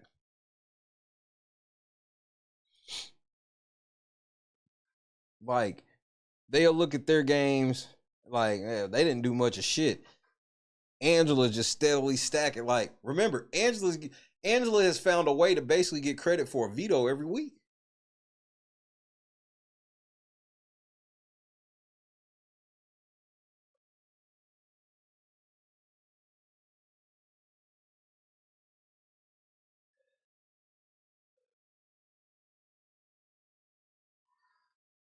Yep, that's why they gotta hurry up and get these men out before them girls really start getting into it. They gotta get these men out ASAP. So now these motherfuckers is getting ready to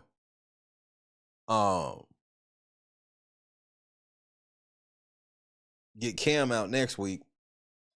Because who's HOH right now? Chelsea. So it's gonna flip back to the other side. So it'll either be Mackenzie or motherfucker Leah, and they gonna get out Cam. And they gonna get out Cam, my nigga.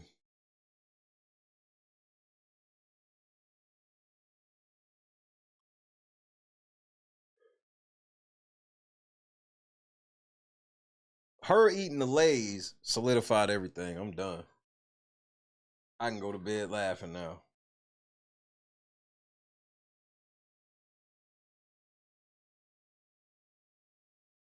And then they put Cam on record like, oh yeah, I'm ready to go after Chelsea. Oh, soon as he did that, soon as I heard him say that, I'm like, that is everybody. That is them going, hey, if you a fan of Chelsea, you can hate Cam now because he ain't really for her.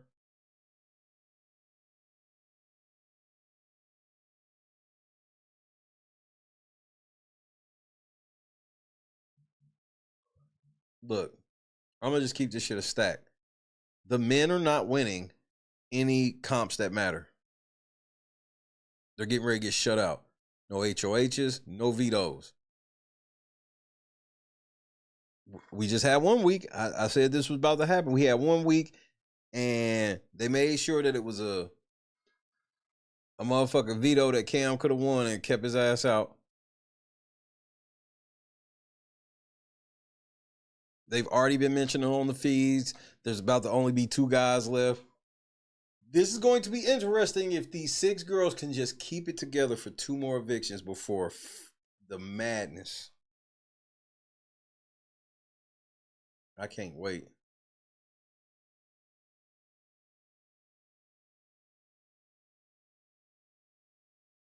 Nigga, when I tell you I can't wait.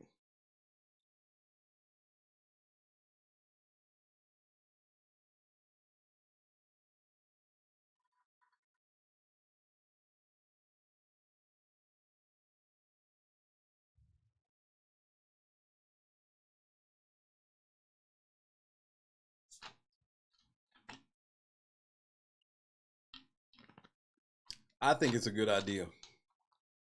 Because some of the most offensive shit in Big Brother history is getting ready to be said with just them girls in the house. And it's going to be about other girls, too.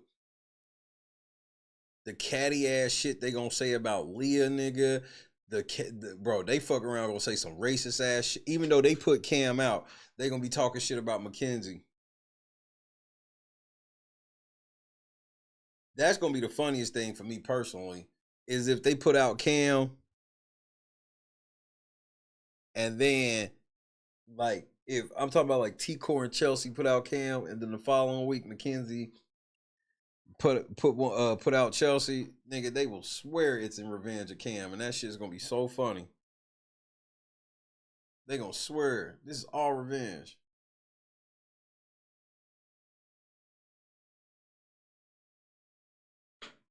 Everybody laughed when I said they was gonna use the veto on Angela. The laughter has stopped. I am happy to announce that laughter has stopped.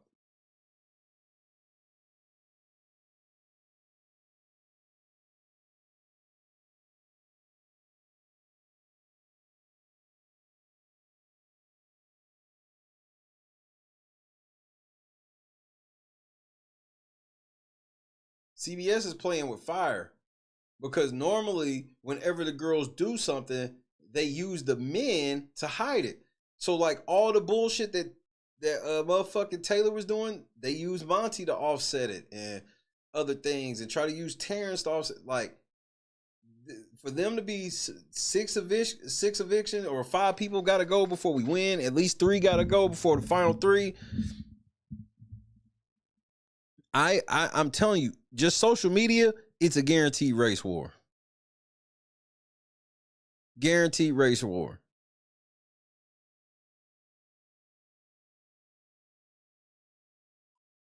That's why I wouldn't tell these niggas, because this is quote unquote a once in a lifetime opportunity. But nigga, if ever there's a time to just kind of just bow out of it, this is probably the time to just bow out and let them girls have it. And yeah, I know it's easy for me to say that. You know what I'm saying? I get you. But this might be the time. This might be the time. Just let them have it, cuz.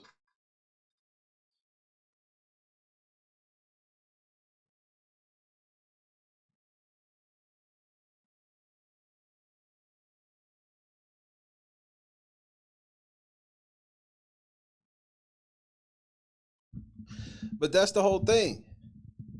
Anybody working for Angela is going to. That's why I'm like, and now they got Angela got Leah doing this, quote unquote, which is production for Angela. And now Leah's fully exposed, which means that if one of them black girls get in power, they gonna want to go after her. But that's why they gonna make sure T. Core and Chelsea do not win this. Well, Chelsea can't play for HOH. And they gonna make sure T. Core can't win.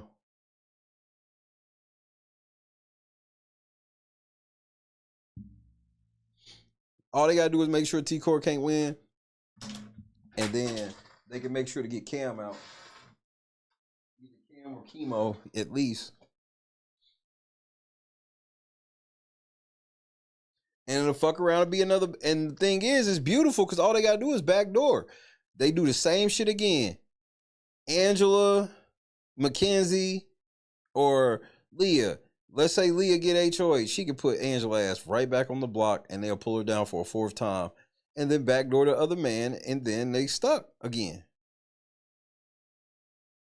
That's how it happened this time. Just do it again next week. Had the men thinking they had a chance. Next thing you know, Angela's off the block and it's one of them. Bro, rinse and repeat. They've done it 3 times. What's one more? Especially now that they already on social media calling it a record. As if she's real. They want me to believe that she's pulling some type of real Jedi mind tricks to get these motherfuckers to do this shit. And that's not what's happening.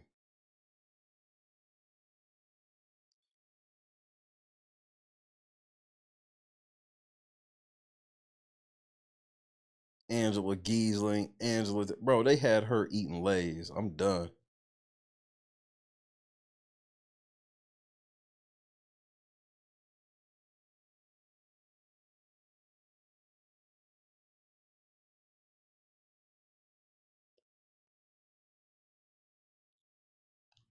Yeah, she's the first person to have 3 people use the veto on her.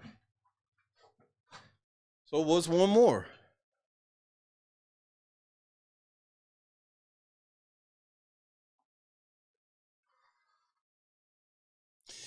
Either way, it don't matter.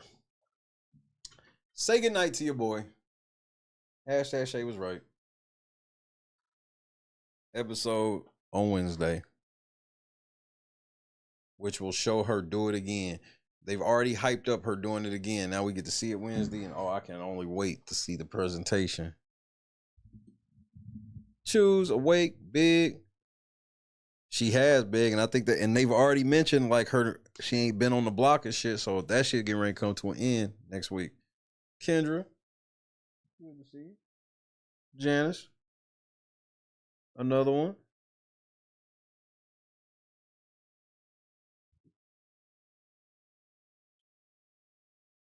This has been a crazy episode of All Over the Map, I guess you can call it. Big shout out to my moms. Good to have a very chill evening. Tata, Big, Regina.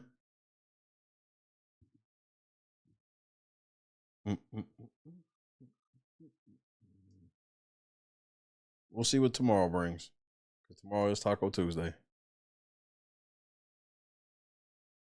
It's Taco Tuesday. So we shall see. God is indeed great, Janice. I happen to agree. Lotus, Lennox. Shout out to everybody. Scott Johnson and everybody. We the fuck out of here. A 2-piece today. Let's get back at it tomorrow.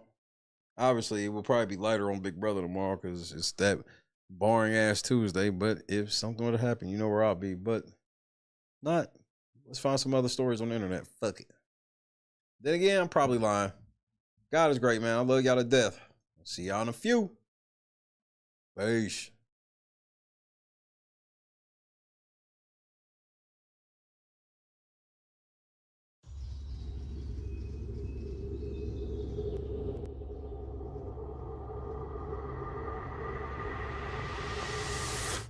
Yo, what's going on, boys? How are you? Yo, dab me up. Yeah, all right, damn. What part of the city are you from? Yo, what's up? there, brother. Hey, Yeah. What's up? Yeah. You guys ready for this? Take this. Oh, all right, sick. Why don't you guys come inside? Don't ski. These are the guys. I'm Octavius Gray. And I'm Steve. Steve Lavoie. It's okay, I have vape in here, right? Go vote for Daniel, bro.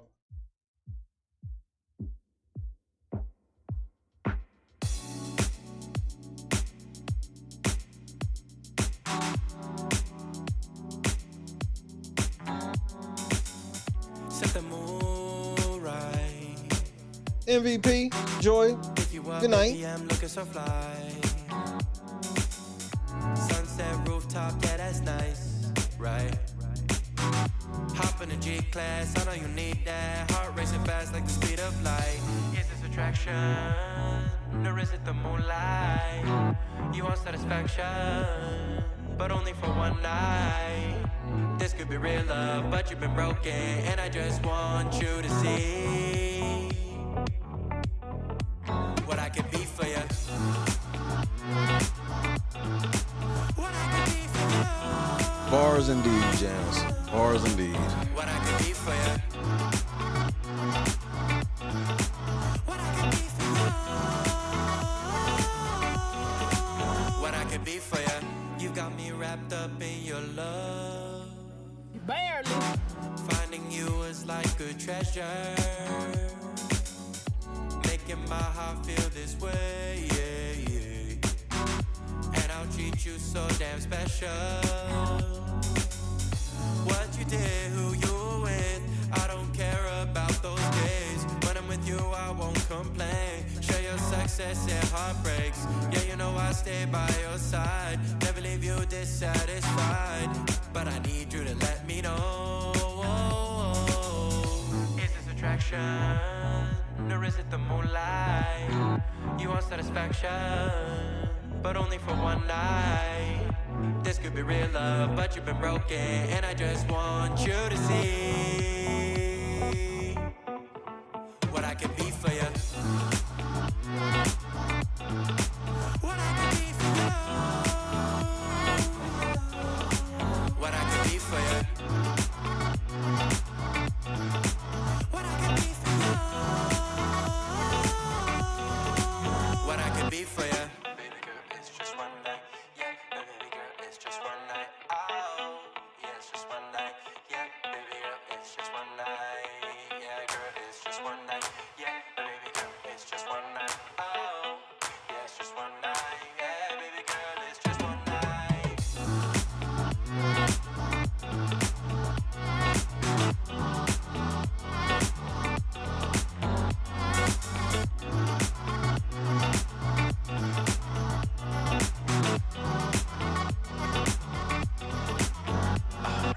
Crushed it. God is great. Love y'all to death, man.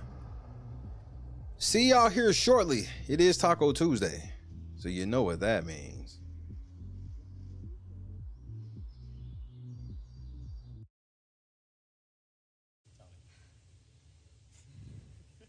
Guys, I gotta go.